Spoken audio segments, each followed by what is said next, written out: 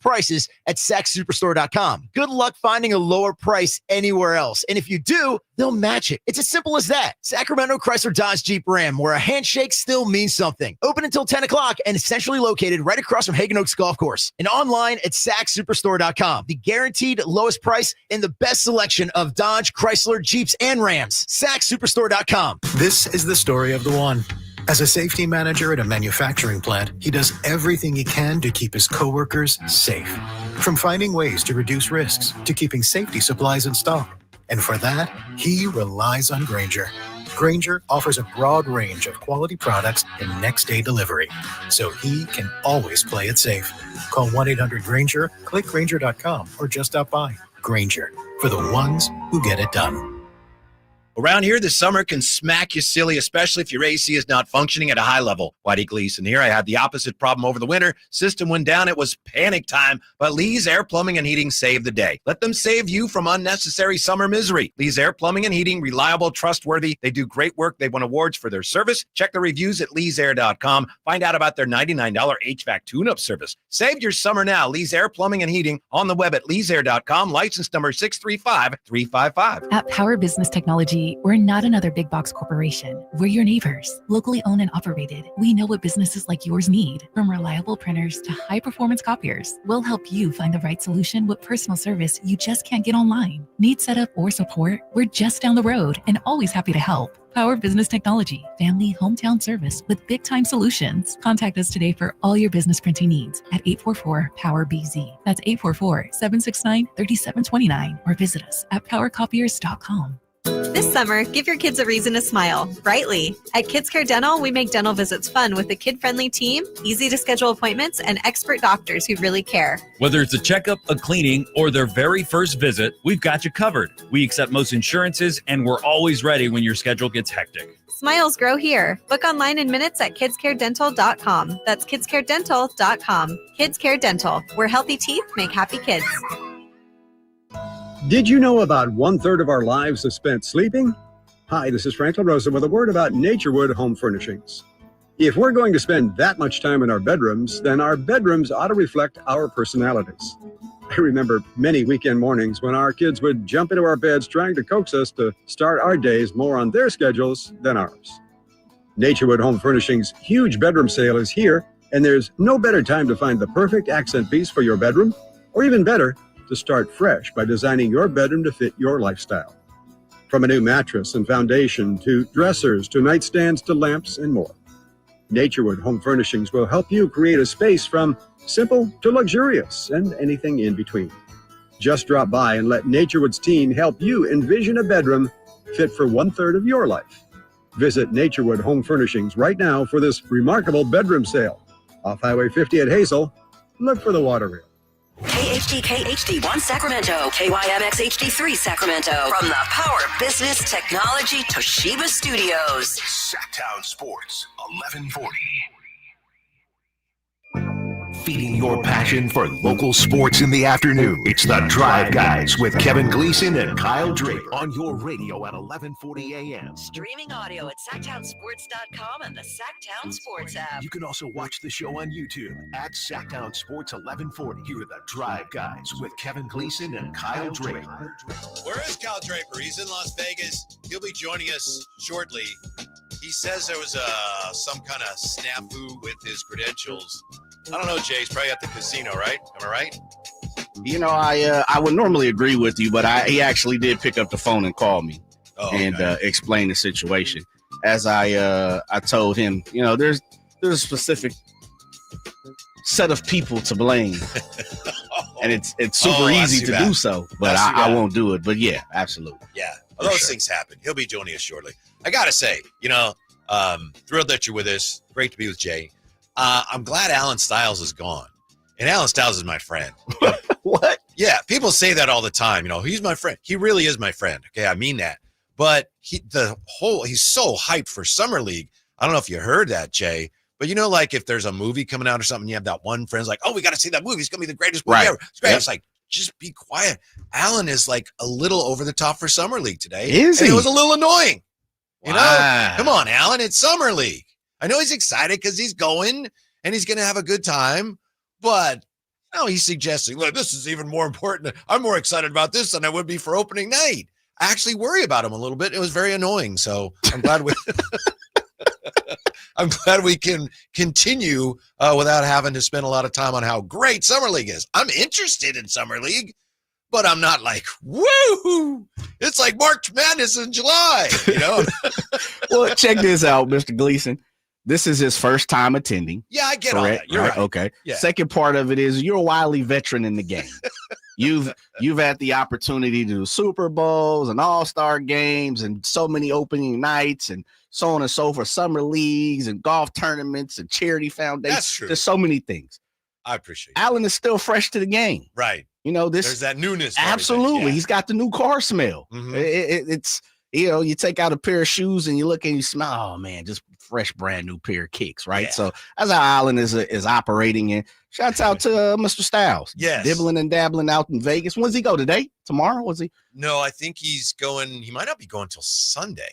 Sunday. Yeah. Oh, Saturday. He's missing all the good Saturday. stuff. Okay. Yeah. The first 3-4 days is what matters. Thursday, Friday, Saturday, Sunday. Oh, and then it's like it just it dives. Floor It's done. falls out, right? Yeah, absolutely. Like this is great, and then everyone's, I'm sick of this. Yeah, people because it's the Vegas thing. It's how, you know, and I had the opportunity to cover boxing for a couple of years for Sporting News. When you're in Vegas more time than you need to be, it becomes a regular city. It becomes, you know, I gotta go grocery shopping. Let me go do, you know, it's the normal, the headache, the habitual things that you have to do. And so it loses that movement. I've always said Vegas tops. I mean, absolutely a week. Yeah. Anything past a week in Vegas, good luck. Well, there's almost that sugar high, an emotional sugar high, right? About going to Vegas. Yes. Oh, this is great. And then, you know, you got to pay the price for that on the other side. And that's what I'm worried about Allen. I mean, when he goes He's coming down Tuesday, the hill. Yeah. Great to be back here. You know? Well, we all do it on vacation, you know? Yeah. Maybe it's like brand new school year. You're all pumped for the first couple of days. When we started school, you used to go, you know, what, that Tuesday after Labor Day. That first week, you're getting off your new fits. You're feeling good. Yeah. By week 2, you're like, homework. Back in school, homework. Yeah. Quiz. You got a teacher who don't have no life, want to take over, throw quizzes and stuff. Like, what have you done all summer, Teach? Yeah. You throwing pop quizzes? I don't even know what this class is about. Yeah, this curriculum is about. I just remember the first couple days of the math was so easy. Yeah. Get your homework. X equals 1. What is X plus 2?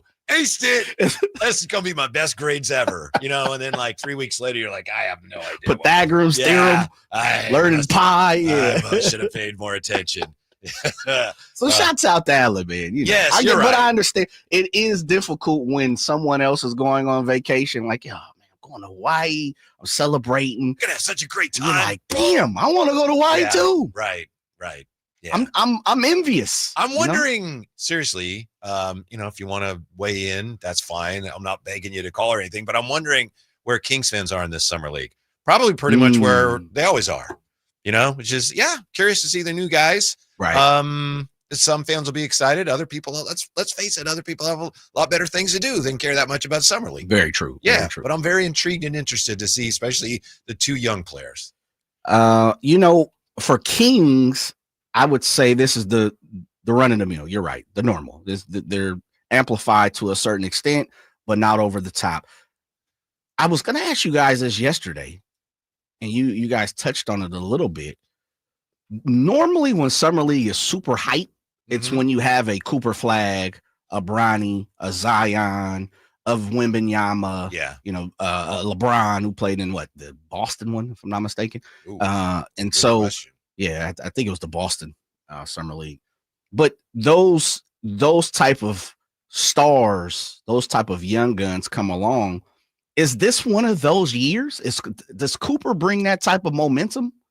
Do you feel that? And I know we talked about the ticket prices yesterday, but do you feel as if this is like, oh man, everybody is set to go to summer league because of Cooper Flag? I feel like emotionally it should. When I think about it, it should be there. I should say intellectually, I feel like it should be. There should be that much anticipation, but I just don't think that there is. I'm not sure why that is, but it's nothing like, you know, Wemby's first game. You know what I mean, Jay? I think there should be more anticipation, but it seems like fans are not over the moon for Cooper Flag like they've been for some of the bigger stars in Summer League. Maybe we're just getting smarter. I don't know. Yeah, maybe so. I think he's a good player, but I'm not sure he brings the pizzazz of the Zion. Amadrock here, to your point. Pardon me for interrupting, but this is to your point. We just watched Cooper lose in the NCAA. Not too excited to see him in Summer League. Yeah. He's a good player, but the level of excitement you're talking about is when we think there's a guy's like, he could be the best player ever. Right. When's the last one? Was it Wemby? Yeah. Yeah. And I'm not what, saying he Zion is, but prior to that? Yeah. Probably Zion. Zion's Summer League was crazy. He only played one game, a half or whatever, right? It's like, I remember going to it. I was like, I didn't have the opportunity. Right. I came in the day of and came in later, right? Those guys that have a chance to be like maybe one of the greatest ever, or the guys that are so unique that you just can't wait to see them. Yeah. Some of those guys are so great. You can't wait to see them play. You know, if they were down the street in somebody's driveway shooting free throws, you'd run down there to see them. I think next year is going to be one of those, because there's not only one or two there. What we're hearing is there's about 3 to 5 guys who really, Boozer. There's some guys, the Boozer twins. There's some people that are Gil Arenas' son. There's so many different guys that are looking to be the next big thing. And then, of course, you'll have smaller James, right? Right. He'll be there, Bryce. And so there's going to be so many different. I think next year is going to be one of those. You got to get to the Summer League. You have to get there. No doubt about it. Please, everybody try to get there just because of some of the names. So I thought Cooper would bring it. It seems like people are super excited. VJ Edgecombe, he's already hurt, but it looks like he'll be fine. Look like he'll play. But beyond that, I don't really, Ace Bailey, people are excited about and just kind of intrigued on what he's going to do. Dylan Harper. But I don't think there's star potential lock in this Summer League. The interesting thing about Cooper Flag is Jason Kidd saying, I'm going to make him uncomfortable. We're going to have him playing on the perimeter and running point. So, he's basically saying he's going to do some of the things he did when he had Giannis, make him uncomfortable, see how he responds. So, because they do have a lot of very talented front court players as it is. So Cooper Flag running point in Summer League, I'm interested to see how that goes. A la Luka Doncic? Yeah, I suppose you could say that. All right. 339-1140, 1-800-920-1140. AC is hanging on to talk with us. AC, what's up? Hey, how you guys feeling? Thank you so much for taking my call. Absolutely. What's on your mind? Well, the Sacramento Kings, here's my question. Every teams out there, we're talking about NBA, not Summer League, they're too busy acquiring this guy, that guy. How come Sacramento Kings, they cannot have a team the way they did back in 2002? It's not like there's a problem with money. They do have money. How come they're not investing? God, OKC won the championship, man. Isn't that crazy? What about Sacramento Queens? Holla. We let him get his shot off. I don't know. That's it. That's it. It drew irons, but yeah. You're a Laker fan. Yeah. Obviously. Yeah. Can't mess with you. Why can't the Kings just have a team like they did in 2002? Great question, Right. AC. That'll be the theme of the show today. Yeah. Hey, give us a call. 25 years ago, man. Take me back to 02. Fresh in high school, baby. Last year, get it rocking. Yeah. It just, I don't know, man. It is. And the Kings aren't the only team who hasn't done anything. We've talked about it. You guys have talked about it. Just, to the extreme. This cap, everybody is worried about aprons and second aprons, first aprons, third, 15th aprons. People are chin checking their pockets right now. Right. It is what it is. Right. And so the Kings aren't the only. The Warriors have done nothing. Have you turned on and listened to anybody out in the Bay Area right now? They're not happy. They're fired up. Yeah. They have not done anything. What has Minnesota done? Kept a couple of their guys. What's interesting about the whole offseason? It looks like some of these teams might still be laying in wait. I know this sounds ridiculous, but this is Windhorst talked about this today for Giannis. Now, we thought we knew that Giannis was going to stay, correct? But he was just somebody talked to him. High speed. Okay. Yes, you're exactly right. Mm-hmm. Somebody asked him if he will stay with the Bucks. He said, I probably will. We'll see. And Windhorst says that's why there's about 5 or 6 teams banking on the we'll see. He says there's a lot of teams now still thinking and hoping that Giannis becomes available. I don't know. I'm not putting too much stock in that, Jay, but it is interesting. It speaks to just how good he is that so many teams still right now are waiting to see if he decides he wants out of Milwaukee. And today I was on a podcast with Ian Begley, and I was on because Kyle couldn't do it, and Jay lined it up. And one of the things Ian Begley was talking about today was the fact that he says from what he hears, Ian Begley very well connected. He says he's hearing that most people around the NBA, or a lot of people, they don't think that the Miles Turner deal, Miles Turner going to the Bucks, is going to be enough to keep Giannis on board. So, yeah. What do we got, Jay? We got that high speed sound. Yeah, here he is. With Sports tax is bad. Yeah. Hell no. A lot of people tried to convince me to go and play there and stuff. Oh no. So you staying in Milwaukee? Probably. We'll see. Yeah. Now that's nothing, right? Even Windhorst says, I'm not going to analyze something. He said seaside in Greece. But what I will say is the will see, that is essentially what there's about 5 or 6 teams banking on. So everyone's hanging on Giannis's every word right now. Yeah. Well, could you imagine being Giannis and everything? It's like LeBron with the decision, and to their beck and call. We've seen KD get smooshed over. Yeah. We've heard even DeAndre Jordan. Remember DeAndre Jordan at one point in time was a huge free agent? Yeah. And people were flying in and to Dallas and to come check him out and all that time. Excuse me. There is something to what Giannis said. And this is the way I take it. He doesn't know. Mm-hmm. We'll see. I don't know, man. I also think he enjoys it a little bit. I do Not too. as much as LeBron. I do too. And that's fine. That's right. But some of those guys really enjoy. Dame, remember Dame used to subtweet all the time? Yep.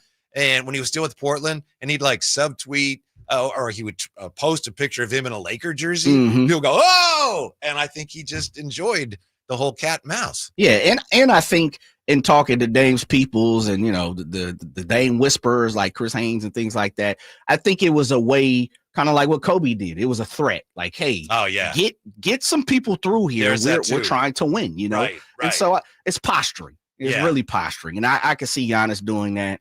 For me, when you listen to Giannis, and he's one of those people who is actually out in front of the camera, like you said, that he doesn't mind being part of technology these days, the culture being a phenomenon. He is even joked and played about, starting Twitches and all these different things, since why he was with High Speed over in Greece, that he definitely enjoys this. But I also believe he's just one of those guys that he goes with the flow, man. Like it feels like he's the type of dude that's going to do what he wants to do, but he goes with the flow. He really does. I don't really see, and you never know. Nowadays, 20 years ago, he's not leaving. You never know with players now. Right. You never know. The dude's got so much money. He can go play anywhere and do what he want to do. Mm-hmm. And the thing you got to look at now, getting back to, as you mentioned, the aprons, if you're a Giannis and you're looking around, hey, I could go there, or maybe I could go there, you got to talk to people with those teams or your own representation, say, how would that happen? Well, if you go there, that team would have to give up this guy and that guy. Right. Oh, maybe I wouldn't want to go there. Yeah. There's nobody over there. Yeah. Right. You think we'll probably talk about this today as we see Jay Will over in Oklahoma City looking like he's getting $258 million.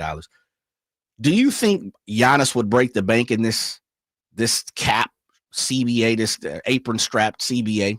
Like, if there's anybody, he's probably as close as possible to breaking the bank. Like, you know what? I don't mind spending an extra $20 million every year to get Giannis part of, because you're going to get it back anyway. Mm-hmm. To make him part of my my squad, my organization. As long as there's a team that, as I said, if a team can give up what it takes to get him and pay him what it needs to pay him without just gutting the team, which would make it pointless to bring him in.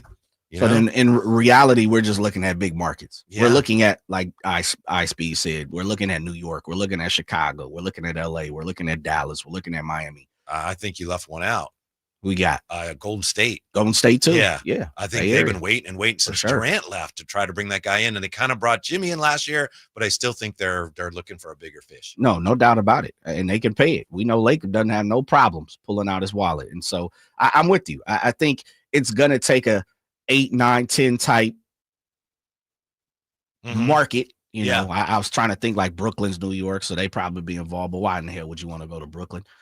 Boston, stuff like that. Brooklyn has been they've been gearing up to make a run at Giannis for years, but I think they kind of decided that, I don't know. It looks like maybe they decided, all right, it's not to be, but they may be one of the teams that Windhorst is talking about, because there have been reports for a couple of years that they've been gearing up so that they'd be in position to make a run at Giannis if he becomes available. Again, he's still not even available. Yeah. But, we were just talking about the Kings, and we had the AC got us off to that crackerjack of a start today. Talking about the Kings and why can't they be like 2002? I was thinking about this today, and I saw some audio that I know you heard and saw as well, Jay. Zach LaVine up at the American Century Championship, he was talking to Monty Poole from NBC Sports Bay Area, who we just had on our show last week. And they were just talking about the Kings and everything, and last year how rough it was. And Zach LaVine said, I'm looking forward to a fresh start, and I'm looking forward to starting at ground zero. And ground zero is a really interesting phrase to me because, ground zero means a couple things. It does mean your starting point, ground zero. But ground zero also means where a nuclear bomb went off. And in a way, for the Kings, last year, and I'm not making light, there's far too many bombs in the world. There always have been. But it was almost like a bomb went off here for Kings fans when you look at all the changes. I do think maybe the organization doesn't take that into account enough. I know the players talk about it. Zach talks about it, and they kind of smooth it over. And you have DeMar talking about, I've never been through anything like that. Fans are still kind of reeling from all of that. Now, I know there's only so much you can do. You got to onward and upward. But I think, Jay, there are a lot of Kings fans that are still kind of buckled from all the changes last year. Coach of the year gone, GM of the year gone, and your franchise player gone. Okay, you can argue, well, it was time for him to go. Okay, but still, they're all gone. So it is kind of a starting over point, and it's a really interesting time, but it's a time where a lot of people are anxious and just unsure of where this all goes from here.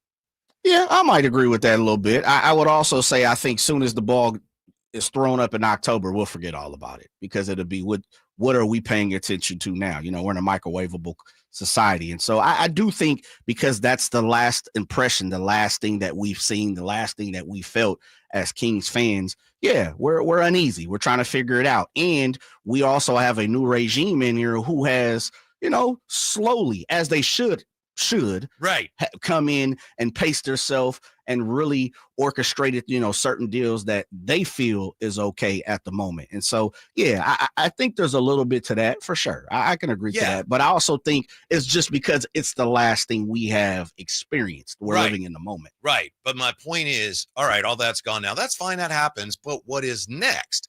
Because these were potentially foundational things that were taken out. Again, okay, maybe it had to happen. But we're still waiting, I think, as fans. And as you say, the organization is still working cautiously. Good work. To figure those things out. But for fans, it's still a matter of, I'm not sure where we're going from here. So. Well, I don't think as a fan, how in the hell can we know where we're going if the organization doesn't seem to know where they're going? Right. And in the form of, I think they have a direction of where they want to go. I think they have a plan. No doubt about it. You don't come in, you don't accept a job if you're Scott Perry. You don't go out get guys like BJ Armstrong. You don't choose Doug Christie. You don't allow Coach Christie to jump out, go get B Jack and guys like that if you don't have a plan. There's a plan, no doubt about it. Doesn't mean we got to agree with it, but you can believe there's a plan. Scott Perry doesn't get this far in his career if he doesn't come in with the plan. It's almost one of those things, and why do you know this? When there are job interviews throughout the league, coaching, GMs, general managers, I'll peel back the curtain a little bit, and Drapes is going to join us next segment. Mm-hmm. We can have him speak to this because I know he has a lot more information, has been around it a lot more than I have. But just my time in the league, coaches walk around with binders.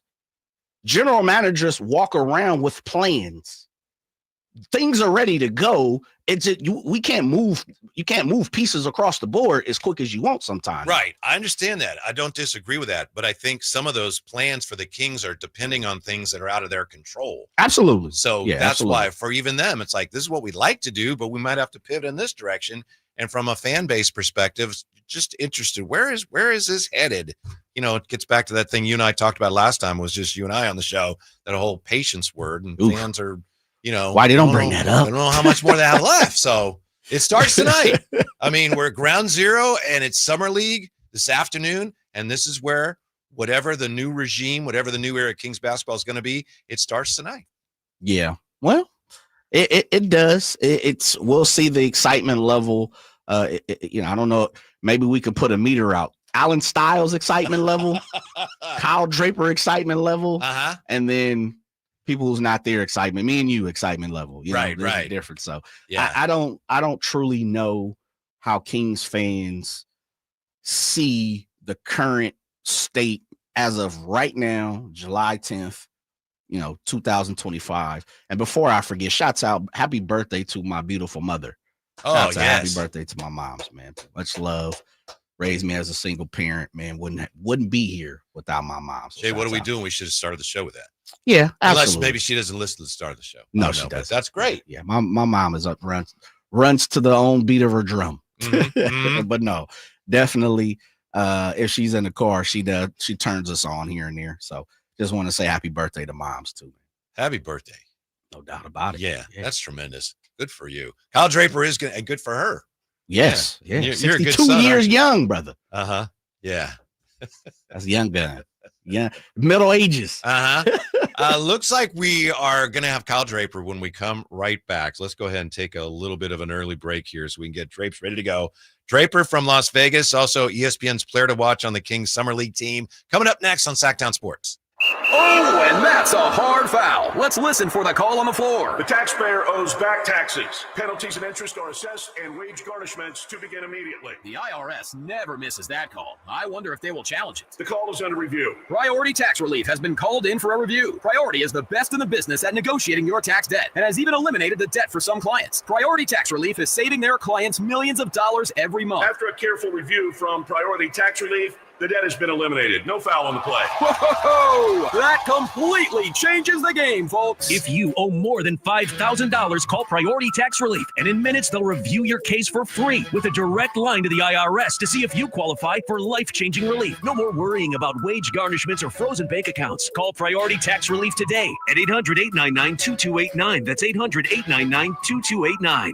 We make your tax relief our priority. Call now. Priority Tax Relief. The Giant Summer Sale is here. Get giant savings on our giant selection only at Folsom Lake Honda, your one-stop Honda shop. Looking to own or lease? Save during the Honda Summer Event and drive a brand new Accord or Civic. See all our specials at FolsomLakeHonda.com. As a family-owned and operated dealership since 2009, customer service is our #1 priority. Our customers love doing business with us, and you will too. Folsom Lake Honda. Go to FolsomLakeHonda.com. Your one-stop Honda shop. Hey, it's Carmichael Dave. I got to tell you, I am so excited to get this decking project started with Trex Decking and Railings. From the first time I stepped foot in the showroom last week, I was so impressed. So many color options, heat-resistant composite deck. What does that mean? That means I don't have to do any maintenance on it whatsoever. They even have a deck designer, so you can go online and see what your dream deck will look like on your house. Just visit Trex, that's Trex.com to get it started. Tell them Carmichael Dave sent you.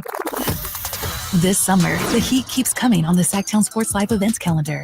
Kicking off when Third Eye Blind and Neon Trees light up the stage on July 25th at the venue at Thunder Valley. Then head up to the lake for not one, but 2 nights with Old Dominion, August 1st and 2nd at the Lake Tahoe Amphitheater at Caesars Republic. And come right back up August 17th for Glass Animals. On August 21st, flash back to your favorite decade with Lost 80s Rewind featuring Flock of Seagulls at Thunder Valley Resort and Casino. Then get weird with the one and only Weird Al Yankovic live at the Lake Tahoe Amphitheater at Caesars Republic on August 24th. On August 29th, Japanese Breakfast takes the stage at the all-new Channel 24 music venue in downtown Sacramento. And don't miss the legendary Darius Rucker bringing the country heat to the Lake Tahoe Amphitheater at Caesars Republic on September 13th. For tickets and more details, keep it right here on Sacktown Sports or visit sacktownsports.com. Hi, Sacramento. It's the No Surprise Guys at Bell Brothers Plumbing and Air Conditioning. Need a new water heater? Call Bell Brothers. Need a free plumbing estimate? Call Bell Brothers. Have a clogged drain? Call Bell Brothers and we'll unclog it for only $67, plus free camera inspection, valued at $250. We don't guess at plumbing and drain problems. We used advanced camera inspections and diagnostics. We're fast, reliable, and respect your time by showing up when we say we will. The price we quote is the price you pay. With more technicians, more trucks, and more experience, we get the job done right the first time. No surprises. Our technicians are all background checked, drug tested, and will leave the work area cleaner than they found it. Don't wait. Call Bell Brothers today or book online at nosurpriseguys.com. That's nosurpriseguys.com.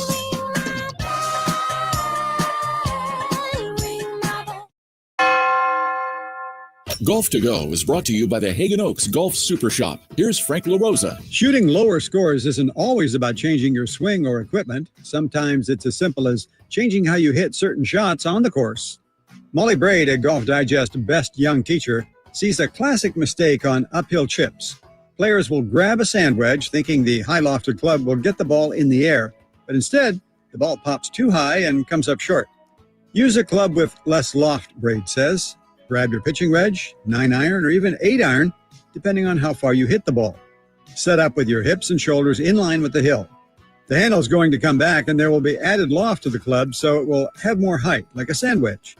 Your pitching wedge and your 9-iron don't have as much loft as your sand wedge, but when you're hitting from a steep uphill lie, your pitching wedge is going to produce sand wedge-like results.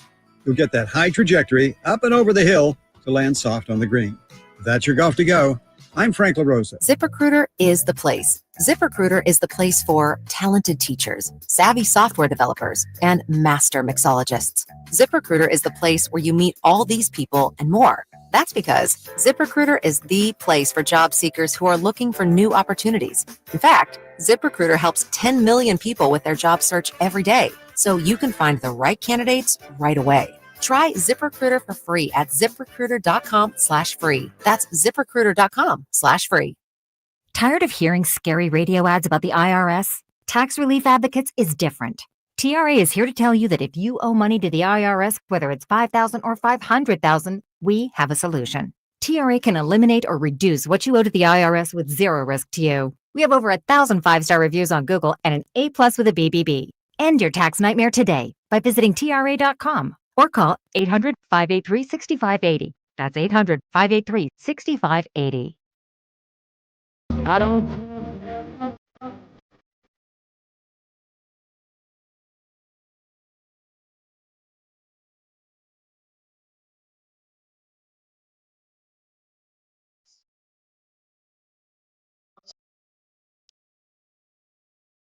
And local, it's the Drive Guys.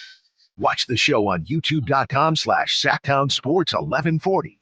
Or listen on the Sacktown Sports app. Is that Dino? Is that Dean Martin? That is. Oh, the only star I know is bigger than the great Dean Martin joins us now. He's in Las Vegas himself for King Summer League. Apparently, he got his credential situation all sorted out. Kyle's right. I made a call for him. There you go. Can you guys hear me okay? Can you hear me good? Yes. Yes. That's always the test when you get down here to Summer League. It's like, all right, I'm hooked up. I'm not an engineer, so I don't know if I'm plugging it into the A slot, the B slot, the 2 slot, the 1 slot, but I think I got it all set up here. I think I'm good to go here. Yeah. So I would ask you to kind of set the scene for us. How were your travels anyway? I know you just got situated. What's going on? Man, I tell you what, Summer League it's like a family reunion, if you will. And I think it was my boy Campio or somebody on the YouTube Drake's, catching up with all his Celtics buddies. Oh yeah, I saw my boy Gary Washburn, Boston Globe. I saw one of my agent friends who I knew from Boston, chopped it up with him. And I also got to meet Omari Sankofa II of the Detroit Free Press. Remember, he had the Dennis Schroeder news, and I told him, got to get you on the show, my man. So maybe tomorrow we can get him on and talk some Dennis Schroeder with Omari tomorrow. So it's been great so far, man. I'm seeing everybody out here. I actually saw Neat Clifford when I was walking to the hotel as soon as I got here. And I hadn't met him yet before because the press conference, it was so crazy, everybody trying to get a piece of him and everything. So I had the chance to chop it up with him. Also, Maxime Reynaud, got to chop it up with him. So no, I'm in my element, man. This is exactly where I'm supposed to be right now. Speaking of Nick Clifford, ESPN, maybe you saw the Strapes. They have today 30 players you need to pay attention to in Summer League, and they have one guy for each team. And for the Sacramento Kings, the guy you need to pay attention to, Nick Clifford, quite familiar with the Thomas and Mack center court, blah, blah, blah. Kevin Pelt wrote this and just talked about how well he played in college. So not much more on that other than how well he played in college, and he's on familiar footing, but he's the guy to watch. With new McValue? No, exactly. No, he's he's the real deal. And here's the thing about Neek.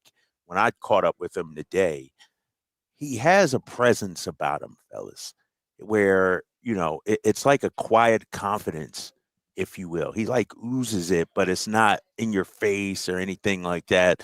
We talked about, just his first game and everything, any pregame routine he's doing, taking a nap, eating pasta, anything like that. And he's like, no, I'm gonna just come out there and hoop, man. And so I'm excited for him, man. This is, I mean, we can't, I guess I'll preface that by saying, Whitey and Jay, if he comes out and lays an egg and sucks, oh, it's just Summer League. You know what I mean? It's just one game. Oh, yeah.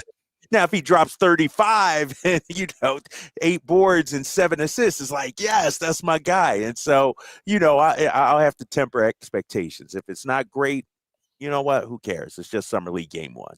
No, that's true, and hopefully that won't happen. But I used to work with my friend Mark Kreidler's from Oklahoma, so I remember kidding him when Trae Young played his first Summer League game, and I think he's 0 for 13 or something, and I was, this guy's terrible. Well, obviously he ended up being a pretty good player. So, one bad Summer League game really doesn't mean anything.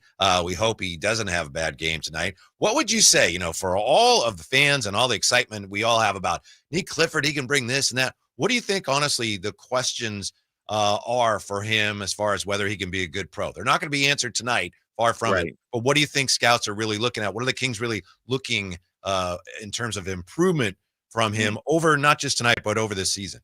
Well, I think, obviously we want to see him defensively. Can he guard multiple positions? But from an offensive standpoint, I think it's 2 things that we're looking at. Can he handle the ball and make plays for others? And can he knock down the jump shot? Right? Yeah. Like, does the jump shot translate? Does it flow out there? And that's what I'm most interested in seeing, throughout Summer League and training camp and preseason. Does he have an NBA ready jump shot? And if he does, I mean, because I think honestly, Whitey, and when I talk about the ball handling, I'm actually not worried about that. From the tape I saw and everything and the way he handled the ball in college, I'm not too worried about him with the ball in his hands. But can he knock down the corner 3, the above the break 3 when teams collapse on DeMar or Zach? I think that's going to be key for him this upcoming season. Yeah. For all the other things we look at from a player, if you can make shots, you're going to be in the league a long time. Yeah. By the way, Drapes, sidebar, speaking of guys who can make shots, just looking at guys that are still out there. All right. I don't know if the Kings would have any interest. They got a lot of guards. What do you think of Garrison Matthews? Ooh, he played with a little edge too. He got a little dog in him too. Yeah. He can shoot. I'm not totally against it. Like you said, we got a plethora of guards, but I'm actually not against that move, Whitey. Where's he at? Is he a free agent? How come nobody's talking about that guy? I believe he's still, I just checked today, best still available free agents. And he's on there, and he's one of those guys, I don't like him because, like you say, plays with a little of that edge, kind of snarls at you and makes threes, but was with the Hawks. And so he's somebody still out there. But as you said, Kings just have too many guards as it is right now. I will say, there's been all that chatter about Malik. If Malik was moved, I would not be opposed to bringing in a Garrison, because here's why. Garrison is the type of player I think doesn't need 20 minutes a night, 25 minutes a night. He may be able, suffer some DNP CDs and nobody's raising an eyebrow. You try that with Malik, It's like, Yeah. oh, what do we, and so I would not be opposed to Garrison Matthews if there became a spot open there. All right, just something to keep in mind. No, that's a good pool right there. That's rare for you to, we rarely agree. Even I think if we do agree, we don't admit that we agree with each other when it comes to players. Jay was asking an interesting summer league question, and I know you just got there, but what's your sense of how much excitement there is there throughout the buildings and throughout the league on Cooper Flag? And, his first games, how much buildup is there compared to what we've had for other guys like Wemby and so on about Cooper Flag's debut? I will say several people have hit me up looking for tickets or trying to get in. And I got one guy, he's from Sacramento, but lives down here. He says, my buddy was going to check as well for the game at 4:30 or whatever it is, 5 o'clock. So even talking to Kings people, I had somebody ask me, one of the coaches, Drapes, are you going to stay our whole game or are you going to go watch Cooper Flag and them too? I was like, come on, big fella. Just during the timeouts, I'm going to dip over there. You know what I mean? I told him maybe at halftime I'll go check out Cooper. I mean, there's a little bit of buzz, but this is nothing like Wemby. Yeah. I'll tell you, Wemby was, oh my gosh. Wemby, it was so packed. You couldn't even find seats in the arena. Forget a sellout. I'm talking people are standing in the tunnels, on the concourse trying to get a look. I mean, people are elbow to elbow. There's a different vibe, no doubt about it. It's still early, though. We just had the first game wrap up here just a second ago. So it's still early, but it'll be packed out for that game, but not quite like Wemby. It's a little different. Where are you exactly, by the way? We can see you, but where are you? An undisclosed location. That a boy, Drapes. Don't tell your secret. You might have some NBA people listening or something like that. I'm in the same place I was last year. And I'll tell you what, this place is a place of gold. I know Alan Stiles is looking for a place on Monday. Yeah. But he can't have my location because my location is a meeting room where they gather in the morning to talk about the day. But because our show starts at 2, they're all out of here. And so, but his show starts at 10. That's when they're meeting. So he can't have this spot. This is a good spot. Who is having those meetings? The Kings? Like the NBA staff, summer league staff and stuff like that. Okay. Yeah. All right. And what's so great about it, Whitey, right behind me, NBA media, like my boy Washburn, Omari. I do remember that from last year. Yeah. Remember who's over there, man? Who's over there right now? I mean, my boy Gary Washburn. You gotta get Wash on. Dude, do we want to waste it the first day? I get him on right now. Yes, man. We only got a day and a half. You ain't gonna be here tomorrow. We all know. We all know. We know after we know. We get Gary Washburn on, and we can ask him. That's the point. Pull him inside him. All right. I'll go get him here. All right. We'll come back. Yeah. Wait, real fast. Why? How many? Next week you're leaving, right? Or are you there next week too? No, I'm here Monday, Tuesday, Wednesday, big fella. Okay, my bad. I didn't look at the schedule. That's and he's here till Thursday of next week. Okay, well, go get somebody else. There's somebody else around the corner, man. You acting like our boy Alice Styles, man. Like this ain't my first rodeo, Jay. You know what I mean? I'm only here 2 hours today. I got the full 4 tomorrow. I'll probably be here, and I can pull them like Omari Sankofa. We're gonna get on tomorrow to talk about Dennis Schroeder. By the way, he ain't gonna be here, Whitey. So we got Drapes. And this is more important than any of that. I don't know if you heard, but today is Jay's mom's birthday, so the show's dedicated to her today. Yeah. Happy birthday, Mama Jay. Okay. Yeah, thank you. How old did you say, Jay? The big 6'2". Shut up. Yeah, 62. My mom's 62. You know what that? And this ain't no offense, no shade to your mom, Jay. Never. I might be. In terms of, I might be closer to your mom's age than I am your age, bro. No, that's not true. Dude, I'm 50, Jay. Your mom's 12 years older than me. How old are you? 40? 42. I just turned 40. My mom is literally 20 years in front of me. Okay. Yeah, she was moving and grooving on them LA streets. You know what I'm saying? I know how that is. Trust me. I know how that is, man. So, happy birthday, Mom. Yeah. You said 62? 62. Man, that's young. That That's what I said. She's still in her middle ages. Yeah, that's young. I don't even remember when I was 62.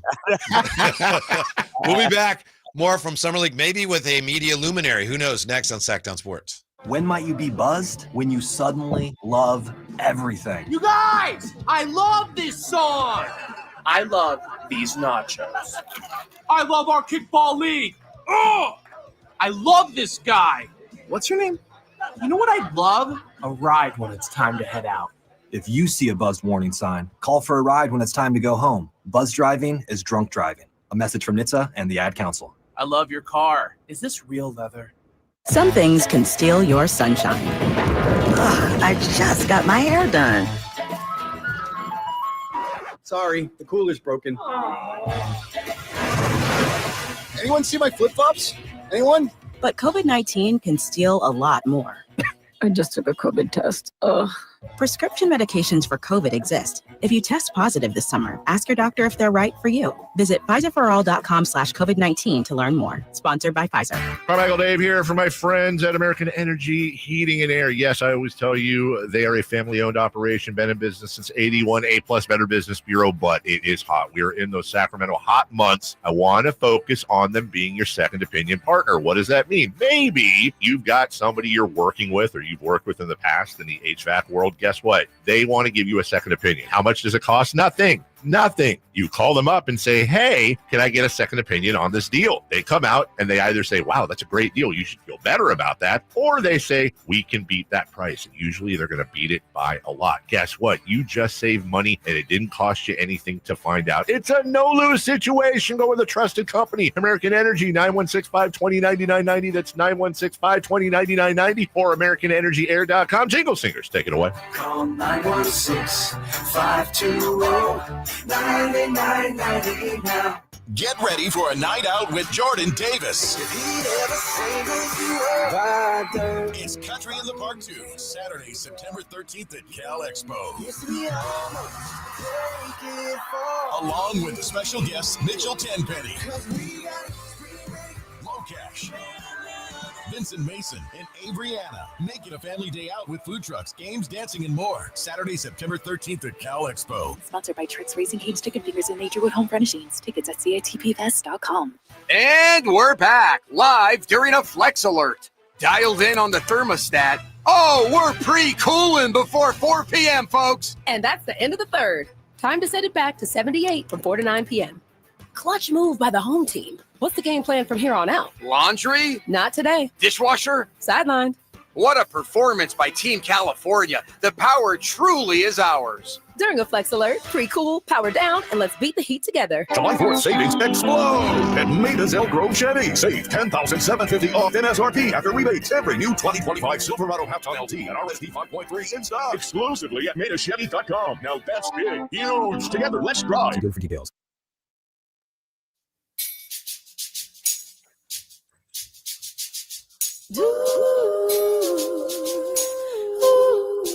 Your afternoon home for Kings Talk and so much more. The Drive Guys on Sacktown Sports. Yeah, Jay and Whitey in studio. Kyle Draper standing by in Las Vegas. It's my guy, man. You see him working his magic. Yeah. Who'd you find for us, Drapes? I got my guy, Boston Globe columnist, covers the Celtics, Gary Washburn. Wash, we appreciate you jumping on. We got my man, Kevin Whitey Gleason, Jay Johnson. And before we get into NBA talk, let me tell you what was going down. All right. They're like, Drapes, you in Vegas? Where the guest at? You ain't been able to pull nobody? I'm like, guest right there. They're like, yeah, go get somebody. They're looking for Nicki Minaj, Cardi B. Yeah. Lil Wayne playing. I said all I could deliver is Gary Washburn. I'm sorry. No, we're satisfied with that. Yeah, we're happy with that. Yeah. What's up with you, man? How you got, dude? You guys should have seen. First thing I said to Washburn when I walked in. Now, mind you, he covers the Boston Celtics. First thing, do you remember the first thing I said to you? Yeah. What'd I say? It's gonna be a long year. No, I said, damn, y'all gonna be in the lottery this year. Huh? Exactly. Yeah. They're gonna drop. Yeah, Celtics gonna drop a little bit. Let me ask you this, Gary, because you've covered the NBA for years.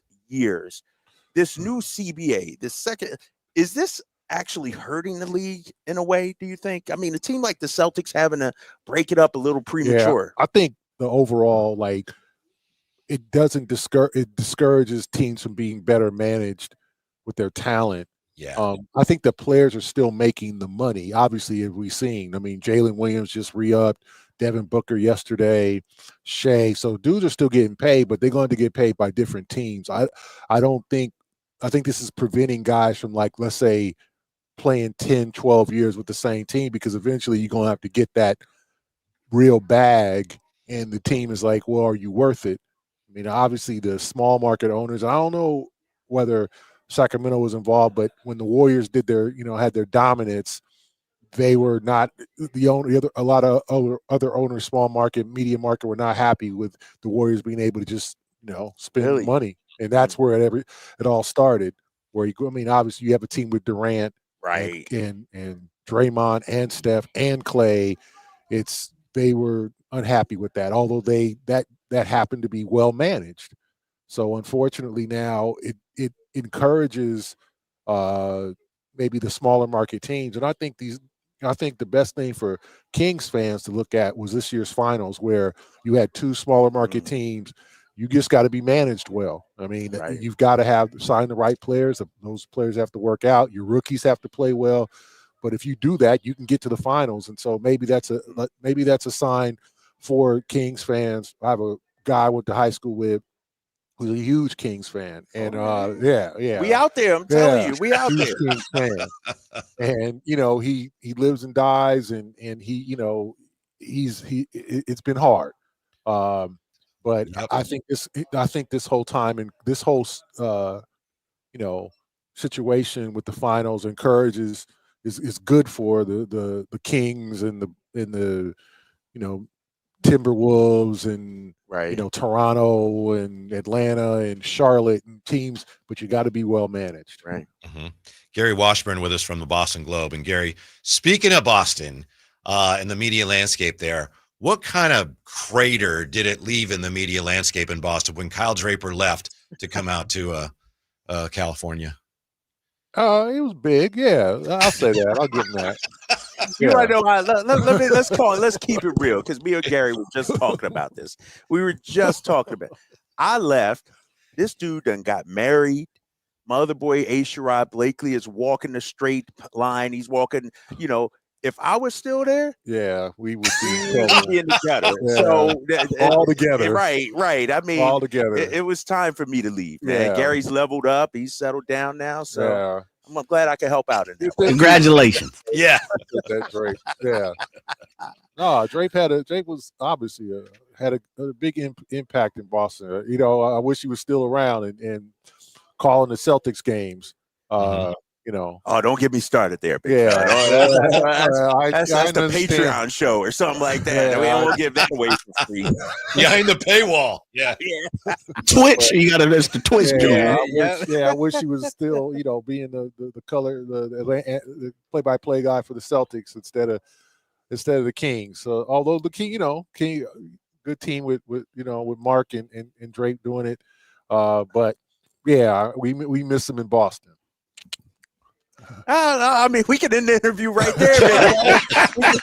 End the interview right there. Let me ask you, one of the conversations that we've had on this show is Joe Mazzulla, and I think we were talking about his music preferences and how he controls the aux cord yesterday, and he just seems so tense from the outside looking in. How is Boston, I guess, surrounding Joe Mazzulla? Obviously, he seems to be a great coach, leading the team to a championship. What's your take on how Mazzulla and the city of Boston and the organization, how they're all coming together? Wow, I might not be the best person to answer that question. My bad. All right. So how is Jason Tatum's injury going? We've had some wounds here, man. Yeah, there's like a mixtape on YouTube of me and him going at it on several press conferences. Right. It's like if you look at the and one stuff, our mixtape's right next to it. We'll find it. We'll find it and we'll play it. Oh, baby. Joe is an unusual guy. He's a brilliant man, a very intelligent man. It's all about like competition. I mean, the dude is literally competes in jiu-jitsu tournaments in the off season. I think he was just in one a couple of weeks ago. Like he literally came to a press conference with like he missed a game a couple years ago because he couldn't see because he was playing pickup basketball and took a shot to the eye. Like this is the I think his first season, and it was just like that shows you how intense. I mean, the dude's like he's still obviously in his 30s, so he's hooping, he's doing like he's just a dude who loves competition, and I think that's rubbed off, and the players have gotten used to him, and which is a good thing. He loves them, he embraces them, he encourages them. I think that's what is kind of made it to where he was able to win the championship because of that, like his bond with the players. But he is probably the most unusual guy I've ever covered in terms of his personality, his desire and embrace of awkwardness. Like how people, you go to dinner and then one person just doesn't speak, like they're cool with being awkward. Like they're cool with the awkwardness. Like sometimes you just say, "Hey, how you doing?" Or you just speak to someone because it's awkward and there's awkward silence, and you don't want to be awkward. Well, that's not Joe. Joe likes being awkward. Yeah. Like that's one of his hobbies. That's what he does. His hobby is His being hobby is awkward. being awkward, and just awkwardness. Yeah. And so that's kind of some of the press conferences that have happened over the years, where he just gives you the answer, not that he thinks you want to hear, but he'll give you the truth. And there's a whole mixtape. Oh yeah.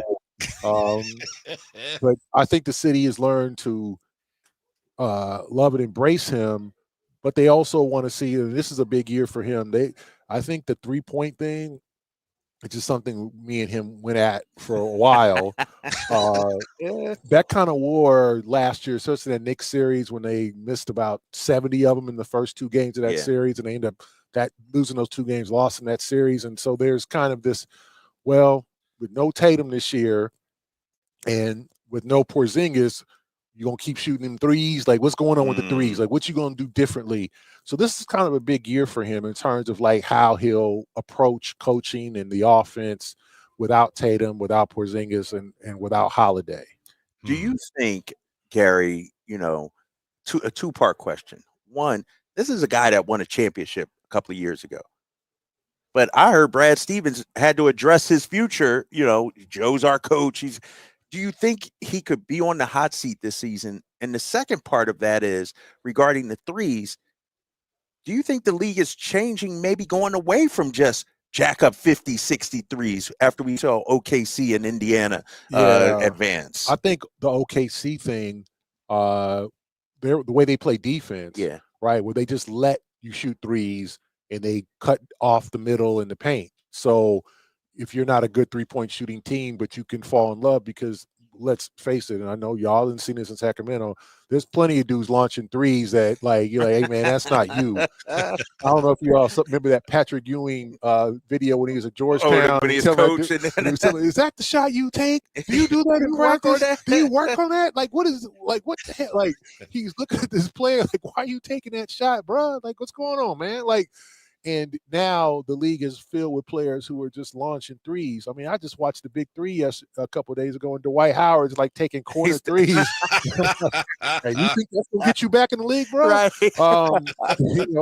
So like, I think that the 3-point shot is kind of evolving. I think that you still want to have a lot of shooters and spread the floor, and but the 5 out, I don't know. I think that might be changing a little bit, because obviously, I mean, as we saw, like the 3 was a big weapon for the Thunder and for the Pacers, but not as much. They didn't, the Celtics were bombarding them. Obviously setting records the year before, and it just did not work as well. They were not as good of a team shooting the 3 this year, and that was one of the reasons why they were eliminated. It's Gary Washburn from the Boston Globe. What's your sense of how Mike Brown's going to do coaching the Knicks? Wow, that's a tough one. Like, Mike Brown got 9 lives. Like we talk about, like I was like, there's no way he's getting this job. When I saw him interview, I was like, that's good. Mike's trying to get up off his feet, get up back and get into the interview and just say, just put his name back out there and everything. Like, good for Mike. Applause for Mike. Kudos for Mike, and then he gets the damn job.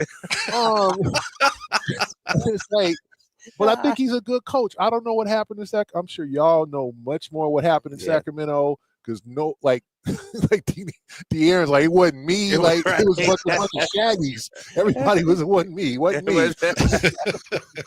It wasn't me. It was like, well, who got this man fired? One of y'all did.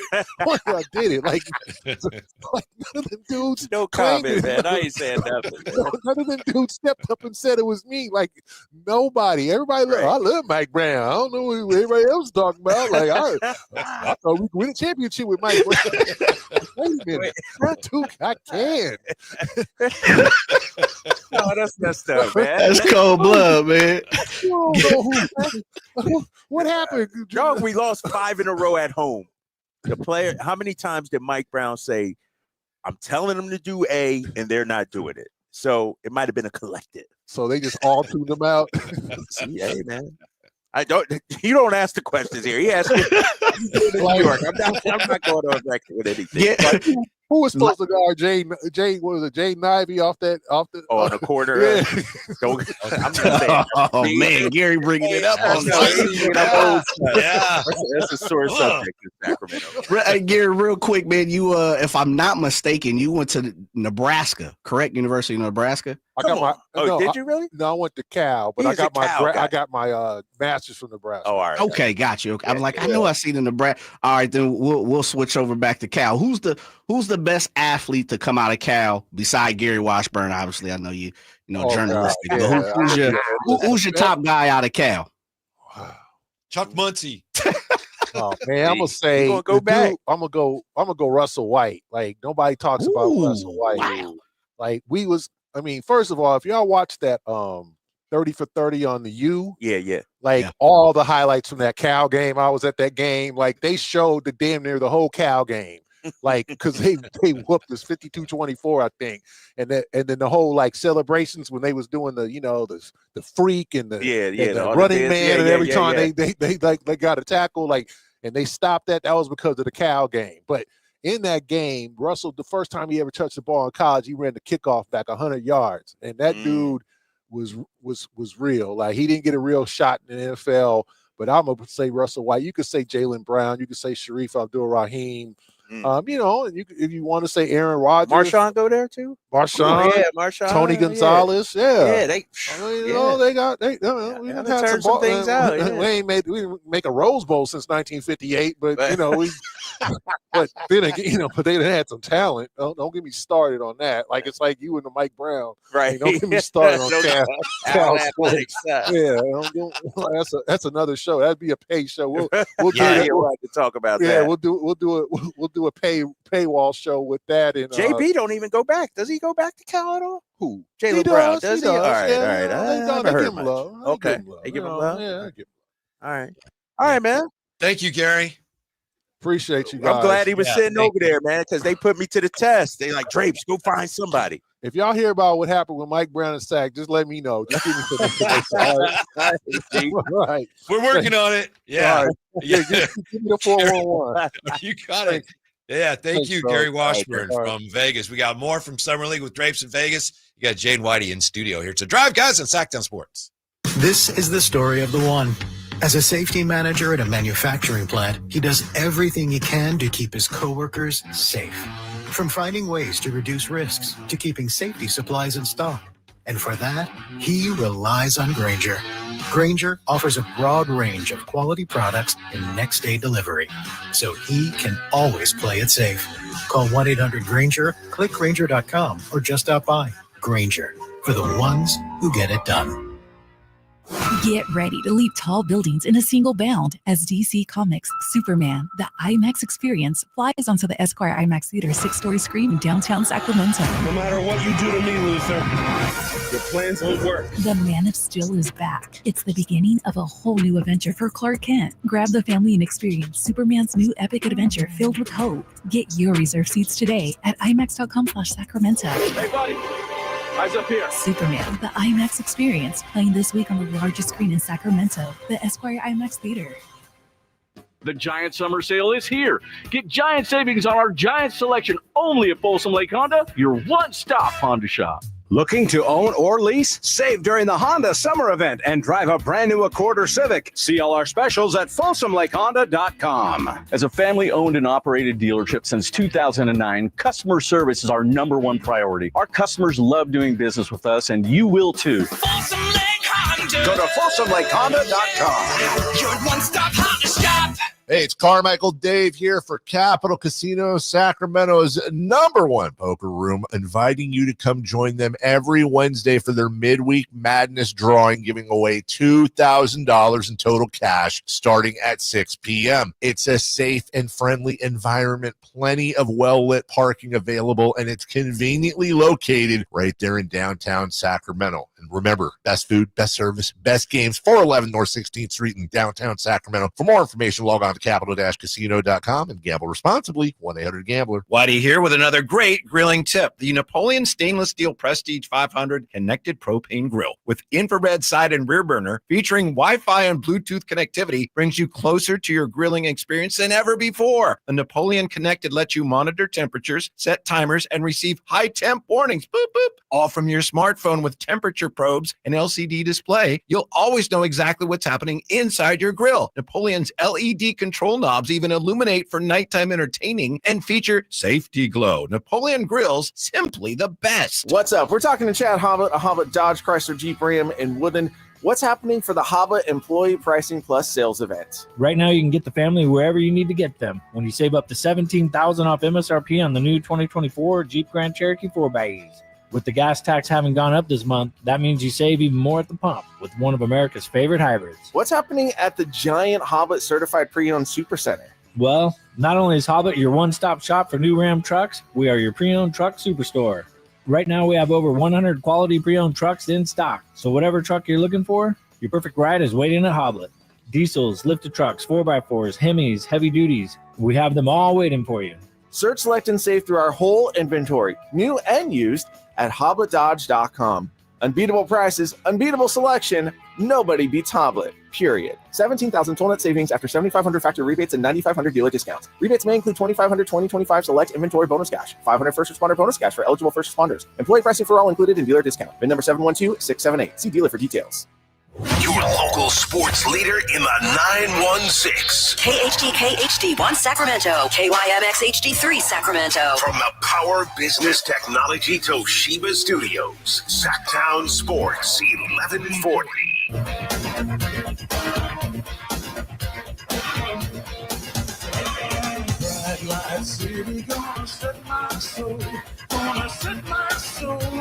Your afternoon home for Kings talk and so much more.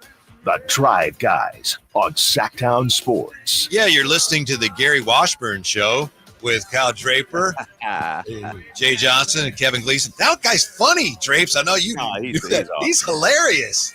Many good times in the streets of Boston with one Gary Washburn, man. So, yeah, that's my guy right there. Yeah. That's going to be a tough one for you to top, because we're expecting you to bring in a lot of luminaries one after the other from that other room there, and you starting, with a high bar with Gary Washburn. It's going to be tough. That's true. You know how it is, though. You want to kick off Summer League on the right foot. Yeah. You know what I mean? You want to, get off to an early 10-0 lead, if you will. And, and so we'll have more guests, every break or so. I'll go just mosey on behind me and see who's over there and just grab people. We'll have much more.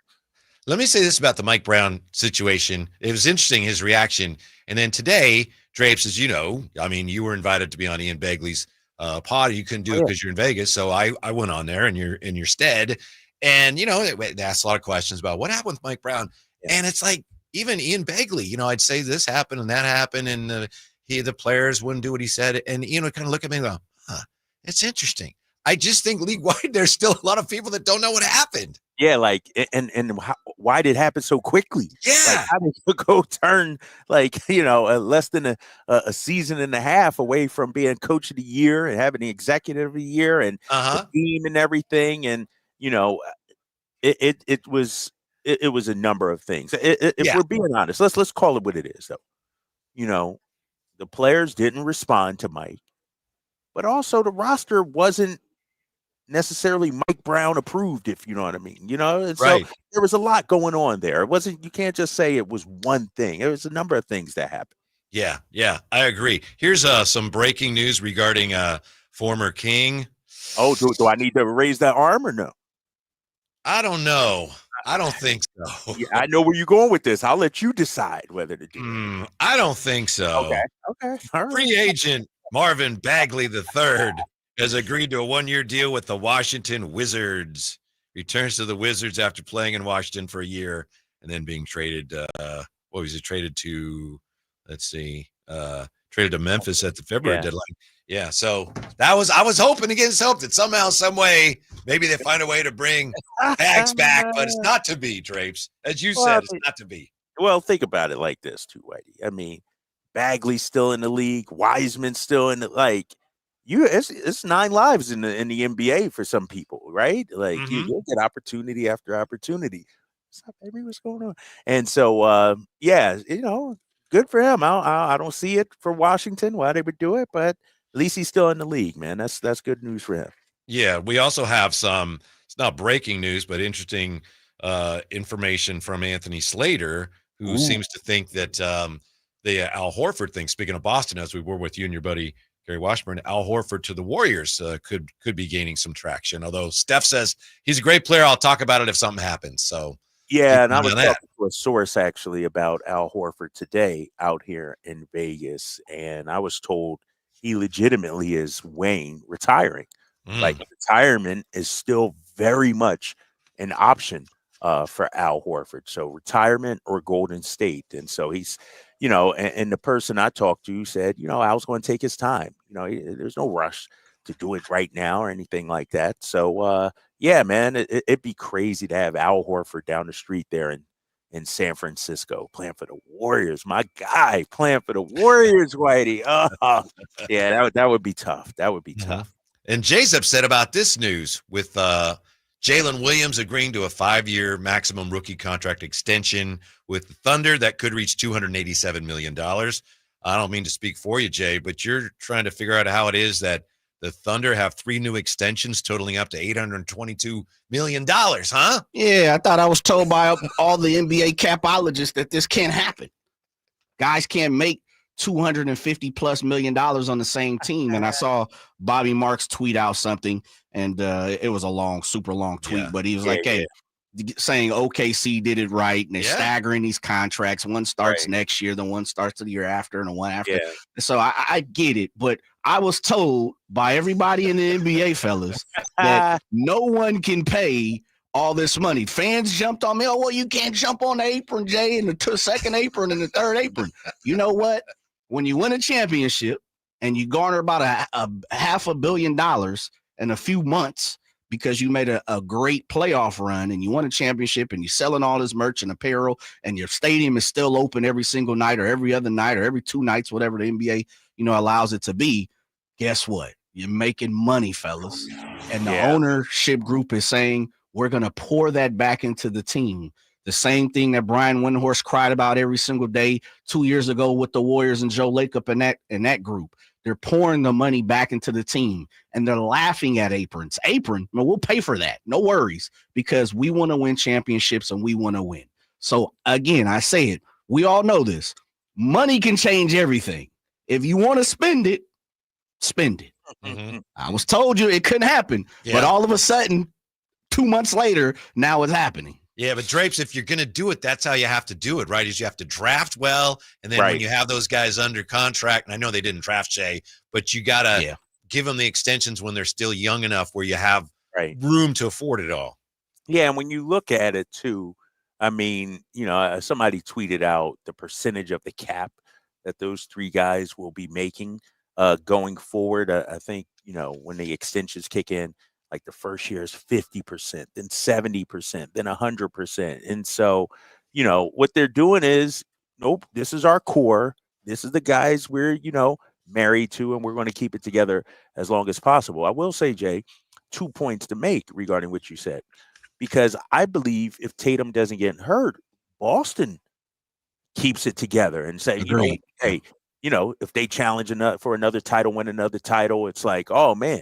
And so, when you're winning, it costs money. And we saw it with the Warriors for so many years, And I used to have a saying, I don't live by this anymore, but this is to Jay's point. I always got money. It's just a matter of what I want to spend it on. There's always money out there. It's just, do you want to spend that money?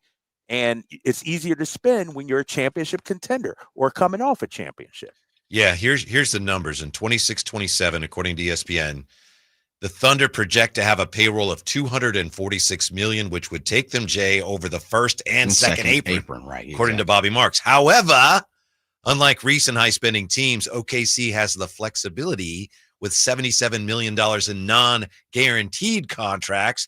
They have dozens of draft picks, and they've structured their contracts in future years to put them in position to keep the core of the roster together for the foreseeable future. But you just need a genius running the show. And Bobby Marks put on, they said the Thunder have the resources to be sustainable for the foreseeable future. 14 firsts in the next 7 years, including a potential of 4 in next year's draft. Revenue stream, and this is what caught my eye, fellas. Revenue stream, new arena in 2028. Guess what we have here in Sacramento? New arena. National TV contract. Guess what? We're part of that national TV contract. And possible expansion. Las Vegas, Seattle. Expansion fees. So with that being said is every NBA organization that has a brand new arena or fairly new arena, Detroit, Milwaukee, all these different places, according to Bobby Marks' structure, now we're taking the draft picks and everything out, there's money there to be spent. And so that's where I look at it is why do we continuously keep on hearing, well, you can't go over the sacred, it's just over the top. And if you go over the second apron, man, it's just going to kill your organization. But then why do you say this every single day almost? Teams throughout the league are patterning themselves after who? OKC and Indianapolis. Well, OKC is telling you, we don't give a damn. We're going over the second apron to win championships. So why are so many fans crying about aprons? And that's what frustrates. I just can't understand it when you got teams who, as Dre said, I'm willing to spend the money because guess what? I know it's going to come back to me second twofold, and I want to win. I was waiting for Drapes to jump in there and explain the second apron. Oh, yeah. Guess who I saw when I first walked in? Kevin O'Connor. Really? Yeah. Get him on. I He will. ran it from me. He ran it from me. No, I hollered at him. We chopped it up. He said he had to go talk to Bobby Marks and everything. And I was like, you got it, man, because I don't understand this cap at all. Like, this is ridiculous. The problem, see, the cap has taken the fun out of trades and free agency because we could say, oh, trade this guy, but it'll always be somebody. Well, that would hard cap you, or, you can't aggregate salaries. And it's like, where's the fun in that, man? And so, this CBA is the first apron, second apron. It's just too much for, just the casual fan. And even, people like us, man, we're invested, we're involved, and we don't even understand it half the time. I think Gary Washburn touched on what to me is the key point. He pointed out that with the CBA, teams actually get punished for running their basketball ops correctly. It's like you draft guys in some cases, you bring guys in, and then to re-sign them, you got to pay more than you can afford to pay them. And it's like, wait a minute, we drafted these guys. We should be able to sign them to whatever we want. So it actually works against teams that run their business the correct way. That's the thing that's most troubling to me. Right, exactly. You draft your guys and you hit on them. Yeah. Get their extension eligible and all that. And Gary brought it up. The days of guys staying 10, 15 years together or 8 years together, it's over. I mean, you're going to have so much turnover among teams going forward. Drapes, I don't mean to put you on the spot. I shouldn't ask this because I'm not sure the answer. If you're not sure, we'll check it. But do you know where the Kings are just in general in terms of the cap and aprons? They're in halfway decent shape, are they not? Yeah, they're still below the first apron for sure. Yeah, I can pull that up real quickly right here because I was looking at it the other day. And you also have to look at, all right, multi-year salary cap table for the Sacramento Kings. Right now, see, because we got some cap holds still on there and everything that, like Trey Lyles, still has a cap hold. Right now, our cap, according to this, we're at 186 million. Let's see what the first 191, 192. The first apron is 195. 195. So we're, and we got some allocations. According to Spotrac, we're 5 million under the first apron. Yeah. And 16.8 under the second apron. So we're in good shape. But, here's the thing, and I go back to what I said. If you're the Kings, it doesn't make sense to go over the tax and aprons and everything like that if you're not a true contender. It's not, to me, and this is why Phoenix, their whole situation is so awful. They're paying, last year all that money, over the tax, second apron, and all that for a losing product. That's just bad business. Now, OKC going forward, OKC is a championship contender, so they're willing to spend. That's good money invested because you'll get that back. Like Jay said, a new arena, TV deals, championship, extra games. But if you're a bad team, you don't want to be spending that kind of money just to be bad, just to win 38 games, just to win 40 games. So I get it. If you're Sacramento, no need to spend that money unless you're sure that's going to put you in the contender category. So they're really bracing for a hit in Boston, huh? For as far as this season goes, with all the changes they've had to make.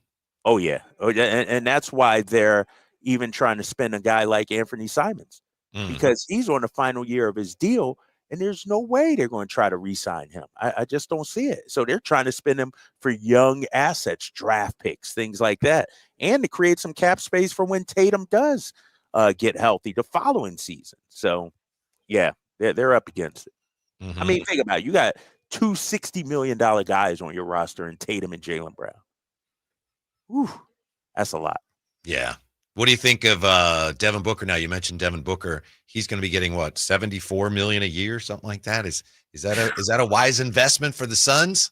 Yeah, because I mean, he's much more than a basketball player. First of all, to that community, like. He's a god down there. Yeah.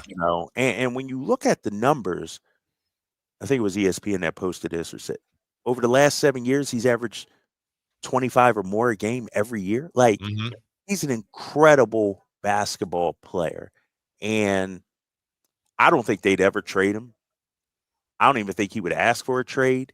And so he's almost like Giannis in that way. Whereas they've done so much for the organization. We're going to stand near you and stand behind you.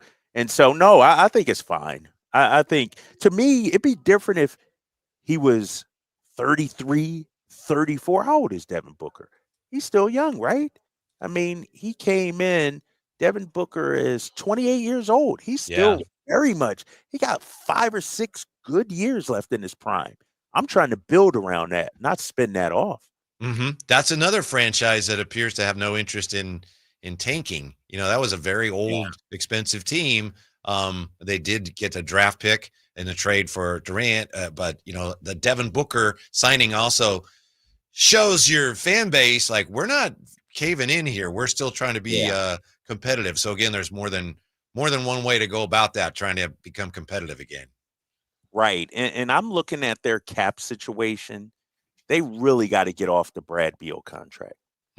You get off the Brad Beal contract, then you can be a player in free agency. But Brad Beal set to make $53 million this year, guys. That's highway robbery. And then a player option for $57 million. Oh my God. Well, didn't they give him a no trade? They gave him all that money. They gave him a no trade clause. No trade clause at that. And so the word is they're going to stretch them out, stretch provision and use them that way. But they got to get that money off the books. Yeah, Kyle Draper in Las Vegas getting ready for the Kings in the Orlando Magic. So it's Jay and Whitey in studio. We have a question from Karen Stigman in the YouTube chat. She's wondering if there's any way to watch the Kings Summer League game in Reading. I think if you have NBA TV, I think you're good. And I think they have NBA TV in Reading. Don't they, Jay? Yeah, they should, right? Yeah. Absolutely. Yeah. Great folks down in Reading. They got that National Basketball Association television. Mm-hmm. We were trying to figure out, Drapes, the level of excitement. Our guy Alan, he's very excited about his first summer league. So he's like one of those guys, he's too excited, settle down. Drapes, you're gonna have to reel him in, man. Man, I don't know. I might not even see him. I guess he'll be there Saturday for Saturday's game, so I'll see him then. Yeah. It's summer league. It's interesting. I am interested. One of the things, other than the things that we've talked about this week, I'm interested to see the pace at which the Kings play with, because I know their summer league coach said, "Oh yeah, we want to play with pace," and that would be maybe an indication that playing with pace, which we've talked about, every year, is something organizationally that they're committed to. You're not going to see a lot of the offensive sets and things they're going to run this year in summer league, but a commitment to pace to me would be maybe an interesting indicator of where Doug Christie wants us to go next season. Yeah, you would think, it would mirror what we're going to see, right? The system, the offense, and everything like that. And it'll be interesting to see Devin Carter starting at the 1. I want to get a good look at him as well. And how about this way? We've been such a DHO heavy offense. Like, what's the new wrinkles now? Right. In this offense, what's it look like? And so we'll get our first look coming up at 4:30. Those are some of the things I'll be looking at for sure. Mm-hmm. Have you heard anything that you can share with us about any possible meetings with Jonathan Kuminga, or can we at this point maybe put that thing to bed for the Yeah, tournament? I mean, maybe not to bed, but it's napping on the couch right now. How about that? Yeah. You know what I mean? Yeah. Dozing off on the couch right now. I haven't heard anything. Jay liked that a lot, Drapes. Jay liked that a lot. Oh, did you like that? Jay cracking up back there? Yeah, man. My grandmother used to say, "Man, the TV's watching me." Right?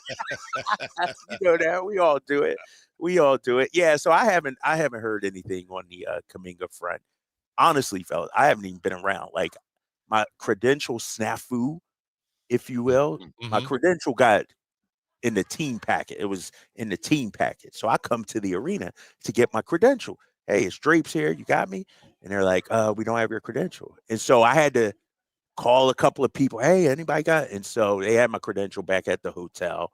And fortunately, Deuce and Mo were coming out and they brought it. And so I haven't really had a chance to talk to a whole lot of people other than the ones I saw while I was waiting an hour standing at the credential office. So, Yeah. I know that it looks like maybe this is the Kings roster for the most part, but I'm still waiting for something, maybe nothing major, but as we've discussed, as everyone knows who follows this, they just have so many guards. There's got to be like a release of the pressure there in terms of having so many guards at some point. I don't know if they'll get anything of value. I don't know who would be going out, but it's just too many guards on this roster right now. It is. And what's interesting, and I'll share this. I shared it with Jay. I know of another guard that would love to come and play in Sacramento. His representatives are, trying to angle him to Sac. Campaign. Yeah. There's some interest from Campaign's camp and coming to Sacramento. And so, but like you said, I just don't see it right now. Like, we can't bring in another guard. Maybe if you make some moves, clear out some space in the cabinet, if you will, for another guard, I could see that. But right now, we got other needs, backup wing that we talked about, maybe another big, we could use. So, the guards, there's a lot of them out there. It seems like that's the position, whether it's point guard, shooting guard, when we talk about Garrison Matthews, that there's a plethora of options, but we don't need that right now. Right. Jay, do you think we should send Drapes beyond the wall again to see who he can find over there? Well, it's getting close to that 5 o'clock. Oh, yeah. Super Flag Bronny game. So people starting that. Well, it's 3:26 right now, so you got about an hour. I was sitting there looking at the Kings game is on NBA TV. The first two are NBA TV televised. Okay. ESPNU on Monday, and then back to and then ESPN2 on Wednesday. So you got an hour, Drapes. But yeah, absolutely. Look over that wall, see if there's something at the end of that rainbow. Yeah, I'll go over there and see what's real fast. The super interesting, because I don't want to just glaze over it, and maybe we'll talk about it next break. Campaign is interesting. Yeah. He's a little. I'm a little intrigued when you talk about Campaign. Yeah, we'll break that down when we come right back to Sacktown Sports Drive, guys. This is the story of the one. As a safety manager at a manufacturing plant, he does everything he can to keep his coworkers safe. From finding ways to reduce risks to keeping safety supplies in stock. And for that, he relies on Grainger. Grainger offers a broad range of quality products and next-day delivery, so he can always play it safe. Call 1-800-GRAINGER, click Grainger.com, or just stop by. Grainger, for the ones who get it done. Member Week is here at Lowe's. Don't miss your chance to get up to 40% off hundreds of items like paint, faucets, vanities, doors, and more. Shop our exclusive deals happening in-store and online now through July 18th. Not a member? Join My Lowe's Pro Rewards for free today and get ready to save more. Lowe's, we help, you save. Loyalty program subject to terms and conditions. Details at lowes.com/terms. Subject to change. When you're hiring, have you ever felt like you're missing out on meeting great candidates? Well, they're not hard to find when you go to ZipRecruiter. ZipRecruiter helps 10 million people with their job search every day. People who are actively looking for jobs like yours. So it's easy to find the right person fast. 4 out of 5 employers who post on ZipRecruiter get a quality candidate within the first day. Try ZipRecruiter for free at ZipRecruiter.com/free. That's ZipRecruiter.com/free. Ooh, ma. What was that? That is business phone bliss with the Ooma Cloud phone system. It handles all our voice, video, and messaging needs. You sound very calm. I am. Ooma has everything I need to run my business more efficiently, like virtual receptionist, call routing, and video conferencing. And it starts at just $19.95 per month per user, plus taxes and fees. Ooma. Nice. Find your business comm at ooma.com/radio. People are coming from all over to Sacramento Chrysler Dodge Jeep Ram, from Folsom, Elk Grove, Woodland, Roseville, because they've seen for themselves the huge selection and the best prices at SacSuperstore.com. Good luck finding a lower price anywhere else. And if you do, they'll match it. It's as simple as that. Sacramento Chrysler Dodge Jeep Ram, where a handshake still means something. Open until 10 o'clock and centrally located right across from Hagen Oaks Golf Course. And online at SacSuperstore.com. The guaranteed lowest price and the best selection of Dodge, Chrysler, Jeeps, and Rams. SacSuperstore.com. Get ready for a night out with Jordan Davis. It's Country in the Park 2, Saturday, September 13th at Cal Expo. Along with the special guests Mitchell Tenpenny,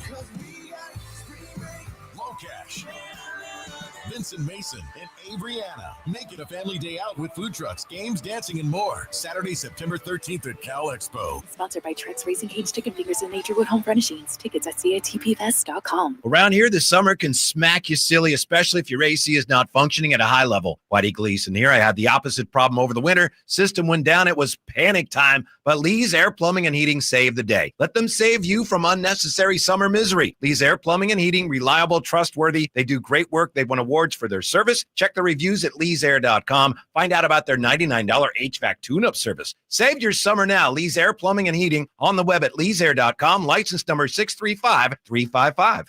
Get ready to leap tall buildings in a single bound as DC Comics' Superman, the IMAX experience, flies onto the Esquire IMAX Theater 6-story screen in downtown Sacramento. No matter what you do to me, Luther, your plans won't work. The Man of Steel is back. It's the beginning of a whole new adventure for Clark Kent. Grab the family and experience Superman's new epic adventure filled with hope. Get your reserved seats today at IMAX.com/Sacramento. Hey, buddy. Eyes up here. Superman, the IMAX experience, playing this week on the largest screen in Sacramento, the Esquire IMAX Theater. Power Business Technology is proud to be a 100% independent, locally owned and managed Toshiba copier dealer. Local ownership cuts out the red tape, allowing ourselves to never be too busy to personally answer the call when our clients need us. Recognized for excellence in service execution, training, and customer service, we're proud to be named a Toshiba ProMasters Elite dealer since 2021. Contact us today for all of your business printing needs at 844-POWER-BZ. That's 844-769-3729, or visit us at powercopiers.com.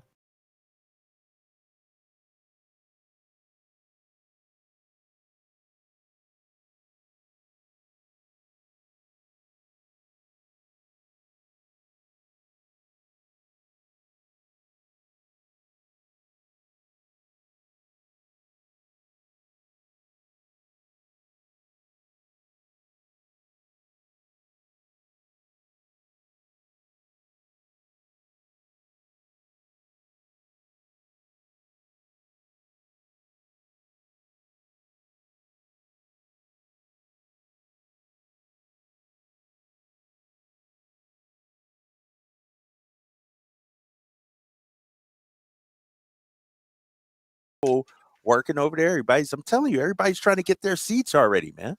Hey, they're trying to get their seats for the big game coming up. This is interesting to me. Jason Kidd talking about how he plans to handle Cooper Flagg in Summer League.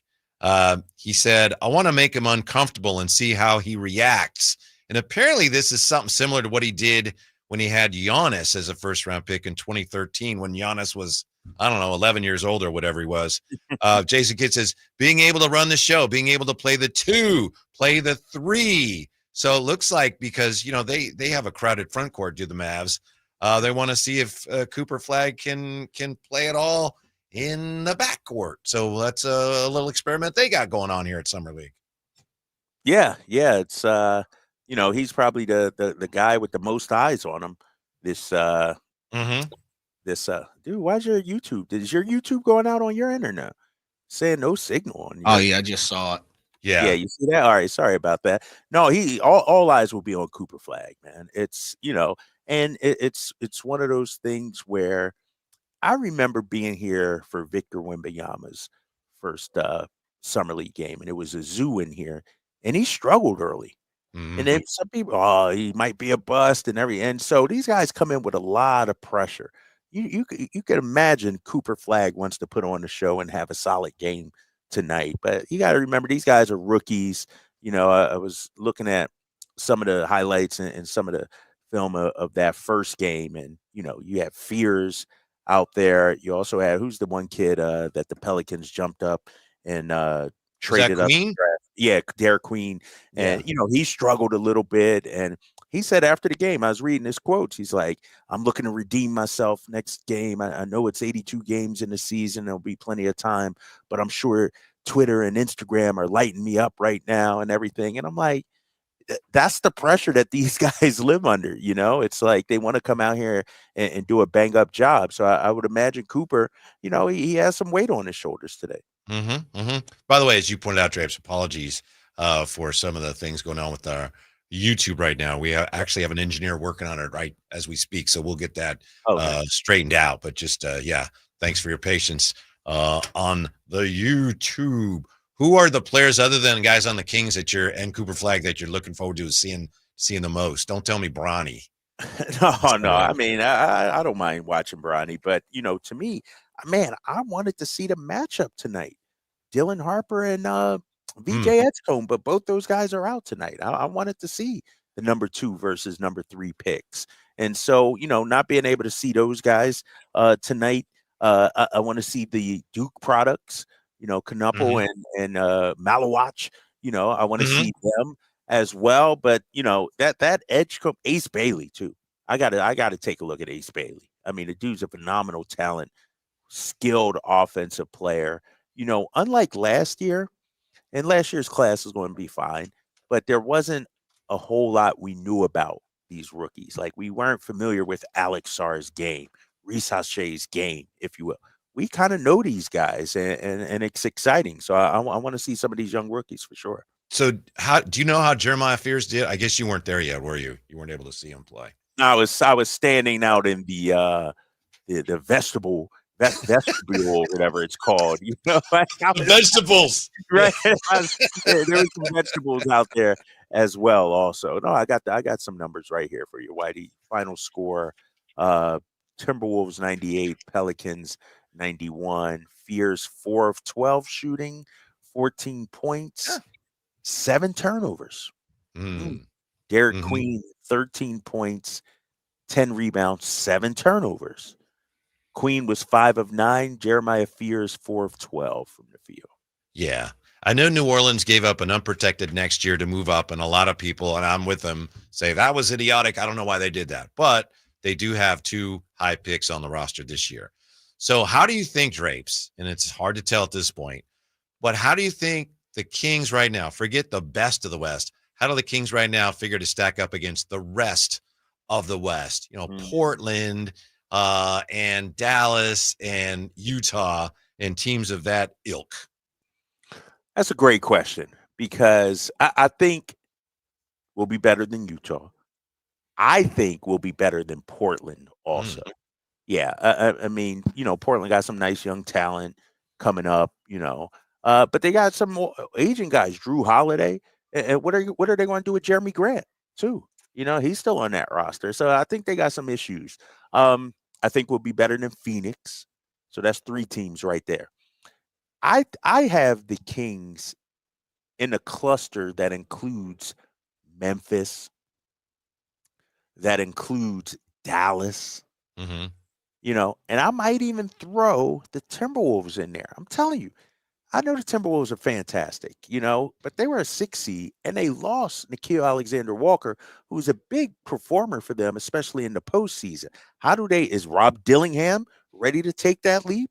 You know, can he take that step? You know, so I'm not 100% sold that Minnesota all of a sudden is going to be, you know, this juggernaut in the Western Conference. I think they have some question marks as well. So I got the Kings, and I might even throw Golden State in there too. Really? Yeah, I might.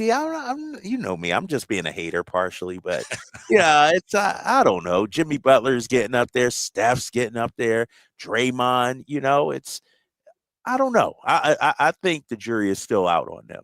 Because you know they're going to end up with either Giannis or LeBron this year. Oh, shoot. Golden State. That's what they're waiting for, right? That's why they haven't done any moves. They're just waiting for that big fish out there. Can you imagine if LeBron decided to go to Golden State to play with Steph? Oh, yeah. Oh, my gosh. That would be, you know, and not only that, Whitey, think about it like this. If LeBron went to Golden State, that might hurt Steph's legacy in my eyes. Really? Because now you got Kevin Durant, now LeBron James. It's like, damn, dude, every year you're always getting some help. You know what I mean? Like, but he got that one by himself, or, you know, with Poole and Wiggins. He got and I'll give him credit for the first one too. I'll give him some credit for the first one as well. But dude, if LeBron went there and they happen to win a championship, I don't know, like, how much does that affect LeBron's legacy? Oh, now he got 5, Jordan said. Nah, man, you went to play with Steph. Same thing with Steph. I don't know. Yeah. You know what your friend Ian Begley thinks, or at least this is what he said today on his pod. Oh, yeah, what'd he say? Yeah, he said, you know, he asked this question, where's LeBron going to be at the beginning of the year? And we all said, well, he's going to be with the Lakers at the beginning of the year. But end of the year, Ian Begley said, Cleveland. He thinks that's where he's going to really? At some point. Yeah, he thinks third round in Cleveland. Wrap it up in Cleveland. Yeah. I can see that. You can see it. Yeah. I don't know about this year, but, you know, like retire, like his final season in Cleveland. Yeah, whenever he's ready to wrap it up. Yeah, I'm with you on that. I could see that. Like one last year, you know, because clearly he has an affinity for Cleveland, and so I could see that. LeBron, just ride off into the sunset, big fella. Don't be team hopping. You know, you made your millions. I looked at some numbers. LeBron's made close to $600 million just from basketball salary. Just from basketball salary, $600 million. That's Draper money. That's Draper endorsement money. Yeah. Please, man. I'm trying to get $200 endorsement now, man. Mercedes, man. I need Jim Boy's tacos. That's what I was going to say. That's Jim Boy's money for Draper. Maybe LeBron goes back to Cleveland for his final campaign. And speaking of campaign, a look at his potential fit here in Sacramento is coming up with the Drive Guys on Sacktown Sports next. Drivers who switch and save with Progressive could save hundreds. With that kind of money, you could go big time on a fancy water bottle with ultra titanium alloy metal. You're not sure why you need all that. I mean, it just holds water.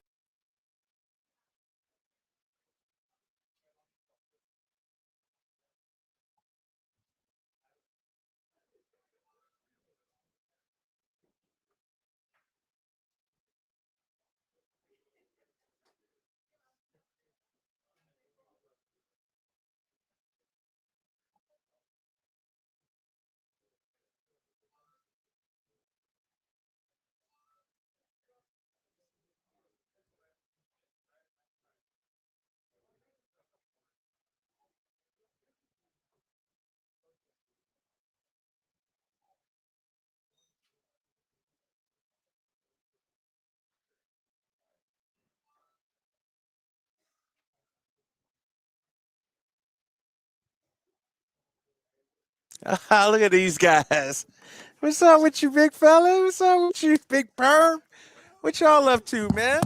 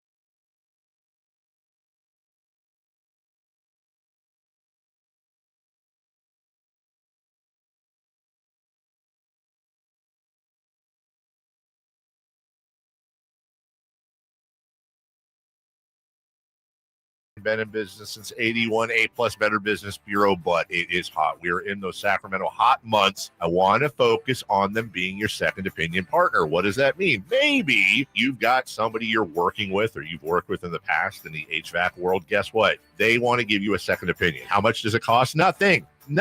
You call them up and say, hey, can I get a second opinion on this deal? They come out and they either say, wow, that's a great deal, you should feel better about that. Or they say, we can beat that price. And usually they're going to beat it by a lot. Guess what? You just saved money and it didn't cost you anything to find out. It's a no-lose situation. Go with a trusted company. American Energy, 916-520-9990. That's 916-520-9990 or AmericanEnergyAir.com. Jingle Singers, take it away. Call 916-520-9990 now. Come check out Capital Casino, Sacramento's #1 poker room with the most variety of table games in the region in a safe and friendly environment. Plenty of well-lit parking available, conveniently located in downtown Sacramento. And remember, Capital Casino has the best food, the best service, and the best action. 411 North 16th Street in downtown Sacramento. For more information, log on to capital-casino.com and please gamble responsibly. 1-800-GAMBLER. Get ready for a night out with Jordan Davis. It's Country in the Park 2, Saturday, September 13th at Cal Expo. Along with the special guests Mitchell Tenpenny, Locash, Vincent Mason, and Avery-Anna. Make it a family day out with food trucks, games, dancing, and more. Saturday, September 13th at Cal Expo. Sponsored by Trex Racing Cage, Chicken Fingers, and Naturewood Home Furnishings. Tickets at catpfest.com.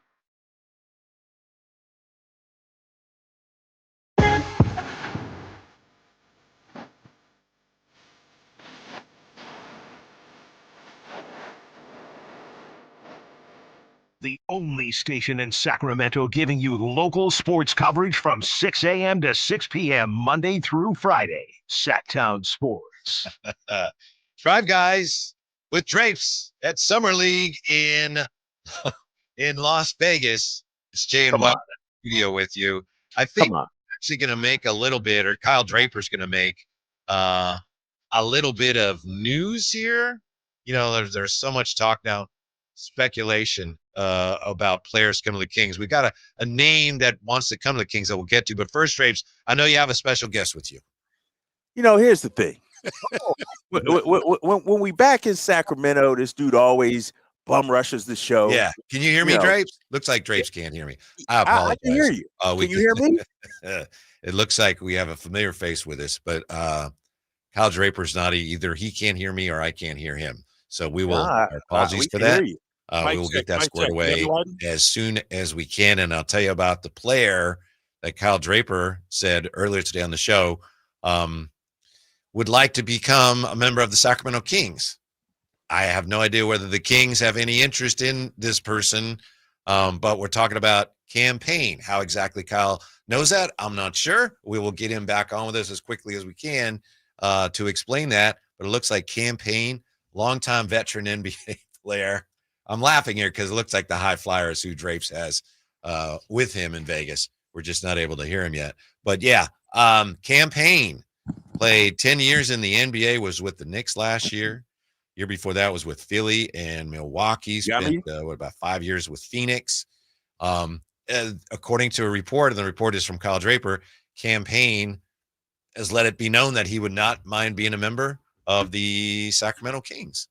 I know that's not a earth-shattering move, but I would love that for a couple of reasons. One, if he came here, obviously he'd be a backup point guard. And, you know, one of the things we've heard is that the Kings may have interest in Russell Westbrook as a backup point guard. I don't care for that fit. I would me personally, I'd much rather have Campaign, who is a more dependable, less erratic player. Certainly doesn't have the upside of Russell.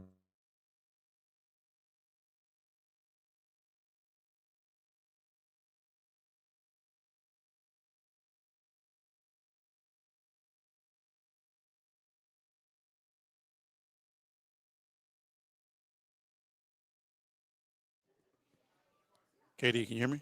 I can hear you, High Flyer, but I can't hear Kevin Whitey Gleason now. Yeah, everything went down. We didn't even feed.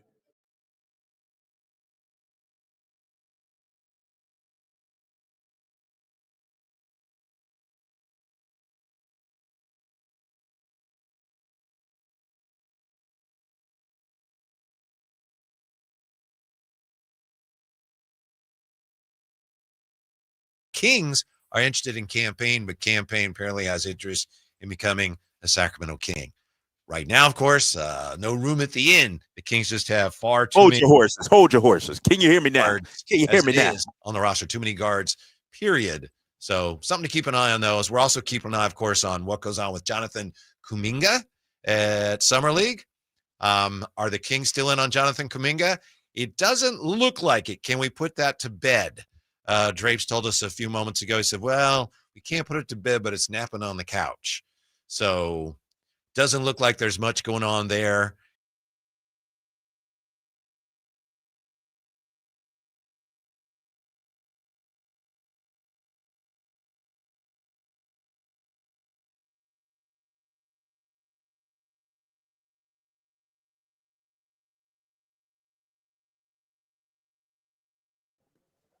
All right, you got me, Jay, but I can't hear Whitey right now. Summer League talks to the Kings. Maybe things All right, there's Whitey.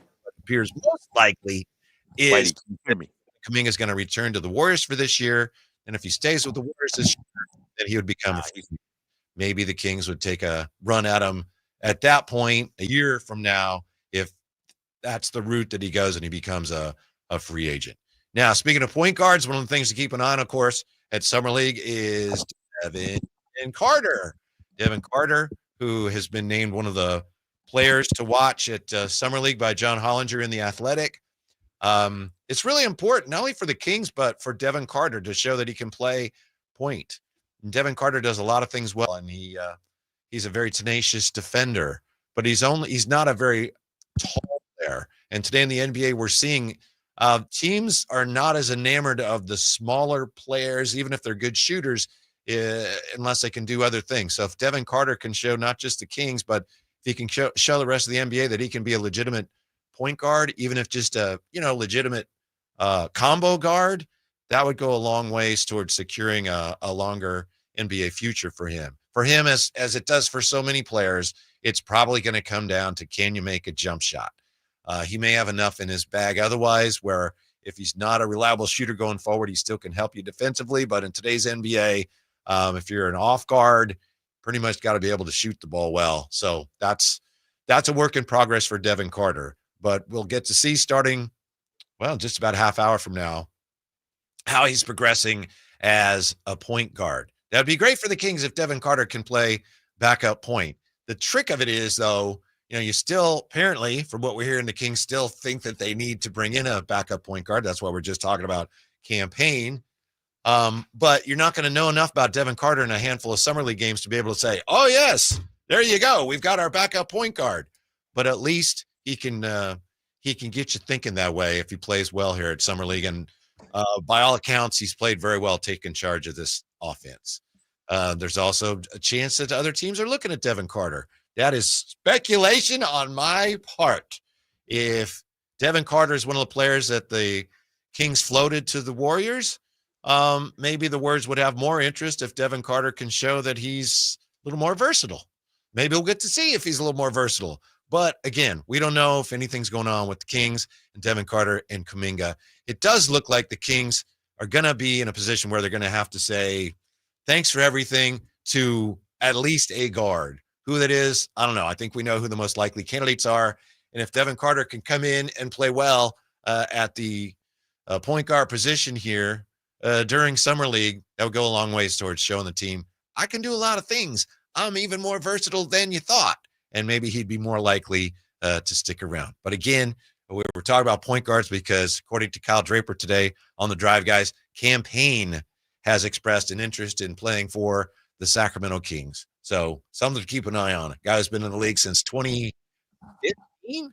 He was picked by Oklahoma City way back when. So that's interesting. And it's also interesting from the standpoint of you got a guy who's an accomplished player who apparently is expressing an interest in playing for the Kings, which doesn't happen very often. So we'll have more from Summer League. Hopefully we'll have Drapes for you and a special guest when we come right back. Thanks for being with us today. It's the Drive Guys Summer League special on Sacktown Sports. This is the story of the one. As a safety manager at a manufacturing plant, he does everything he can to keep his coworkers safe. From finding ways to reduce risks to keeping safety supplies in stock. And for that, he relies on Grainger. Grainger offers a broad range of quality products and next-day delivery, so he can always play it safe. Call 1-800-GRAINGER, click Grainger.com, or just stop by. Grainger, for the ones who get it done. Hi, Zoe Saldana. Welcome to T-Mobile. Here's your new iPhone 16 Pro on us. Thanks. And here's my old phone to trade in. You don't need a trade-in. When you switch to T-Mobile, we'll give you a new iPhone 16 Pro. Plus, we'll help you pay off your old phone up to $800, and you still get to keep it. There's always a trade-in. Not right now at T-Mobile. I feel like I have to give you something in return for karma. That's okay. I don't really have much in my purse. Oh, let's see. Hand sanitizer. It's lavender. I'm good. Seriously. Let me check this pocket. Oh, mints? Really, I'm fine. Oh, I have raisins. I'm a mom. Wait 1 sec. I've got cupcakes in the car. It's our best iPhone offer ever. Switch to T-Mobile. Get a new iPhone 16 Pro with Apple Intelligence on us. No trade-in needed. We'll even pay off your phone up to $800.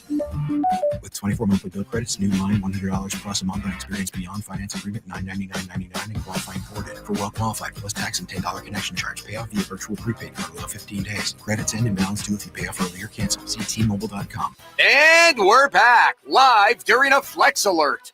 Dialed in on the thermostat. Oh, we're pre-cooling before 4 p.m., folks. And that's the end of the third. Time to set it back to 78 from 4 to 9 p.m. Clutch move by the home team. What's the game plan from here on out? Laundry? Not today. Dishwasher? Sidelined. What a performance by Team California. The power truly is ours. During a Flex Alert, pre-cool, power down, and let's beat the heat together. Attention taxpayers. If you owe $5,000 or more and have missed another tax deadline, you're officially on the IRS's radar. The IRS has resumed aggressive collections. That means wage garnishments, bank levies, even seizures of your home, car, or retirement accounts. If you owe $5,000 or more and missed the deadline, you're stacking new debt on top of what you already owe. Call Priority Tax Relief now. Their experts fight back fast and are saving their clients millions in tax debt every month. I owed over $50,000 and they settled it for pennies on the dollar. These guys are as legit as they come. After speaking on my behalf with the IRS, my entire debt of $25,000 will be eliminated. Whether you've received collection letters or you're already facing liens and garnishments, call for your free consultation. There are no upfront fees. Priority Tax Relief. Let's make your taxes our priority. Call 800-689-2119. 800-689-2119. 800-689-2119. Priority Tax Relief. At Power Business Technology, we're not another big box corporation. We're your neighbors, locally owned and operated. We know what businesses like yours need, from reliable printers to high-performance copiers. We'll help you find the right solution with personal service you just can't get online. Need setup or support? We're just down the road and always happy to help. Power Business Technology, family hometown service with big-time solutions. Contact us today for all your business printing needs at 844-POWER-BZ. That's 844-769-3729 or visit us at powercopiers.com. Hey, daydreamer. Did we catch you thinking about your dreams? With Wells Fargo Premier, a team can help you plan for them. So let's imagine your biggest dream. Not the easy one, the one behind it. The one you work towards every day and every night. Can you see it? Then we can help you plan for it. Ready to start planning for your dreams? You can at wellsfargo.com/getpremier. KHTK HD1 Sacramento, KYMX HD3 Sacramento. From the Power Business Technology Toshiba Studios. This is Sacktown Sports 1140. I've got my car and my ride and my wheels. When I go to Live and local, it's the Drive Guys. Watch the show on youtube.com/Sacktown Sports 1140. Or listen on the Sacktown Sports app. That's not fair. That's not fair at all. It's Drive Guys. We just had some technical issues. You know, we got Drapes in Vegas, and we were talking about Campaign. We lost Drapes. Campy says, ever since Campaign was mentioned, the show has had difficulties. I don't think we can blame that on Campaign, Jay. It's a cold blood, man. Cam ain't did nothing to us. He didn't do anything. He haven't done anything. Innocent bystander. Yeah. So Drapes is on his way to the arena. Is that right? Yeah, he's packing up the equipment, and he is getting ready to, him and HT are heading up to Cox, right? They're playing at the Cox tonight. me make sure. Yeah, Cox Pavilion. Uh-huh. So they're going up that way right now. So he's getting ready to call in so he can speak to the campaign information that you expanded on last segment, and then we'll wish him well. I did expand on that quite a bit. I did. Yes. Yeah. Well, Drapes is the one that had the information. So we want to bring you the latest on that. And unfortunately, we weren't able to get to the high flyer, but that's too bad. I always welcome any opportunity to talk to the flyer. Hopefully we can get him on again here at some point. Oh, yeah. Come on now. Guess what? We have his phone number. Yeah. So we always know where the high flyer is going to be at any point in time. We can connect with him. And so we'll try to get him in his Vegas state of mind here the next couple of days or tomorrow and moving into next week. But if not, we know where to find him, man. Whitey. Right. And I know, people make jokes, and I make jokes myself, but we do have a very, very, very, very competent, very good engineer who's working on things. Oh, yeah, he's busting moves. Man. Yes, he absolutely is. He actually changed the whole damn computer in a break, 5 minutes. Right. How about that? Right. With his eyes closed. Did he? Yeah, blindfold, D Brown? One-handed. Yeah, with his shoelaces tied together. And a butter knife. And he had no problem with it whatsoever. That's what we do around here. Problem. While we wait to hear from Drapes, Jay, can I ask you about something you sent me today that you were furious about? Go ahead. Major League Baseball batting averages. Oh. Jay sent, Jay, being the producer that he is, sends Drapes and I a lot of information on a lot of different things during the day. And sometimes he comments on it, sometimes he doesn't. And he was furious about this report today that right now, Will Smith, who's hitting 326, according to this report, Will Smith is the only guy from the Dodgers, not to getting jiggy with it. He's the only guy in the National League with a batting average over 300. Now, some people say, well, Acuna's hitting over 300, but I don't know if he has enough at-bats to qualify. Whether he is or not, Jay, that made you furious. Yeah, it did, man, because you know how this goes, Whitey. I always talk about hitting above your weight. That was one of the things that scouts always said. You got to at least be able to hit your weight, Yeah. And I just said that to our expanded family to drive guys, Ramsey, who had an opportunity to talk to Denzel Clark a couple of days ago at the ballpark. And he said that Ramsey said that Denzel Clark told him it is starting to slow down for him now in the big leagues. And he is able to have better at-bats, better quality at-bats. And so me and Ramsey were going back and forth to peel back the curtain. And I was like, man, you got to at least hit your weight. And so it's interesting because I had looked at Denzel Clark's stats maybe about 4 days prior to that. He's listed at 220 the day of when I looked. He was hitting 200 on the nose. Then he had a decent series, especially last couple of bats against the Giants. And he's hitting 207 at last time I look. Yeah. He's not even hitting his weight. That's no good. But Jay, the analytics guys will tell you batting average, schmaverage. It's all about your on base percentage, launch angle, velocity, launch angle, OBP, OPS plus. I get it. I mean, BABIP. Yeah, I understand. It's put it this way, Whitey. And Freddie Freeman is hitting 299. I don't know if Will Smith has enough ABs also to register, because when you look at the official stats and standings and ML and batting average leaders, Will Smith is not even listed yet. Freddie Freeman is still leading the NL at 299. Interesting. So officially, there's not even an NL player, not one, who's hitting above 300. That is amazing. It is. That is amazing. Even more amazing than that to me is the fact that you look at batting average right now, baseball, Aaron Judge's first 360, hitting 335. This is MLB.com. They have him second in the majors in batting. Jacob Wilson. Man, doing it all. Man. Throwback, if you can say throwback type of player. Contact guy. Goes with the pitch, goes with the ball. Wherever you throw it, I'm going to go that way with it. We see a lot of guys talk about launch angle and velocity and all these different aspects of the game. A lot of that has to do with your swing and, how you approach your ABs and your bats. But Jacob Wilson is one of those guys where, 2 strikes, you shorten up on the bat a little bit, you crouch down a little bit, drop down a half of an inch in your kneecap, the space, the angle. And so you can see, of course, being his father played for a long time in the MLB. Yeah. You can definitely tell he has been seasoned. He is well mature inside the box, and it's proven. Even though he is a young player in the league, you can definitely tell he's comfortable with the bat in his hand. Whatever you want to call it, I think scouts would say he's got that hit tool, contact ability, hand-eye. I bet he's a great pickleball player.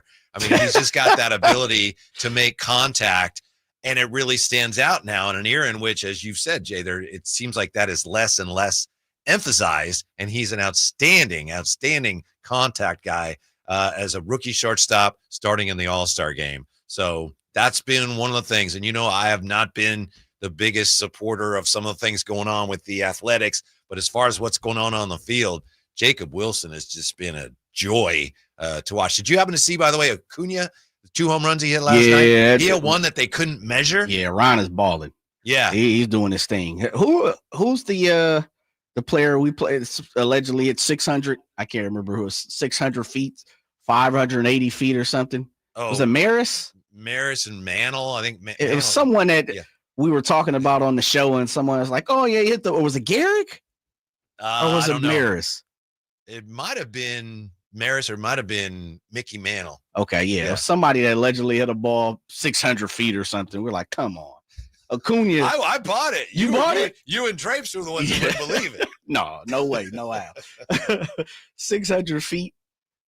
Acuna literally hit the ball 400 plus feet. Yeah. It wasn't even in question. Yeah. I guess Definitely without a grandstand there, it's more difficult for them to triangulate, where it lands. And they just it went so far over the clubhouse and everything is like, yeah, we don't know how far that went. Yeah, we can't even. But then later he hit one to right field that was way out of the strike. Was it a foot out of the strike zone? He hit it over the fence in right field, Jay. So yeah, he's doing his thing. He's a beast. We know we've lost him to a few injuries throughout his young career, but he's a guy that's going to be around because he can hit. He can hit. He can run. He plays D. He's a 5-tool type of guy. Yeah.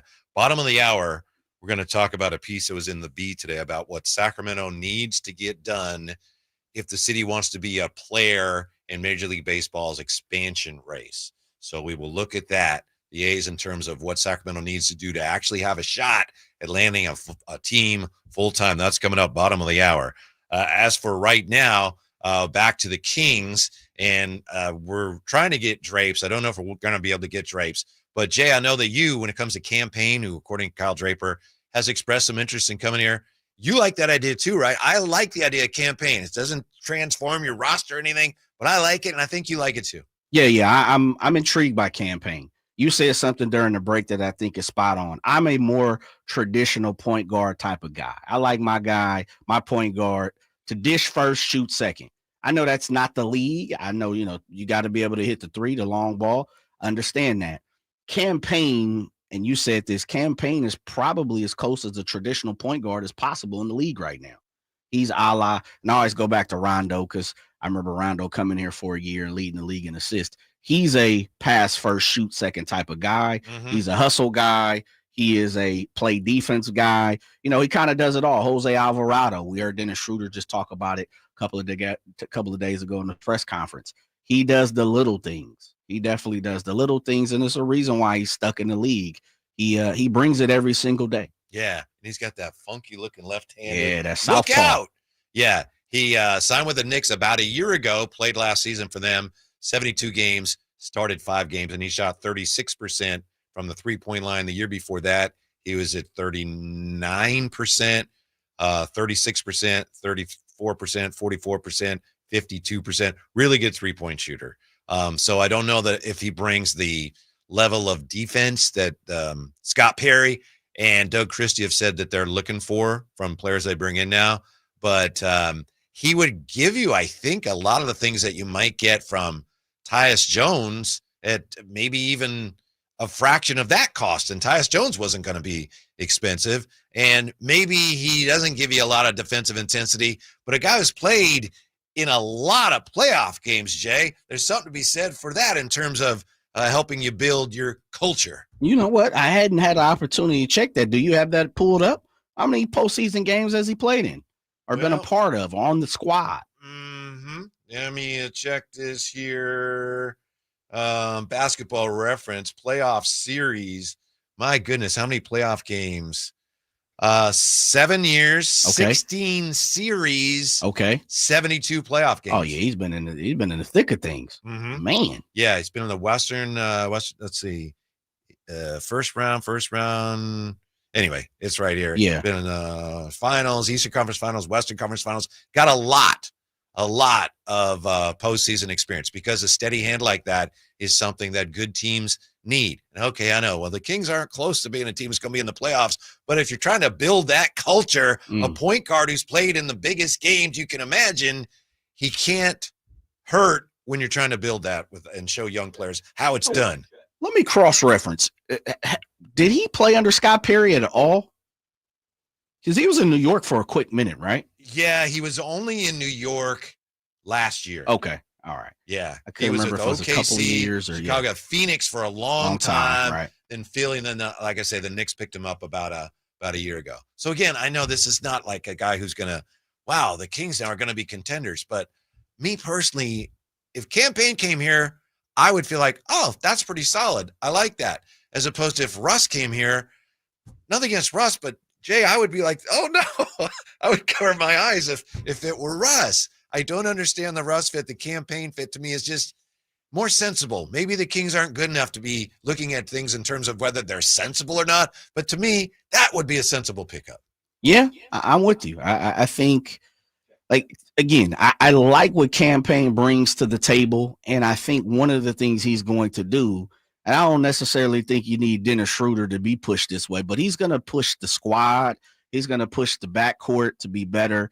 And I think he's one of those guys, and I don't know if it was you or Drapes or someone who was joining the show. He brings the intensity level up just a little bit, through his play. He's not the type of guy, and I don't know if he's a get in your face at any point type of guy, because I haven't followed his career enough every single night to be like, is Cam in people's face? But he definitely is intensity when he's on the floor. Yeah. He brings it on the floor. Yeah. I'm interested. You don't last 10 years in the NBA playing a lot of playoff games as a point guard by being meek, to your point. Maybe he doesn't get in everybody's grill, but he's not. I'm sure he's not in there. Well, I don't know. Do you want the ball? So I'm sure he's got a level of toughness that would help. Zach LaVine is at the American Century Championship in South Lake Tahoe. Yesterday, he talked to, among other people, Monty Poole from NBC Sports Bay Area, had some interesting things to say. A lot of generic things that to me speaks to how cautious a guy like Zach LaVine is when discussing what happened with the Kings last year. But some of the things he said were interesting. He said he was asked about some of the changes for the Kings and how they maximize the talent they do have. And he said from the beginning, it's just a commitment from day one at training camp. It's always good being able to have a full connection off-season training camp. If stuff happens in the middle of the season, you got to be pros and play with it. But I'm looking forward to starting from ground zero. And as I said earlier, that's an interesting choice of words. Ground zero can mean a starting point. Ground zero can also mean that's where a nuclear device went off. And it's not that anything nuclear went off for the Kings last year, but there was a lot of change, a lot of upheaval. I think in some ways Kings fans feel like, woof, it was ground zero last year with all the changes. But Zach LaVine said, I was there for the last 30 games of it, got traded there before the All-Star break, after they had all the coaching changes. That's part of the business. We got to learn how to deal with that, and that's what the organization is going to do to put themselves in the best position. So I'm looking forward to a full camp, had a full off season. It sounds to me, and I maybe this is just opinion. Maybe I'm going beyond the evidence, but it sounds to me like guys like Zach LaVine and DeMar DeRozan have talked with Scott Perry, and they've heard the things they need to hear. But after what they went through last year, as Kings fans can relate, I think they just need to wait and see what it's going to be like. When Zach LaVine talks about, we got to be professional about it. When DeMar DeRozan talks about it, I've never been through anything like that. Yeah, I think, they're hearing the right things. It's like, okay, that's great, but I'm going to need to see it. Right now, I don't think we're going to see him, but we're going to hear from the streets of Las Vegas. Kyle Draper, what's up, Drapes? Oh, man, it's a buzz out here right now, man. I just mosey my way into the building where the Kings are about to play. The squad is warming up. I had a walkthrough earlier, a shoot around at about 2:30, and the boys looking ready, man. I'm buzzed right now, Mike. Like, I'm excited that basketball is back here in Sacramento for us, man. We get to watch our Kings. Mm-hmm. Drapes, what can you tell us about Campaign and the Kings? Well, this is what I was talking to a source earlier today when I got here to Summer League, and I was told that Campaign does have interest in coming to Sacramento as potentially the check. I got it on the roster. Showing now. And I said to my source, I'm saying, well, who's our second point guard? And they're like, that's a good point. And so, there is some interest there, but like we've been talking about, right? We have such a glut of guards. There's some other areas that we need to fill before that. But you're talking about a veteran who's played on some winning teams, on some teams that have advanced far in the playoffs, whether it's Phoenix, whether it's New York, Milwaukee. So he's a solid NBA veteran that could come in and help you. But I feel like as of right now with the roster, the Kings just don't have a need for that right now. Right. Here's the thing I like about him, Drapes. Well, two things. We know he can shoot. And also, you talked about how many good teams he's been on. He's played in 16 playoff series. He's played in 72 playoff games over 7 years. That's impressive. Right. It's like everywhere he goes, they're in the mix. Uh-huh. And so you could definitely do worse. I mean, this is a guy that, and the thing about Campaign, he worked on his jump shot. He was nearly out of the league a few years ago. He worked on his jump shot, became a solid three-point shooter out there in Phoenix. And now, I think he's viewed as a solid backup. But it just doesn't make sense for Sacramento at that. But there is some interest there from his side of things. Mm-hmm. Yeah. I know that Russell Westbrook has a lot of fans out there, and he should. He's a Hall of Famer. Me personally, I would feel better about Campaign than Russell Westbrook. But from what your source said, maybe Campaign would think, there's room for both of us here. There's not right now, but in his mind, he would be okay with being the third guard. That's interesting. Yeah, and let me ask you this, though. From a fit standpoint, would you think Campaign's a slightly better fit than Russ, or no? Like, just from strictly basketball. I don't know about locker room stuff, culture stuff, in terms of the way he plays versus Westbrook. How do you view that? I think he's a more steady, consistent point guard. I think he's proven that. Obviously, Russ brings other things to the equation about effort and intensity. So it's just a matter of whoever's making the decisions, what they value most. But from a basketball standpoint, to me, Campaign, for a guy who wants to be your third point guard, he's a rock solid. And as Jay and I were saying, there are very few of these traditional point guards, and he's about as close as you can get in today's NBA.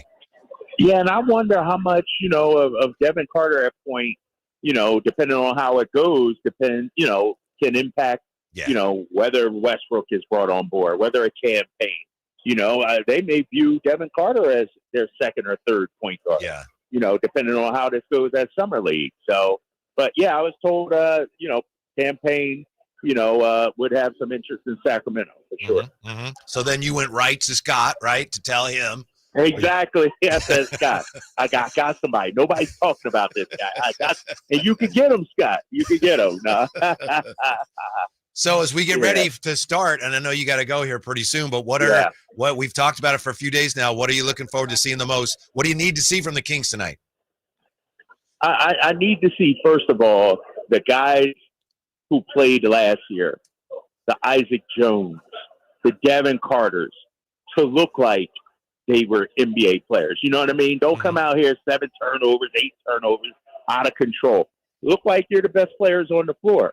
Also, when it comes to a guy like Neek, I was just talking to somebody, and they reiterated what we've been talking about here about his playmaking and ball handling.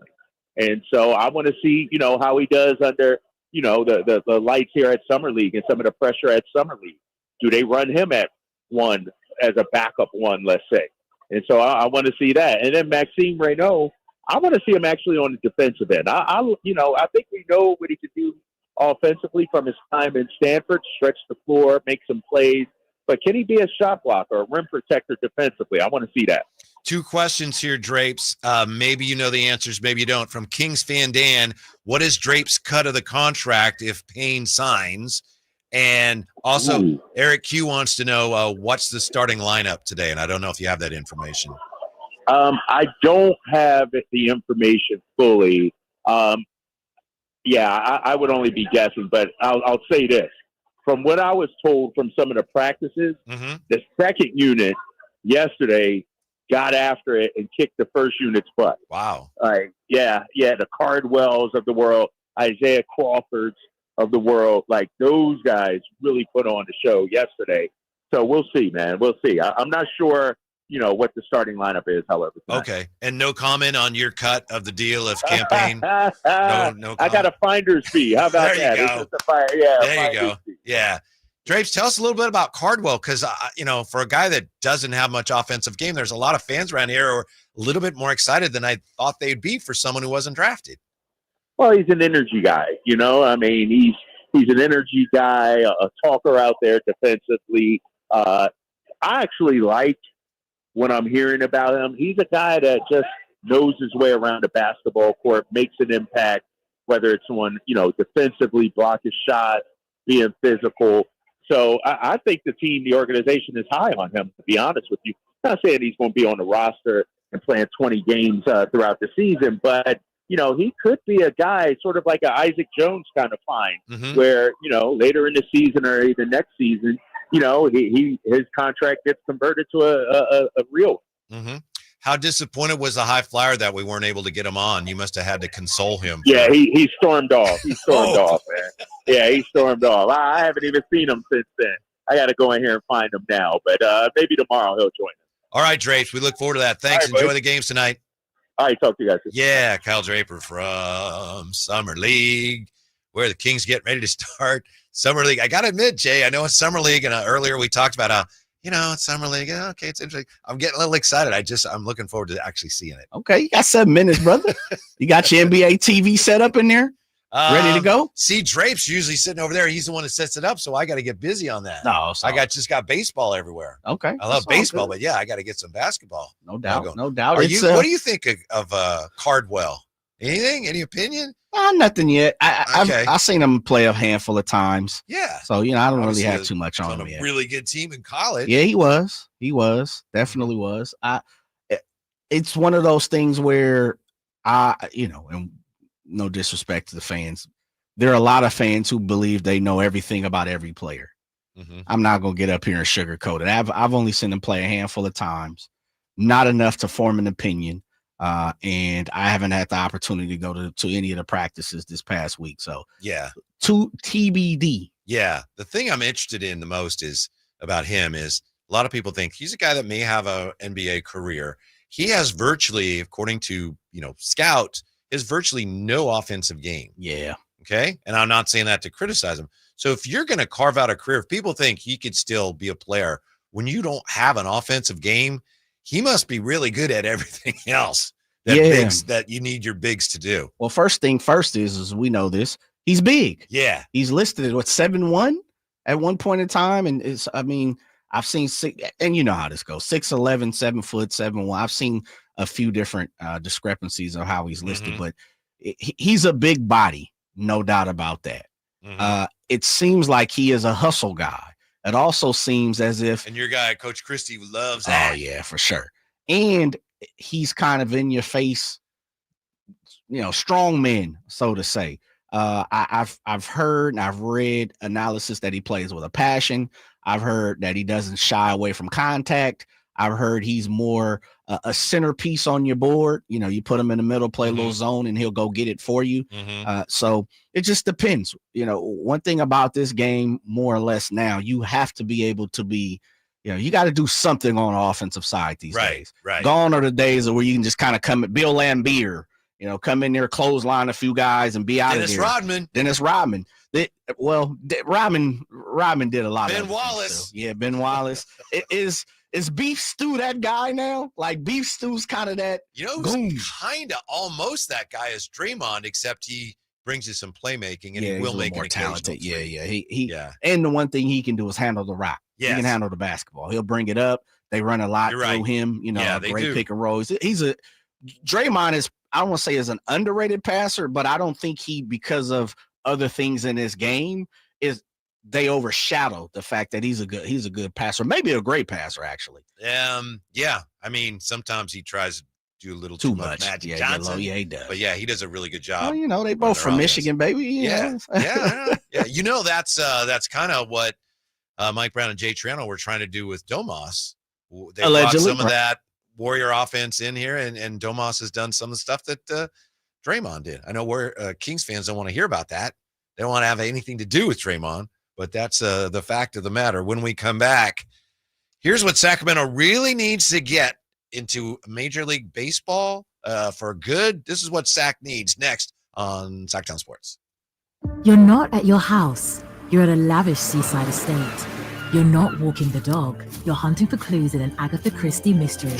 See it differently with BritBox. Stream an endlessly entertaining collection of British TV, including new original series, Ludwig, starring David Mitchell. Bit awkward, really. I think I might just have solved a murder. And Outrageous, a scandalous true story. Seems there's a political extremist in every family these days. See it differently when you stream the best of British TV with BritBox. If Old Spice Deep Sea Super Hydration Body Wash were music, what would it sound like? Start with the deep sounds of Old Spice's ocean waves and kelp. Layer on the smooth, renewing moisture. You wouldn't hear any parabens or phthalates because Old Spice Deep Sea hasn't got any. But you would hear that vitamin B3 for healthier looking skin. So while your regular body wash sounds like this, Old Spice sounds like this. Sounds like it smells amazing.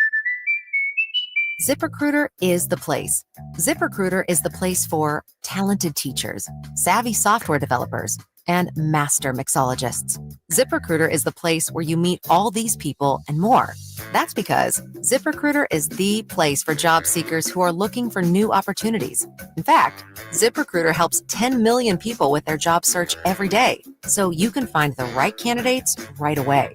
It's no wonder that ZipRecruiter is the place for skilled skydiving instructors, accomplished airbrush artists, and proficient pediatricians. But if you're not using ZipRecruiter to hire, you're missing out. ZipRecruiter is the place that's so confident it can make your hiring easier that it lets you try it for free at ZipRecruiter.com/free. So if you want the right candidates for all your roles, ZipRecruiter is the place to go. Try it for free at ZipRecruiter.com/free. That's ZipRecruiter.com/free. Never miss out on great candidates with ZipRecruiter.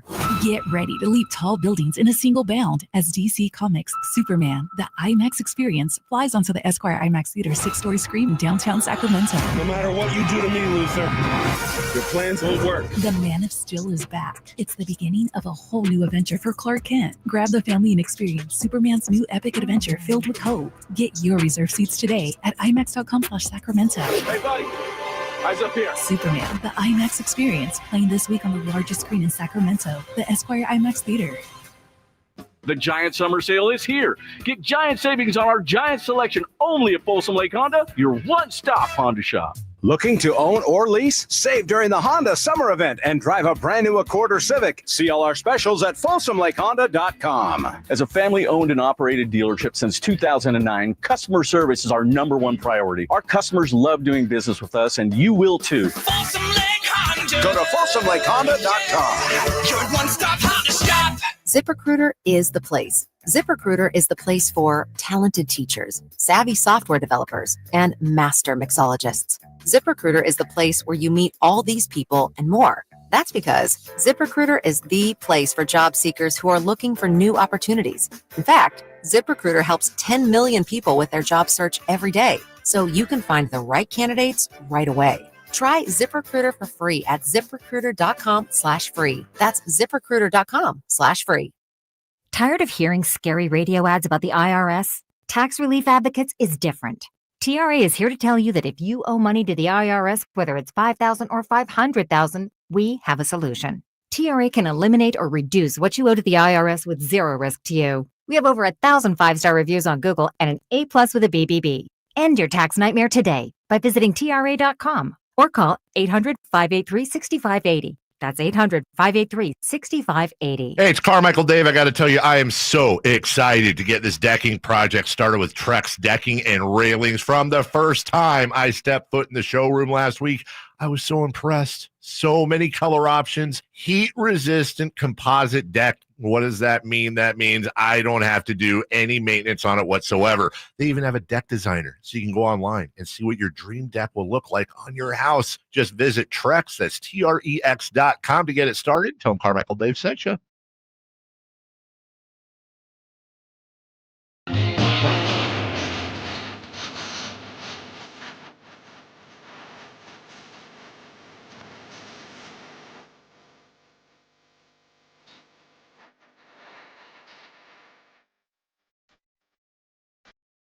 The Tribe Guys powering your afternoons Monday through Friday on Sacktown Sports. Just moments away from tip-off in Vegas. That's at Cox Pavilion, right, Jay? The Kings and the Orlando Magic. How about this on the chat's out here from Ron Johnson? Got money on the Kings to, is it? Yeah, Ron. Well, you might want to give him a call. Yeah, I know. I got you. I got money on the Kings to win the summer chip. He says 8,000 to 1 odds. That's some sweet action. I thought Drape said yesterday it was 80 to 1. Yeah, it just depends on how it's listed and what casino. It's pretty much the same thing. 80 to 1, 8,000 to 1. And I'm interested. Let's just say that. You're gonna give your cousin a call. Yeah. How you doing, cuz? Yeah. Let's see. Ron Johnson says, "Go Kings, DC for Summer League MVP." Ooh, I'm going Mason Jones. Yeah.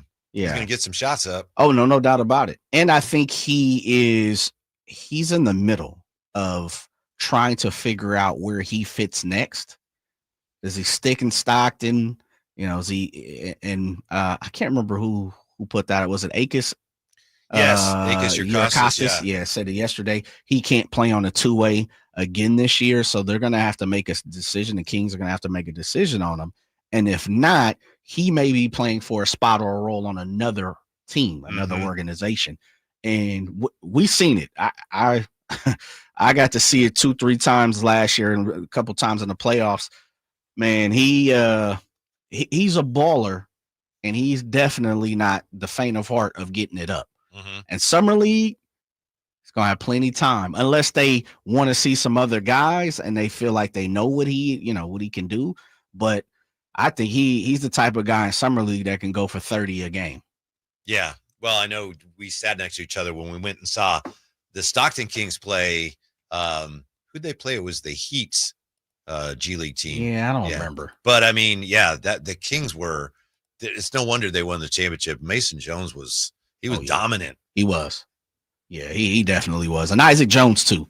You could definitely see those two guys are like, yeah, they're NBA players. They may be at the back of the bench or the end of the bench and maybe need an opportunity somewhere, but they had separated themselves. The same thing that I like to see in Summer League is get in there, separate yourself, and show that you cut from a different cloth. Mason Jones he ran the floor, both teams. You could see he's like, yeah, he's different. He's a little different than everybody out here. And I got that feeling from Isaac Jones as well.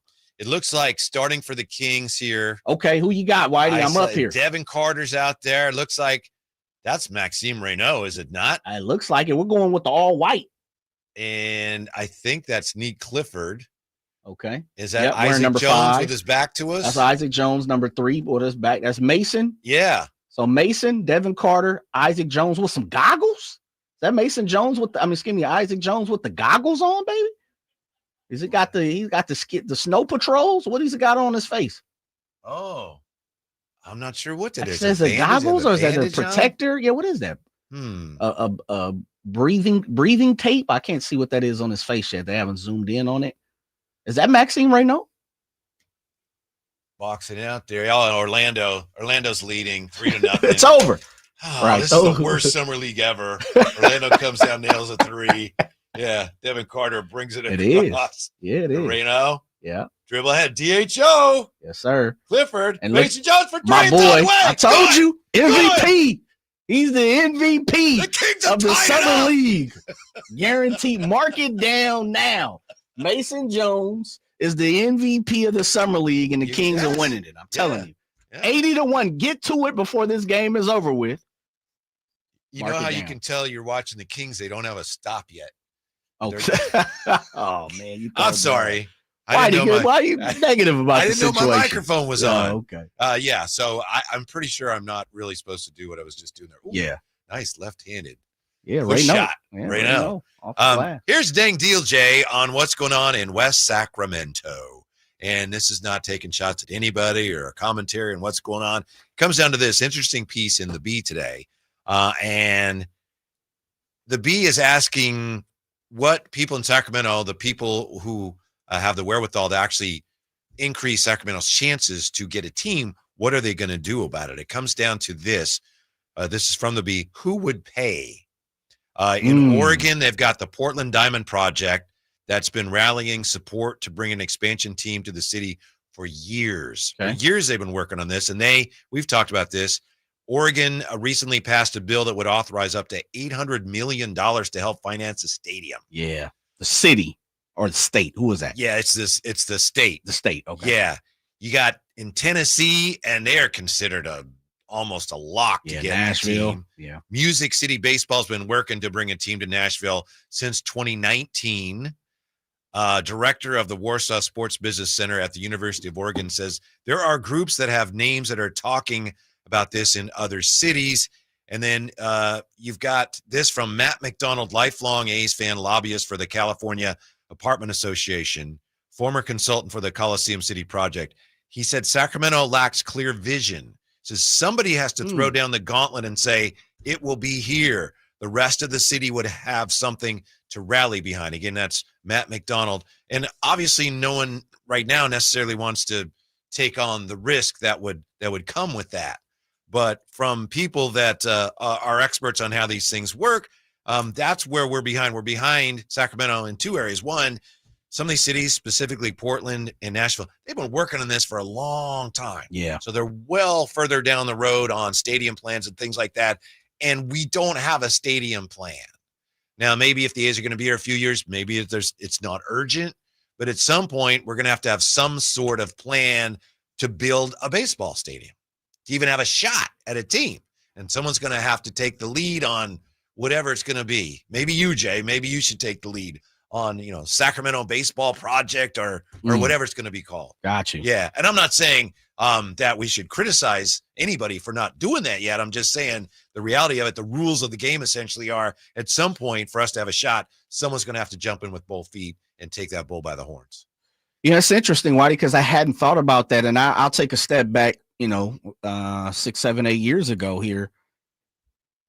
I felt like that has been a huge issue in our community. And we've kind of seen this same story play out with the Sac Republic. Mm-hmm. Now, they've went and spun a different direction, but on the surface, if you ask, you listen, you pay attention, it seems that was part of the issue with the Sac Republic. And it really just came down to one of the things we kept hearing is a whale. You need a big whale. Pretty much a person that can finance a lot, has a lot of money, can finance some things and say, hey, I'm willing to back that project. That's interesting in the form of, I feel like Vivek has already kind of done that, but maybe he hasn't.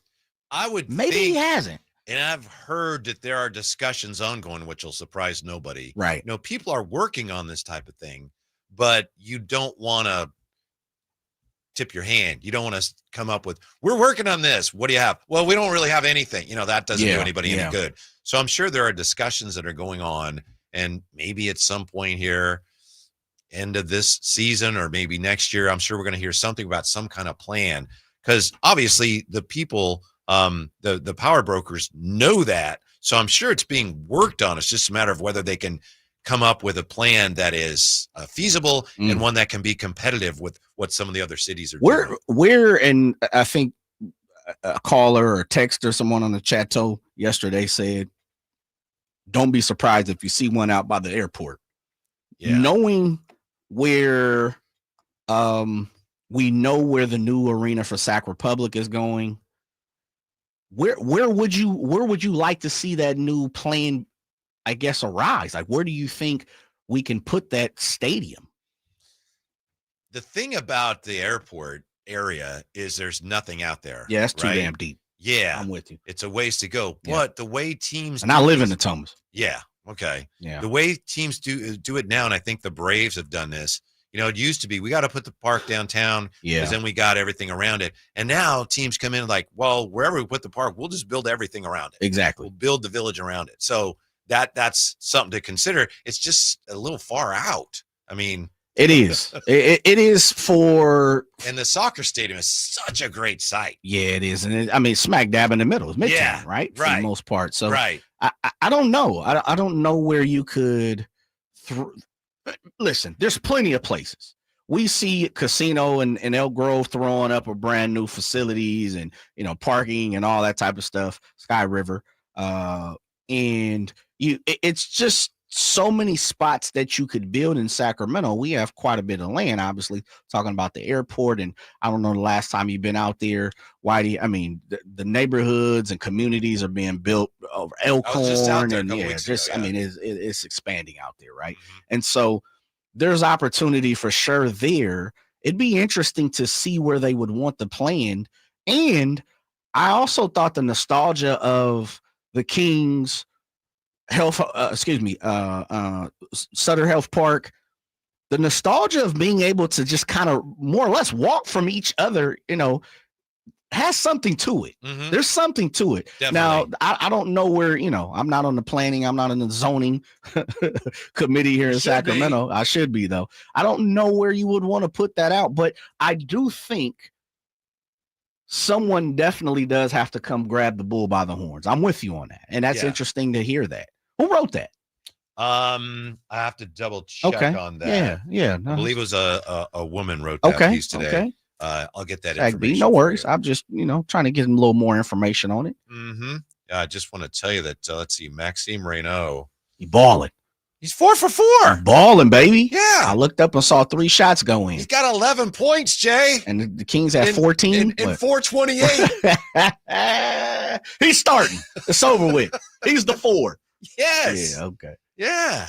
All right. More on the Kings at Summer League, the A's, and we'll take a look at whether the best basketball announcer on TV, is he making a move? That's next with the Drive Guys on Sacktown Sports. This is the story of the one. As a safety manager at a manufacturing plant, he does everything he can to keep his coworkers safe. From finding ways to reduce risks to keeping safety supplies in stock. And for that, he relies on Grainger. Grainger offers a broad range of quality products and next-day delivery, so he can always play it safe. Call 1-800-GRAINGER, click Grainger.com, or just stop by. Grainger, for the ones who get it done.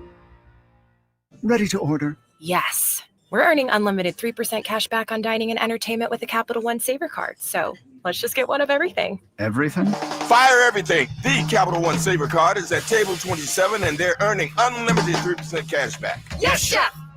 This is so nice. Had a feeling you'd want 3% cash back on dessert. Ooh, tiramisu. Earn unlimited 3% cash back on dining and entertainment with the Capital One Saver Card. Capital One, what's in your wallet? Terms apply. See CapitalOne.com for details. Whitey here with another great grilling tip. The Napoleon Stainless Steel Prestige 500 Connected Propane Grill with infrared side and rear burner featuring Wi-Fi and Bluetooth connectivity brings you closer to your grilling experience than ever before. The Napoleon Connected lets you monitor temperatures, set timers, and receive high temp warnings. Boop, boop. All from your smartphone with temperature probes and LCD display. You'll always know exactly what's happening inside your grill. Napoleon's LED control knobs even illuminate for nighttime entertaining and feature safety glow. Napoleon Grills, simply the best. I'm Ken Korak with your Green and Gold Report, brought to you by Comcast Business, powering possibilities. Well, the story of Brent Rooker keeps getting better and better. Not long ago, he was with 3 different organizations before becoming a waiver claim by the A's. And now he's on pace for his 3rd straight 30-homer season. And when the best players in baseball gather in Atlanta on the 15th, Rooker will take part in his 2nd All-Star game in the last 3 years.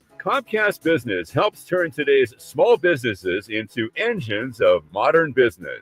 It's how restaurants become reliably up and running neighborhood favorites. It's how retailers become seamlessly restocking, cyber-securing must-visit shops. And it's how healthcare offices become data-managing caregivers that we all depend on. With reliable connectivity, enhanced cybersecurity, advanced fiber solutions, and Wi-Fi backup, Comcast Business is powering the engine of modern business. Power Business Technology is proud to be a 100% independent, locally owned and managed Toshiba copier dealer. Local ownership cuts out the red tape, allowing ourselves to never be too busy to personally answer the call when our clients need us. Recognized for excellence in service execution, training, and customer service, we're proud to be named a Toshiba ProMasters Elite Dealer since 2021. Contact us today for all of your business printing needs at 844-POWER-BZ. That's 844-769-3729, or visit us at powercopiers.com. Get ready for a night out with Jordan Davis.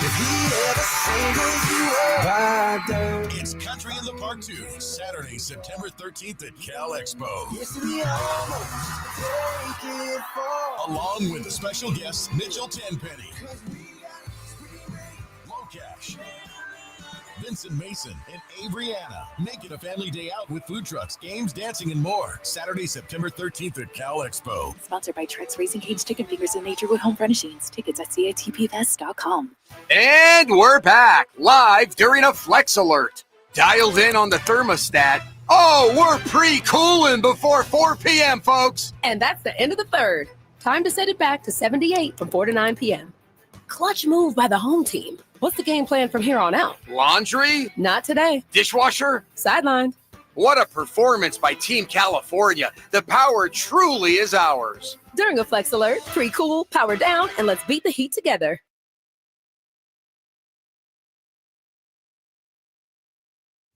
Let me break it off. All the pressure that you got, let me take it off. I swear, we're gonna make it out. Your afternoon home for Kings talk and so much more. The Drive Guys on Sacktown Sports. 3:13 left in the first. The Kings are leading Orlando 14-10. And, you know, it's Summer League. You don't want to get carried away. You don't want to be silly. But I will say this. Maxime Reynaud may be the best player I've ever seen.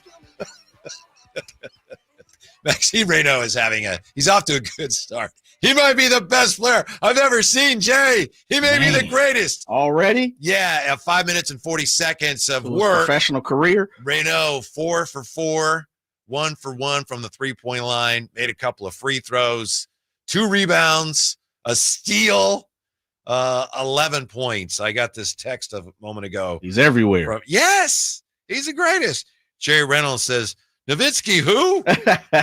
He said, you can't start any better than Maxime Reynaud, who is obviously drawing rave reviews here on the text line and in the chat from Kings fans who are thrilled with what they've seen. Yeah, he's balling. He's doing his thing. It looked like the only thing, one turnover?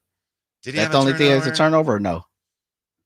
He doesn't. Okay. In the NBA.com box, he doesn't. No problem. Then we have no turnovers. Mm-hmm. It's all good. I like what I've seen so far. I'm not sure. Oh, he traveled. Somebody got away to travel. About 3 travels actually. I'm not sure. I need to look up a little more because we're working. Right. I like to see the foot speed. That's something that everybody has kind of talked about him. And the foot speed, he must have been doing something. He must have been running like Road Runner first couple of minutes. So I like to see that. Yeah, he can stretch the floor, and he's got he got 3-pointer.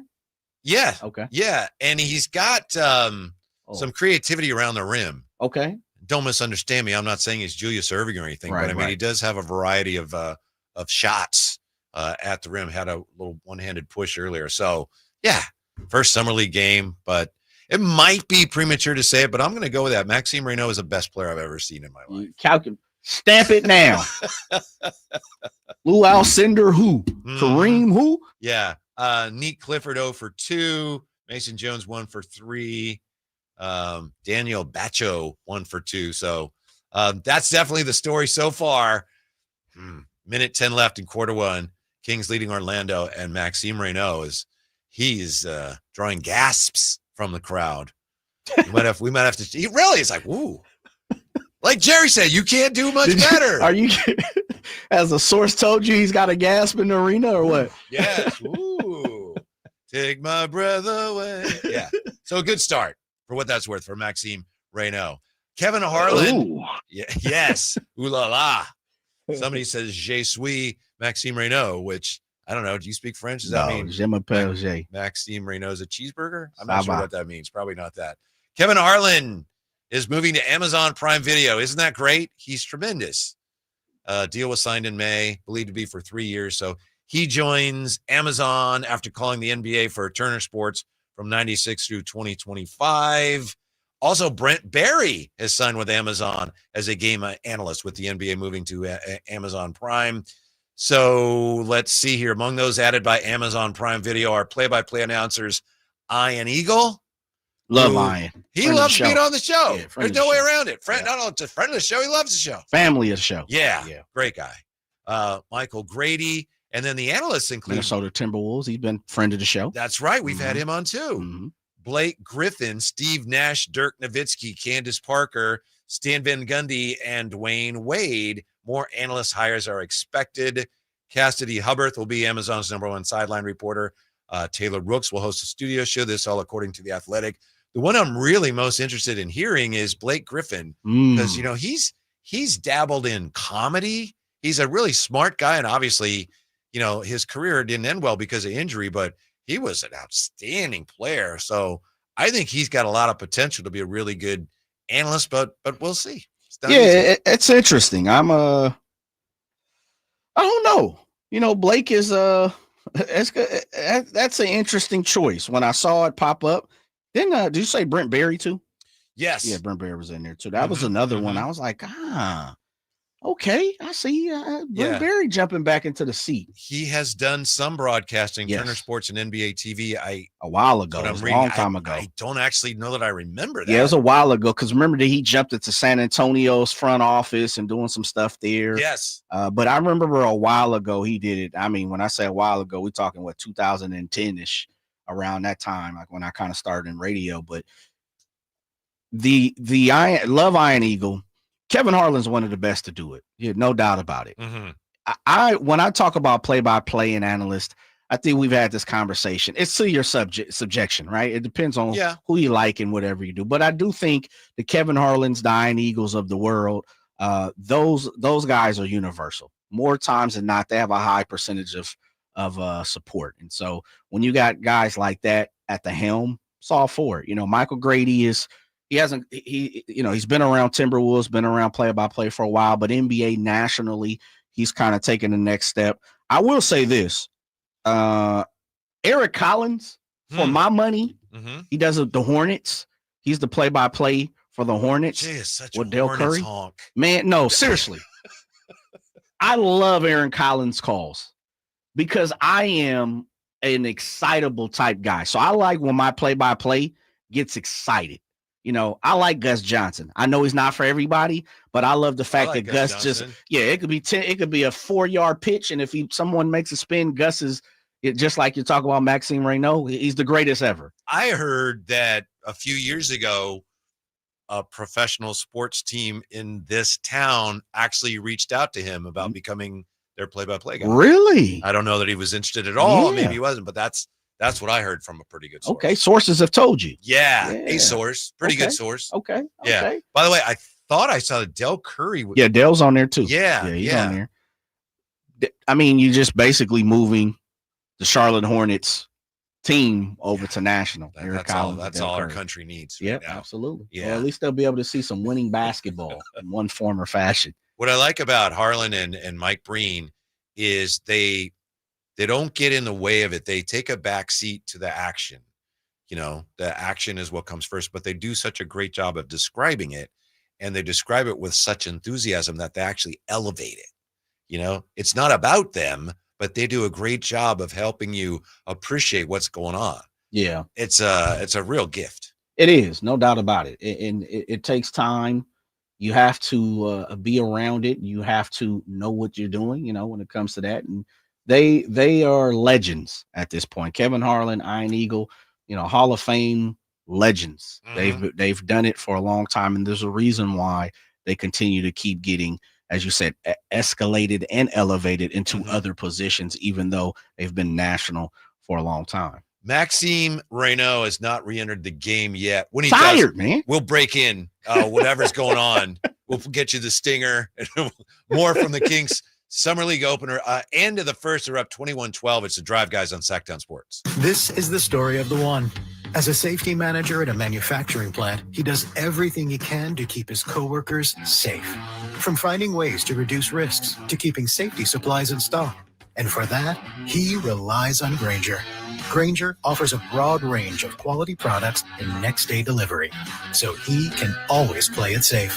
Call 1-800-GRAINGER, click Grainger.com, or just stop by. Grainger, for the ones who get it done. Carmichael Dave here for my friends at American Energy Heating and Air. Yes, I always tell you they are a family-owned operation, been in business since 81, A-plus Better Business Bureau, but it is hot. We are in those Sacramento hot months. I want to focus on them being your second opinion partner. What does that mean? Maybe you've got somebody you're working with or you've worked with in the past in the HVAC world. Guess what? They want to give you a second opinion. How much does it cost? Nothing.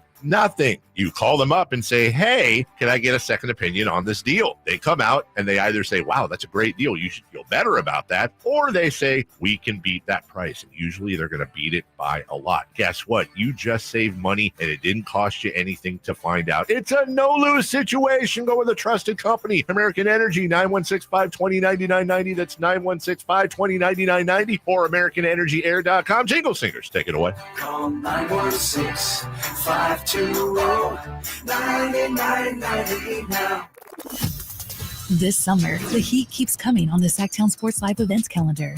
Kicking off when Third Eye Blind and Neon Trees light up the stage on July 25th at the venue at Thunder Valley. Then head up to the lake for not one, but 2 nights with Old Dominion, August 1st and 2nd at the Lake Tahoe Amphitheater at Caesars Republic.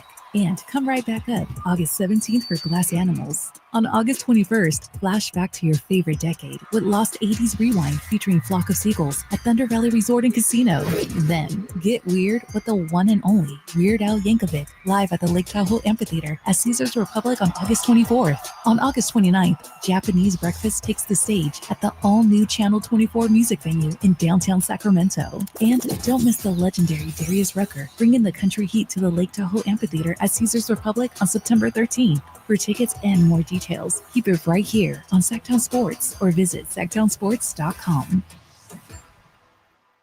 At Wells Fargo, we know what got you into your business, whether it's manufacturing, running a restaurant, or your business from home.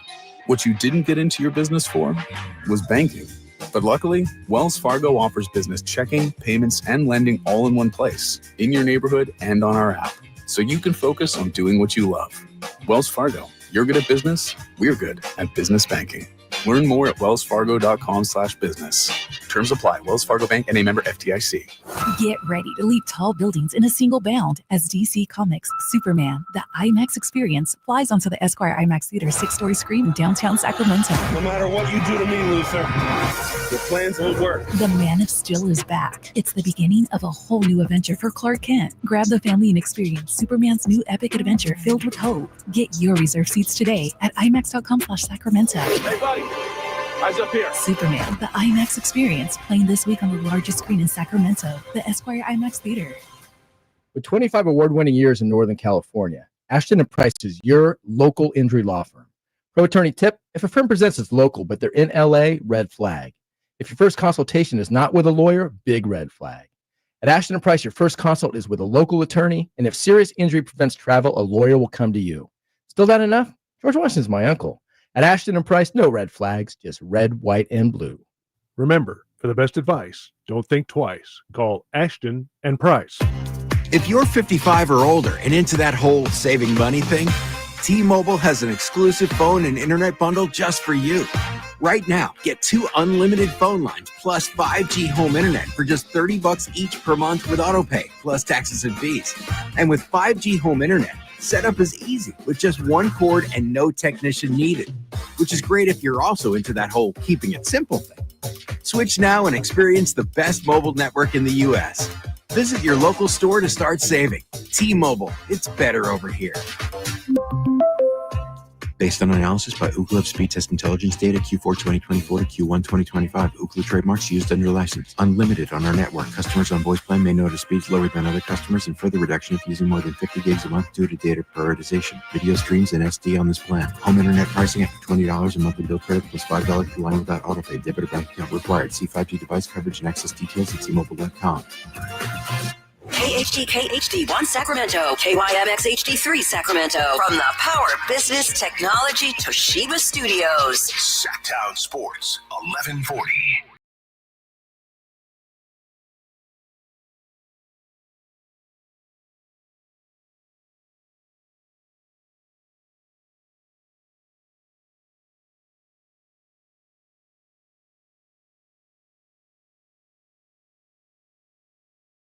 .com/Sacktown Sports 1140. Or listen on the Sacktown Sports app. Jay and Whitey today, Drapes in Vegas. And speaking of Las Vegas, a little while ago I said something kind of silly. I said, Maxime Reynaud is the best basketball player I've ever seen. I want to amend that. He's the best player I've ever seen in any sport ever. I mean, come on, Jay. Ooh. He's 5 for 5 now. He got a couple of assists. He just had a play a moment ago, and since, we first came back and Jay started playing Viva Las Vegas, he's had like 2 assists and 5 points or something. He had the ball on the wing, and he had an open 3, pump fake, drove, threw it in the corner for an assist. Then he threw a nice backdoor pass. I mean, mission accomplished. Scott Perry, give him an extension, huh? He's right there. Scott Perry's front row. You see Scott down at the bottom next to Alvin Gentry. Okay. And I see a couple of our dignitaries for the Sacramento Kings. I see Paul Johnson up there, and there's a couple guys. So, but where's the Drapinator? I don't see Drape. Drapes is knowing Drapes. He's probably hobnobbing. Yeah, he's probably somewhere else, man. I know he at the Kings the official polo, but I haven't seen him or HT. So they probably moving and grooving in there somewhere. Mason Jones is giving the big Frenchman some defensive instructions and a friendly pat on the derriere. But let's see, we got 6:34 left, second quarter, as you may know if you're watching. The Kings leading Orlando 31-14, and Maxime Reynaud is 5 for 5, 13 points, 1 for 1 beyond the arc, made a couple free throws, 2 assists. Wow, playing well. He's doing his thing. And Whitey, thanks to our Sac Sports 1140 NBA Kings insider, Brendan Nunez, he gave an update on Isaac Jones' situation. Isaac is wearing a mask. It's because he had surgery for a deviated septum. How about that? Mm-hmm. And he said, according to B. Noon, Isaac said it was okay to share. So that is a mask on Isaac Jones today. You noticed that right away. Yeah, I did. It's like, you got some taper. Look at Scott Perry moving like he's driving a race car, moving left to right. He's trying to see the action. I like it. Scott up front and personal. Neat Clifford. Well, I'm not going to go through the numbers for you. You can check it. NBA.com. Yeah, dunking on folks. Maxime Reynaud playing very well. Devin Carter, by the way, is 2 for 6 in 6 minutes, 40 seconds, 4 points. So the Kings, I'll say this. The Kings are running. They're still running a lot of DHO stuff. Yeah, they are. They definitely are. Dribble handoff. Yeah.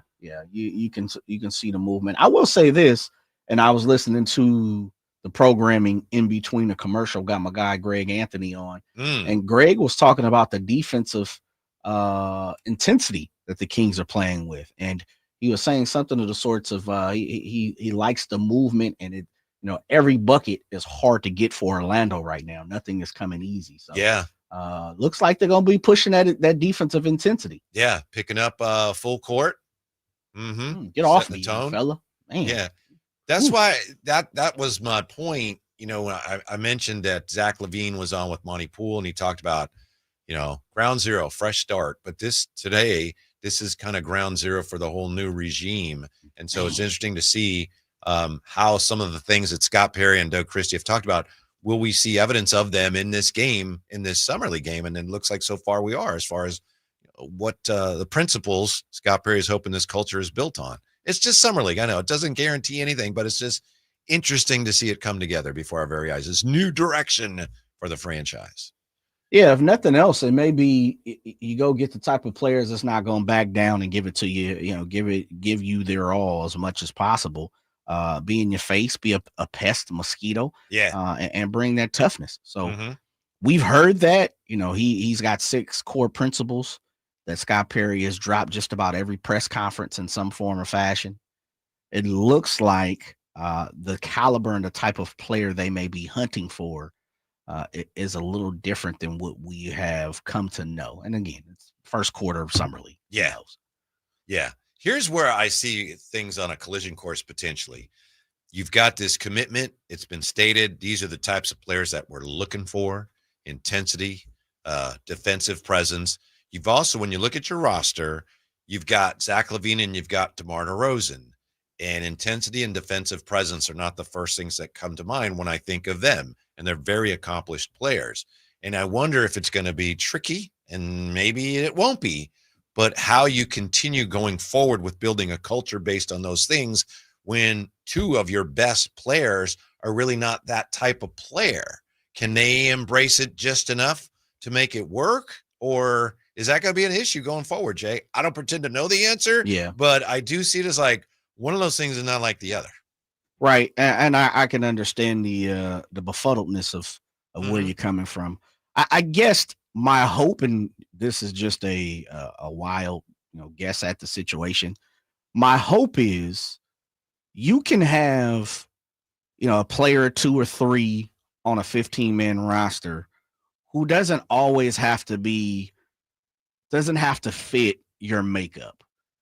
I think the issue that a lot of Kings fans have, and I go straight to the source of it, right? The root of it is, I believe the leaders or the stars or the main dish of our team doesn't fit that makeup. That's the thing. Versus you can put 8 people around that fit that makeup, do those 2, as you said, buy into it, or can you still win despite that and know that their greatness, who they are, can dumbfound the other aspects that you're missing when it comes to that. So I don't know. I just think that I will say this though.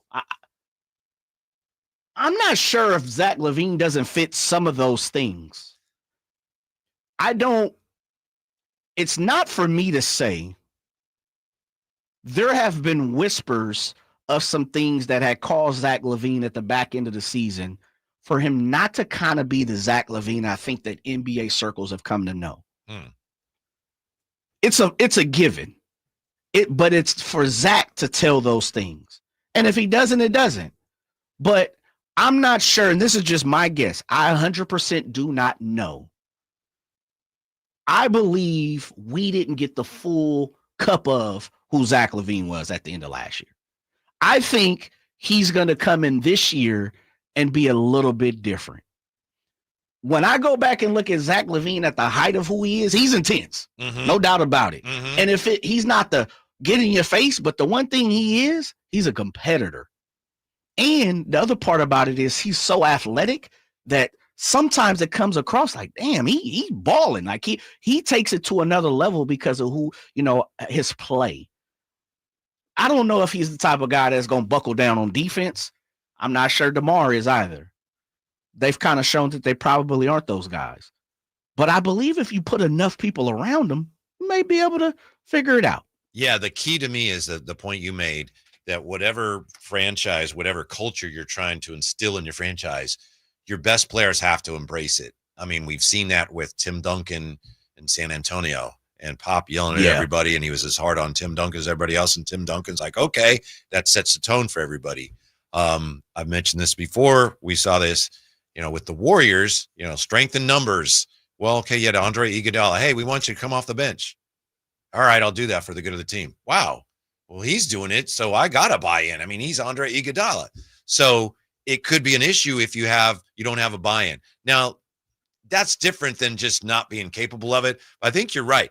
DeMar DeRozan is never going to be at this point, he's not going to be a great defender. He brings intensity of a different kind. Yeah. But Zach LaVine, I think, is the key. Because as you said, Zach LaVine is, and we've talked to writers and people that know him, he's athletic enough where he could be a good defender. Yes. I'm not saying he's going to be all league. And Zach LaVine himself has said, we talked to Casey Johnson about this. Zach LaVine has said, On ball, I'm fine. Sometimes when I'm off ball defensively, I get a little distracted. So if he can work on those things and bring that intensity, I think that's going to be enough buy-in. But I think it's crucial that Zach LaVine buy in to this philosophy, or it's going to be hard to get everybody else on board with it. And I think he's capable of it. Yeah, I understand in the vacuum where you're coming from, Whitey. I would say this, and there's no disrespect. I disagree in the form of some of that is this. There's a lot of teams where their star or number 2 guy, I mean, just look down at the Warriors.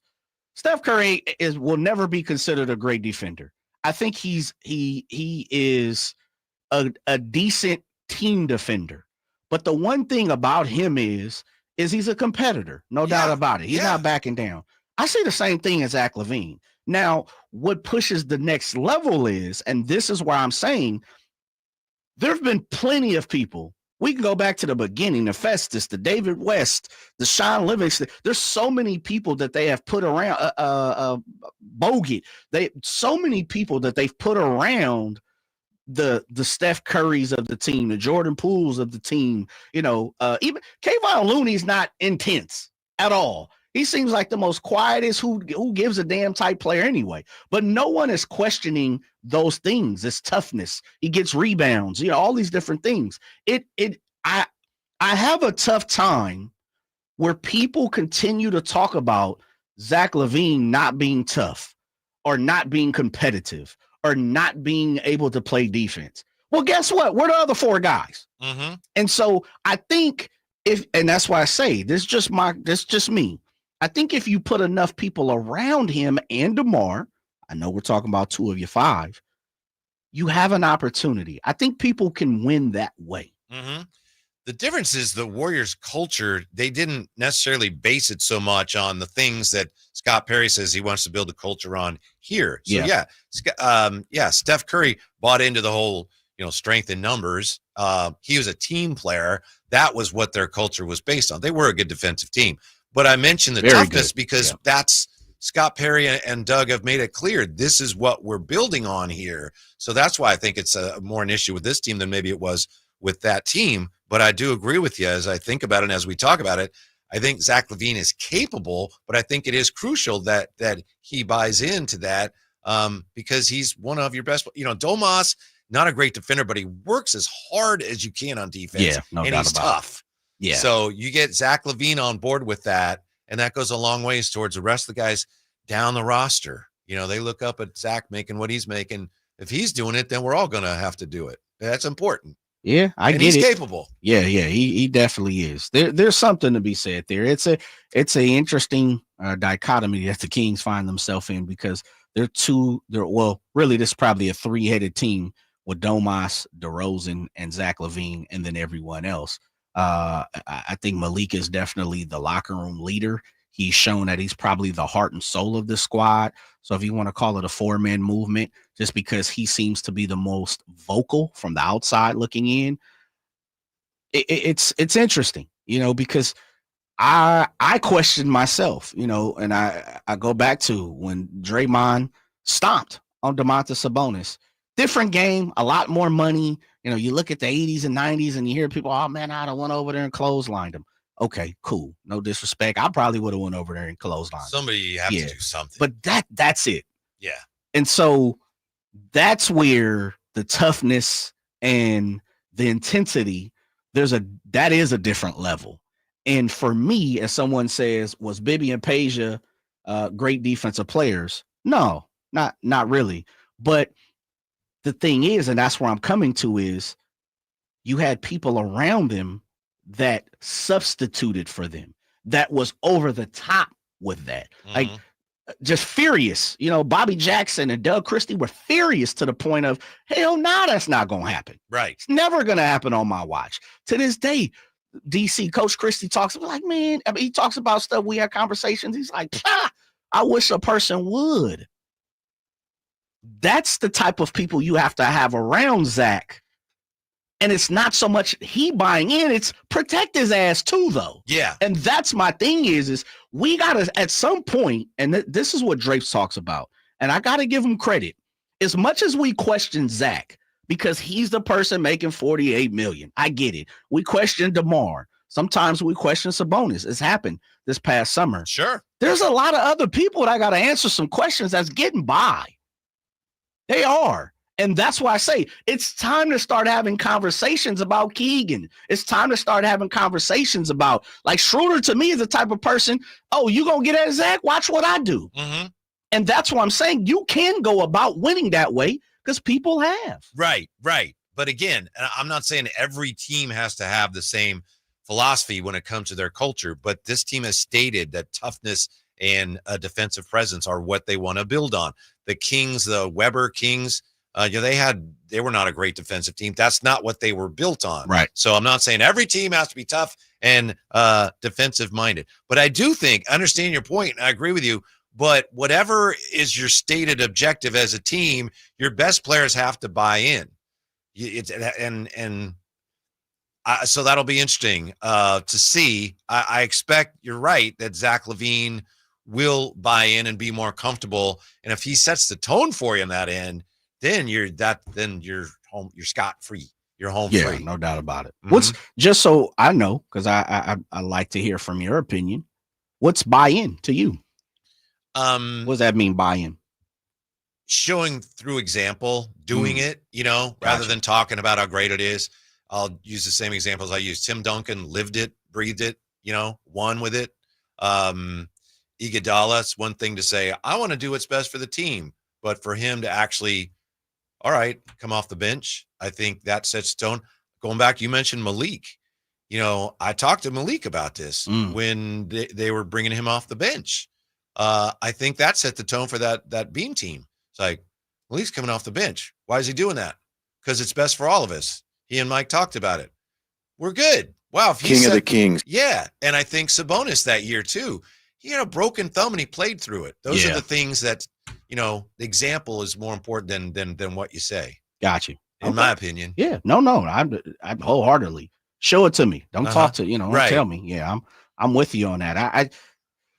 Zach is an interesting example because he's been so up and down in the NBA. You have people who, speak the world of him. And I think this is everybody, right? We probably got more examples of this throughout life, but I feel like Zach has been a player throughout his career where it's hot and cold. It's very hot and cold with Zach. Oh my God, he's the greatest. He's super athletic. And then you get like, oh yeah, he's a ball stopper. Man, he's overpaid. It's so hot and cold with Zach. It really is. And so even going back to what Scott Perry said, in that podcast, where he said, yeah, he puts up numbers, but they don't always equate with winning. You remember? Yeah. So he has had that reputation. To me, that's where I thought the big breakthrough was from last year. Two things. One, he's coming off of injury and he stayed healthy. That was huge. Yeah. And he shot the ball so well. The one thing I didn't see from him a lot last year once he came over was, you go back to earlier that year, remember when the Kings were playing the Bulls, Zach LaVine was the type that he'll go back and forth with you. He'll over. Here we go. I'm going to make every shot in your face. And he didn't do that as much. He had some big shooting games. And I think it was because he just wasn't comfortable. Like, am I supposed to do that here? What are we doing? Yeah. And that was one of the things that just came with being new. But, talk about his competitiveness. For sure. I remember seeing games where, like, he's just like, all right, you made a shot. Watch this. Right. I'm going to bury one right in your face. Right. Yeah. Yeah. I haven't been able to grasp what is, I guess, the whole ball of wax with Zach. And not just since he's come to Sacramento. He's always kind of been that guy where you hear so great positive things from so many things. And then you just get so many negative things, outtakes and outlooks on him as well. He's been a player that I think has definitely been hot and cold. There's seasons. There's a season of Zach LaVine. Mm-hmm. I feel like for half of a season, he's the greatest thing ever. He's Maxime Reynaud, Well, he's not that good. He ain't that good. Reynaud missed a shot, by the way. So I did. Yeah. I saw that. A 3-pointer, I believe. And then there's certain times it's like, yeah, you know what, man? He's the 12th guy on the bench. That's the way I feel with Zach's career. It's interesting. I no clue why it has went that way. And maybe it's because the equation of his salary, Yeah. A lot of times people look at salary and don't they want it all. Yeah. It's funny. Oh, not worth the money. Yeah. Well, he's pretty good, but it was for him, I think a lot of it was being hurt as much as he was. Yeah. And those teams that he was on, and it wasn't his fault because they weren't very good teams. It's like, well, they're not winning. How good can he be? They're not winning. That's why I think maybe he doesn't care. Sometimes I mentioned Mark Boyle, the announcer for the Pacers, just posted this. Sometimes we as fans care more about a guy's legacy than they do. They play as hard as they can. At some point, there's other things. They have lives. But in terms of Zach LaVine's legacy, I think if he cares about that at all, and if he doesn't, I don't care. But he still has a lot to prove here. I asked him and DeMar after a game, do you guys still feel you guys both have been all-stars? Individually, you've both accomplished a lot. Is there something left to prove as far as you two guys together? And I remember that question. Yeah, and Zach didn't say anything, but DeMar said, "Oh, absolutely, definitely." So that is something to watch this year. Yeah, and I'm interested to see if he comes out with just a clearer sense of purpose. Like, what are we doing here? I know what we're doing. Whereas last year, he'd have a great game, and then you watch the next game, and for 3 quarters, no one knows what they're doing. Yeah. Well, I'll say this, Whitey, and this is the truth. If the Kings come out, and let me first put a disclaimer. They will not, because I believe in Coach Christie. I know that he's not going to allow that to move too much further. But if some kind of way the Kings come out and they look befuddled, they don't know the offense, they don't know where to stand. I mean, it get to the point to where you take the shot, me take the shot. It looked like hot potato last year. It looked like they were definitely confused on certain things. They gave it to DeMar at the end, and there's no second or third option. Then we got a bigger problem than Zach LaVine. Yeah. And that's the straight up part about it. Right. Let's stop pointing fingers at Zach LaVine. Let's talk about the whole ball of wax. So I don't believe that's going to happen. Now, when it comes down to it, I believe personally, Zach LaVine may still have some things to prove. Absolutely. He ain't won a championship. He ain't really been playing in the postseason too many times. So no doubt, I think he believes that. I truly believe Zach LaVine is a competitor. I really do. I believe he's the type of dude, as you said, what? Do something to me, I'm coming back at you. Yeah. So to me, that speaks volume. It really does. The Kings are leading 35.2 seconds left in first half. We balling, baby. Yeah. 42-33. Yeah. Yes, wow. Interesting. NBA.com was a little bit ahead of the game here. I knew Are they? Okay. I knew that free throw was going in. Isaac Jones then dropped the mask. I guess he said, "No, I'm not wearing that no more." Yeah. I will say this, and I know I haven't switched over to the other channel. Lakers are leading Dallas 10-7. Okay, so everybody is over in the Thomas and Mack right now. Yeah. We're looking a little slight and thin over at the Cox Pavilion, I must say. It's looking a little Miami Marlin-ish over there. It is. Yeah. Maxime is this a baseball game or something? League? Well, who knows? Maybe they're going to get baseball in a few years. Maybe it's going to look like that too. Maxime Reynaud, 12 minutes, 5 for 6. He's got 13 points. Cooled off quite a bit after that incredible start. Still the greatest player I've ever seen in any sport. He's just kind of leveled off a little bit. Understandable. Yeah, we all go through lows, right? I do think it's important that Zach have a sense of what they're doing. I'm not blaming him for how last year he looked lost. As you said, they all kind of did at times, which is understandable. But you don't have that much talent on the roster. Everybody's got to have a clear idea of what they're doing. And I guess, I don't think it's all on this, but obviously the company line is, that's because we didn't have a point guard. And we got a point guard now to help organize all that. So I get that. Yeah, we'll see, Whitey. That's the great part about it is you have to live it. We have to experience it. We could talk to it blue in the gills, but one way or another. We will. Yeah, absolutely.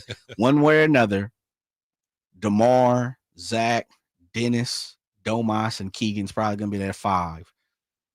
They're going to have to run out there and execute the game plan.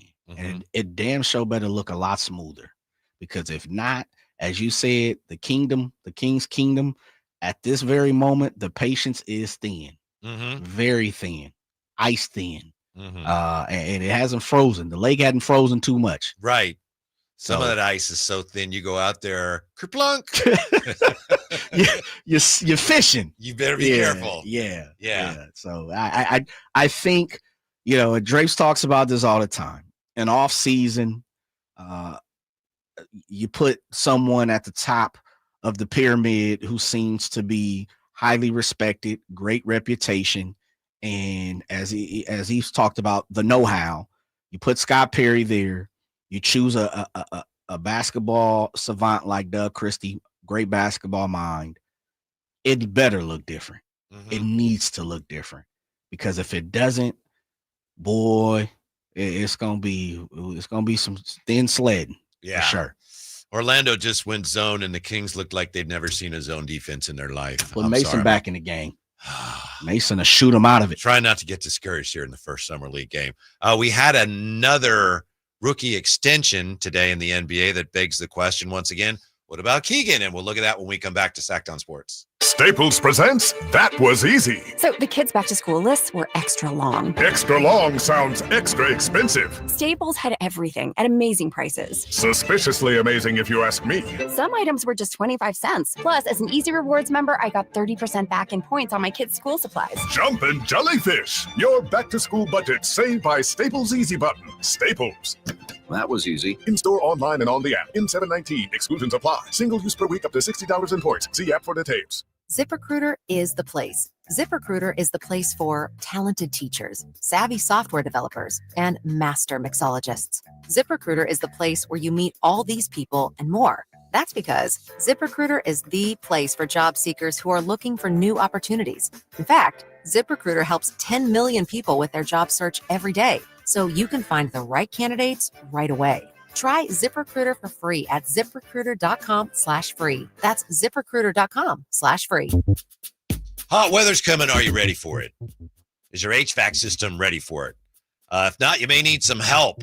There are so many HVAC companies out there, though. How to choose?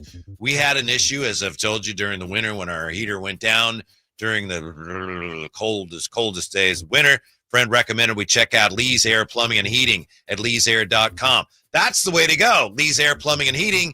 They were ready to come out the day that we called, treated us with a lot of respect, and the guys who installed our new HVAC unit did a great job. So the question is, why choose Lee's? I have so many choices out there. Well, they offer a 100% satisfaction guarantee. Top that.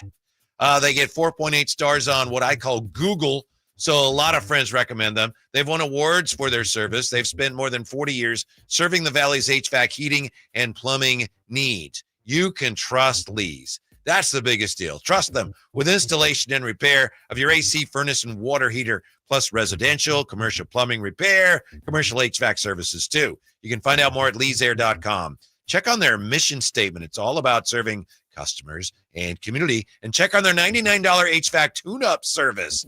Let Lee's take care of you the way they took care of me, treating us like family while setting us up with an HVAC system that has improved our quality of life. It's saved us money month to month and improved the air that we breathe. Lee's Air Plumbing and Heating, license number 635355. Alan Stiles here with your Sacktown Sports Injury Update, brought to you by Downtown LA Law Group. Jacob Wilson has missed a couple games with that right hamstring soreness, but the belief is he could return at some point during the A's homestand.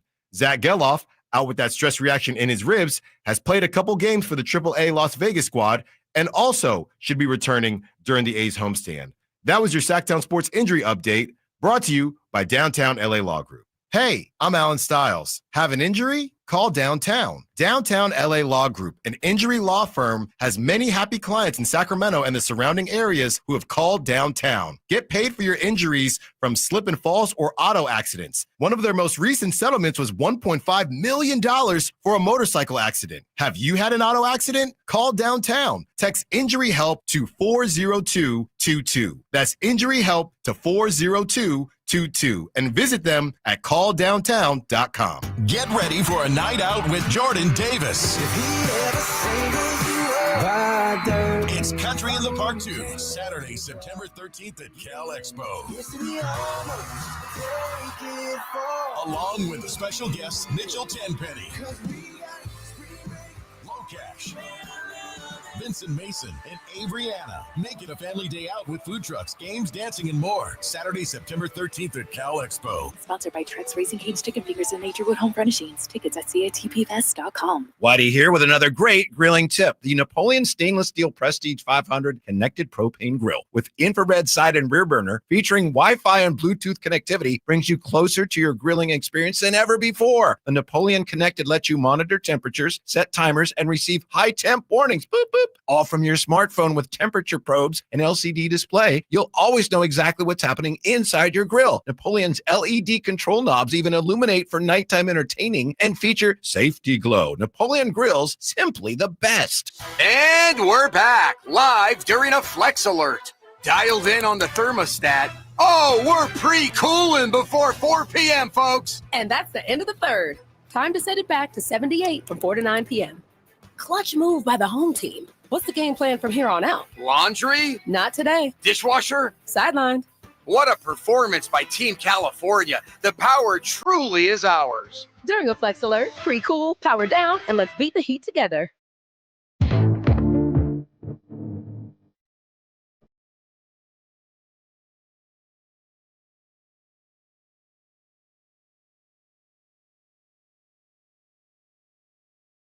Your afternoon home for Kings Talk and so much more. The Drive Guys on Sacktown Sports. Summer League is underway. We have here in our studio, we have, 60 monitors, whatever it is.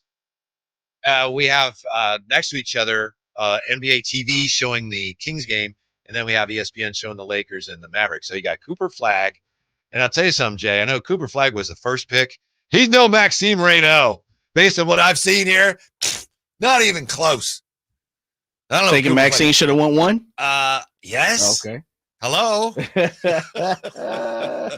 Maxime Reynaud has he's off to a fine start, had a glittering, sizzling first half, Kings against Orlando. And then I don't know how Cooper Flagg's doing. I could check that real quick here, but I'll pull it up. 7 minutes, 6 pull points. it up. He's 3 for 7. Okay. 7 minutes. But Jay had an interesting question. Maybe someone who's watched the whole game can tell us. You're wondering about Bronny, huh?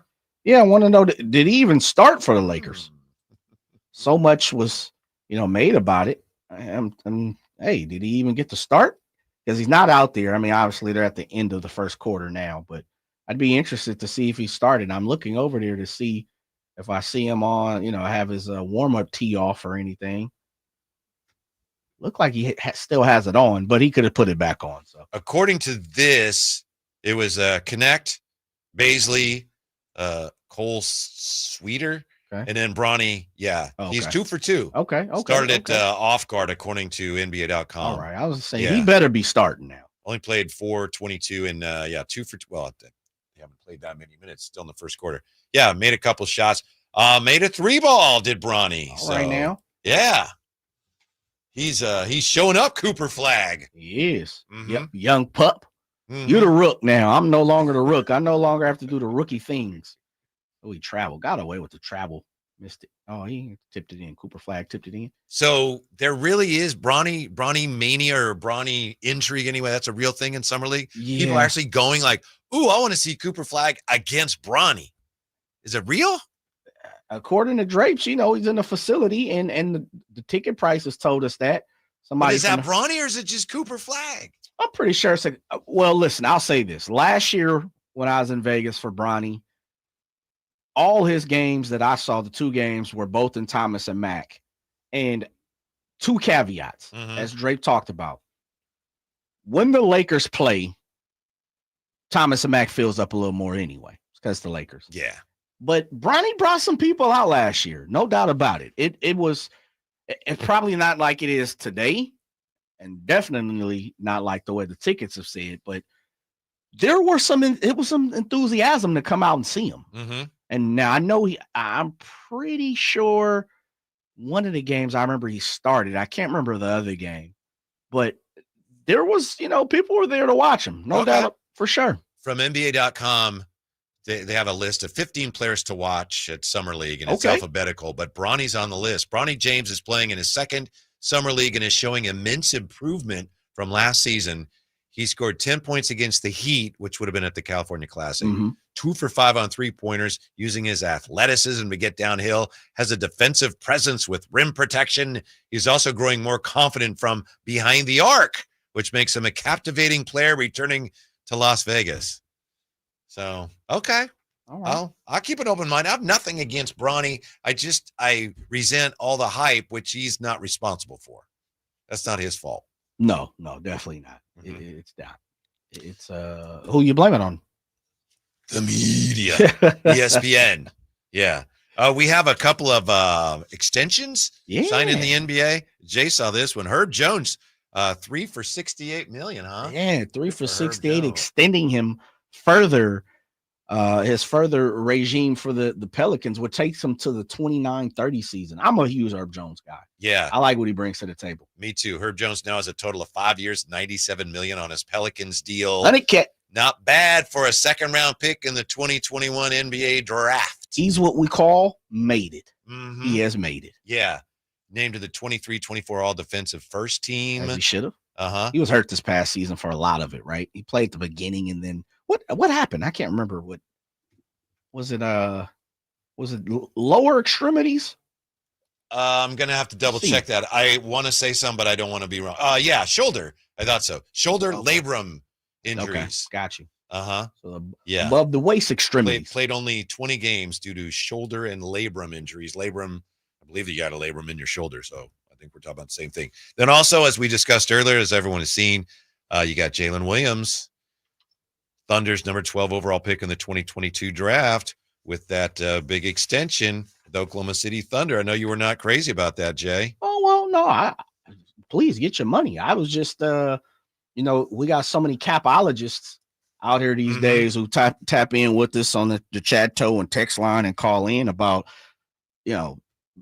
Vivek's money, NBA owners' money. And I've always said, I don't really give a damn. It's not my money. Spend it. Jalen Williams agreed to a 5-year maximum rookie contract extension that could reach $287 million. Which gives 3 of their guys how much? 820 what? Yeah. Gilgeous-Alexander signed a 4-year, $285 million Supermax Tuesday. Holmgren reached a 5-year, $250 million max Wednesday, with the 3 new extensions, including Jalen Williams, totaling up to $822 million. $822 million, which we discussed earlier. Starting next year, we'll move into 50% of their cap, moving all the way up to almost 75, almost 80% of their cap space, at the end of these deals. Yes. I could have swore, Whitey, people came in and say, Jay, you crazy. You don't want to jump over the first apron and the second apron. It makes it so hard to do this and do that. And I said, what? Spend the money if you want to win. It's going to take them where now? How many aprons? Well, in 26-27, and I'm just reading this from Bobby Marks. I don't pretend to know this on my own. The Thunder project to have a payroll of $246 million, which will take them over the first and second apron. Over the second apron. Double apron jumping, according to Bobby Marks. However, unlike recent high-spending teams, they have flexibility with $77 million in non-guaranteed contracts. They have dozens of draft picks. They've structured their contracts in future years to put them in position to keep the core of the roster together for the foreseeable future. We may be looking at the closest thing we're going to get to a dynasty in this era. OKC? Yeah. Yeah, it's going to be interesting. Those young fellas, a lot of talent. Tons of draft picks, 14 in the next 7 years. They actually care about each other and they care about winning. Yeah, they do. They do. And that's old school. Yeah. And what you talk about buying in, I think they have all bought in. It is the culture in OKC, no doubt about it. It's just interesting. And we talked about Bobby Marks also had a tweet a little earlier where he talked about the new NBA contract, the team having a new arena that's set to open in a couple of years. Will be able to recoup a lot of that money that they're spending. And it's just interesting, man. I'm not one to sit around here and count ownership's money. And I know a lot of fans like to play GM and Cap Guy and Eric Pincus and Bobby Marks and Keith Smith and all these other guys. Go ahead, do it, please. I barely understand the cap, and I try and read the thing 2-3 times a week. Yeah. It's just so difficult. Right. But I do know this, and I've been a big proponent of this, and I've said it before. You can do anything if you want to spend the money. We're seeing it. And as you said, the way it looks as if they're going to be a team to reckon with the next 5, 6, 7, 8, 9, 10, whatever, how many years you believe dynasty. Because a lot of those guys, 22, 24, I think Shea is 26 now. They have a lot of great talent. They do. And they're spending money. Yeah. So Jalen Williams was the 12th pick in that 2022 draft, and Herb Jones was a second-round pick in 2021. What about the 4th pick in 2022? What about Keegan? We're back with that. And word on a potential, a guy who apparently wants to play for the Kings.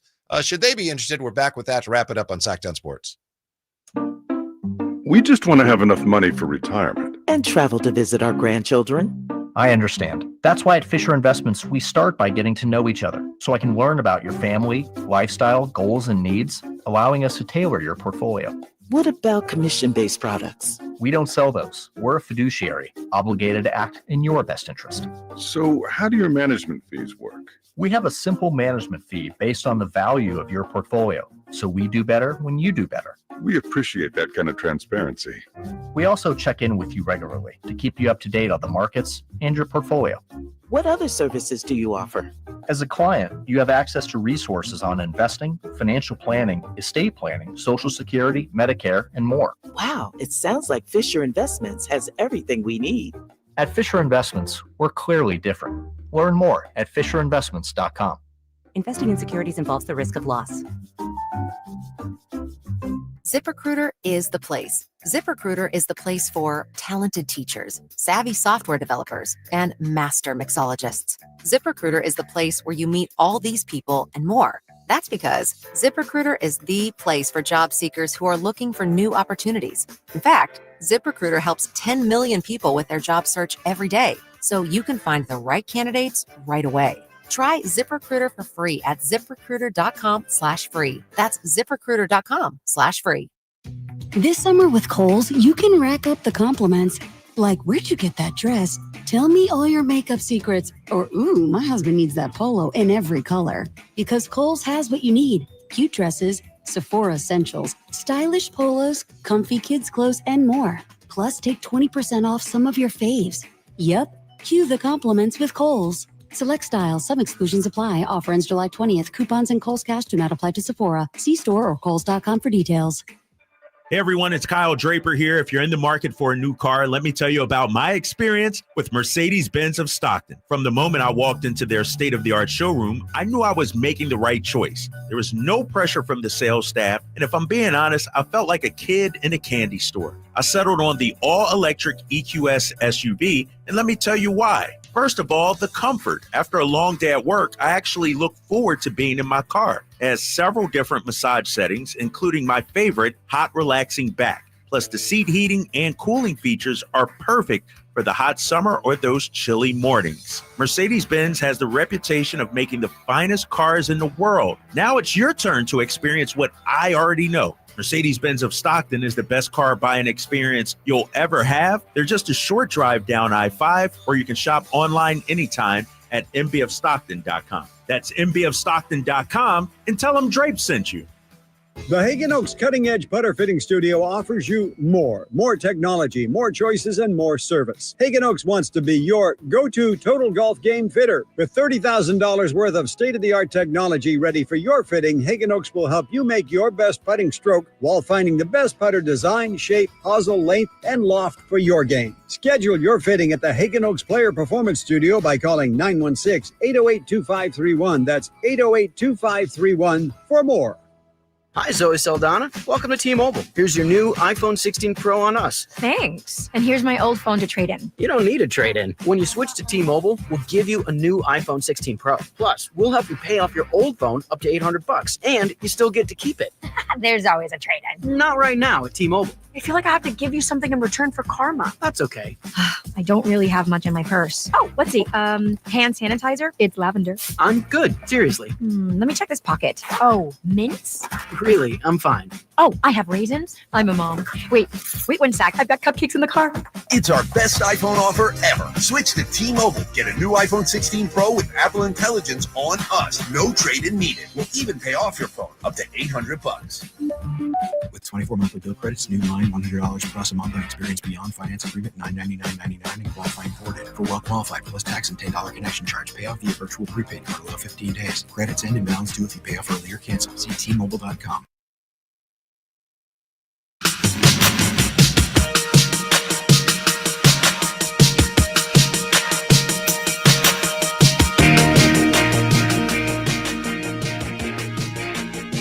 Live and local, 6 a.m. to 6 p.m., Monday through Friday. Sacktown Sports. I know last year, Jay, last summer, we did the 40 best Kings in Sacramento history. We may have to go back and put Maxime Reynaud in there somewhere. He's that good so far in the Summer League opener. Where you got him right now? Where you paying him? 7. 7? Yeah, and Damn. trending upwards. He's already up. Okay. Yeah. Kings leading Orlando 56-42. Didn't we have a caveat? You had to play at least 1 year? I know, yes, but he's that good where you throw the rules out. Okay. You know, sometimes when you got to wait 5 years to make the Hall of Fame. Some guys are that good where it's like, yeah, you can go in now. Maxime Reynaud is that good. From Dennis Youngblood in the Chateau, he's the GOAT. Manny Too Legit says he's the French GOAT. So I looked it up. I believe the French word for GOAT is chèvre. Okay. If you speak French and I have that wrong or right, let me know. Send that all the way. Chèvre, yeah, he's the French GOAT. He's that good. Maybe we should tell Drapes that. I don't know if Drapes could handle French. I mean, maybe. Like he comes out chèvre. Yeah. He comes out the big chèvre with the bucket. Yeah. Le chèvre grand. That's the big goat. The big goat. Le chèvre grand. Chèvre grand. Yeah. I like it. Yeah. So here's what we have so far for Maxime Reynaud. 16 and a half minutes so far. 6 for 8, 2 for 4 beyond the arc, 2 free throws, 3 rebounds. He really has. You know, we're having fun here and we're getting silly, but he's played really well and he's active and they're all playing with a lot of intensity. Yeah, they are. I think if you're the Orlando Magic, you know how it is, Jay. You're like, stop it, you guys. This is Summer League. Stop playing so hard. Playing too hard. Yeah. And we're supposed to only go 60% out here today. Yeah. This dude's out there trying to get a job, Mm-hmm. trying to survive. Uh-huh. Where are we with Keegan? I know we talked about it yesterday. You know, we talked about Jalen Williams. He was a 12th pick in that Keegan draft. Herb Jones getting an extension. He was a second-round pick the year before Keegan was drafted. Do we need to get that resolved, or can we let this linger a little bit if we're Scott Perry and company? If it's me, I'm letting it linger. Really? Yeah, I let it linger. I think. What are you waiting for? Well, I look at the way the Kings, and this wasn't this regime, but I look at the way the Kings handled Domantas Sabonis situation. And when you really look back at it, they were bidding against themselves in the form of great point. Yes. You didn't have to really do nothing. Right. And I understand unless Domas and his camp were like, do something now or we're out of here. Maybe last year, you know, with all the trepidation and things that happened, maybe he had trepidation. But I just think you wait. You be a little patient. And to me, I think that's going to be one of Scott Perry's great traits here. I think he's patient. I think he's comfortable in being patient. I think he also believes that he can drum up some things. And so even if it's, people are pointing to the point like this has to get done. This has to get done. Nah, don't worry about it. We'll take care of it. You know, Scott Perry's got a mouthpiece on him. Mm-hmm. Just really sit back and listen to him. You know, he's got the gift of gab. I truly believe part of his reputation is because he is confident in what he does. And I think at this point has seen everything. It's possible. Now, if it were up to me, I'd say, yeah, get it done. And I hope they do get it done. That is the extension. But it's possible that Scott Perry, you know, Keegan wasn't his guy. And I'm just saying maybe he wants to see, well, what if we don't extend him yet? Let's see how he responds to that. You know, if he plays well, all right. If he can't handle that and doesn't play well, maybe he's not a guy we want to extend. I mean, I don't know. I hope they do get it done. But again, I think it's really important to keep into consideration that Scott Perry didn't draft him. No, he didn't. So, yeah. Yeah. He didn't. And so you're kind of saying he's waiting. He's looking for a show and prove. Could be. Okay. Could be. I think that'd be risky. I think Keegan brings you a lot of what you don't have much of, but I could understand that. I hope they get it done. You brought up, I think, a really interesting and important point, and I don't know if we really talk about it enough when we look at the Kings and the Beam team and what happened after that. We all know that after the Beam team year, Beam team won, they lose to the Warriors, and then they didn't make moves. You know, they brought back Harrison Barnes. They didn't really add. Yeah. And one of the reasons they didn't add is because of what you said. They decided they got rid of their first round pick, right? Maxime Reynaud went to not Maxime Reynaud. I'm sorry. It was Olivier Maxence Prosper. Oh, Max. Yeah. Pardon me. But he went to Dallas because they were creating cap space to give Domas that big extension. Right. Which maybe they didn't have to do. Yeah. I think it was going to happen, and not necessarily know if you needed to do it right then and there. And you always talk about buying in. That may have been a conversation where you go to Domas and say, hey, listen, we got you. You know, no doubt about it. We're going to take care of you. We need you to buy in this year, and then next year we'll take care of the business. They chose to go a different route, get it done, take care of it, spend the money. And I do think it hindered them from, being a little bit better and adding some talent that, as we come to know, they needed, So I really think with Keegan, I would take my time and decipher where his value sits on the grand scale. You're seeing guys around him. You just named 3 guys that have already signed. You see where they're landing on the spectrum, and Keegan is somewhere in between all of them, I think. But his comp is Jabari Smith right now. I'm for one. If you're gonna get Keegan for $22 million, I think you lock it in. Mm-hmm. Oh yeah, that would be a bargain. Yeah, I think if we're talking 30 plus, I'm a little hesitant. That's just me. Understandably so. And where did I know we talked about this yesterday, and I've seen it. Where did Trey Murphy Jabari Smith end up about? 5 for 122 or 124, something like that, right? So he's getting about 22 million, I believe, a little over 22 million a year. Yeah. That's a great contract for a third or fourth guy on, as your starter. Yeah. I'm taking that. Mm-hmm. For a guy who does as much as he does for you, no doubt. Defensively, too. No doubt. Yeah. I think he's really important to what they're doing. We'll see. Hopefully they'll get that done. But yeah, there's no rush necessarily. You're ready to get it done now. Well, it's just interesting that we keep hearing about these extensions. Yeah, it is. It's Keegan compared to the other 3 is J. Will, obviously Paolo, right? Was it Paolo? Yeah. One? Yeah. Yeah. Ivy hasn't been re-signed, has he? Not that I know. He hasn't been extended, or I should say re-signed. He hasn't been extended. Not off the best of my knowledge. Yeah. Mm-hmm. So, but Holmgren was another one. Holmgren. Yeah. We'll see. Mm-hmm. Look at that draft. Paolo, Chet, Jabari Smith Jr. 3rd, Keegan 4th, Jaden Ivey, Matherin 6th, Shaden Sharp 7th, Dyson Daniels 8th, Sohan 9th. That's talent right there. Johnny Davis, the guy from the Taco Bell commercial. Remember that? Yeah. Yeah. Then Usman Jang and he might have been the first miss in the lottery. Maybe he was 9. Yeah. Well, he was 10. Johnny Davis was 10. Yeah. Man. Now speaking of guards, he's a guard. Campaign apparently, according to Kyle Draper, campaigns. Well, somehow I don't know who told Kyle Draper. But Drape says, according to a source, he found out a campaign would be interested in coming to the Kings this year. So his camp.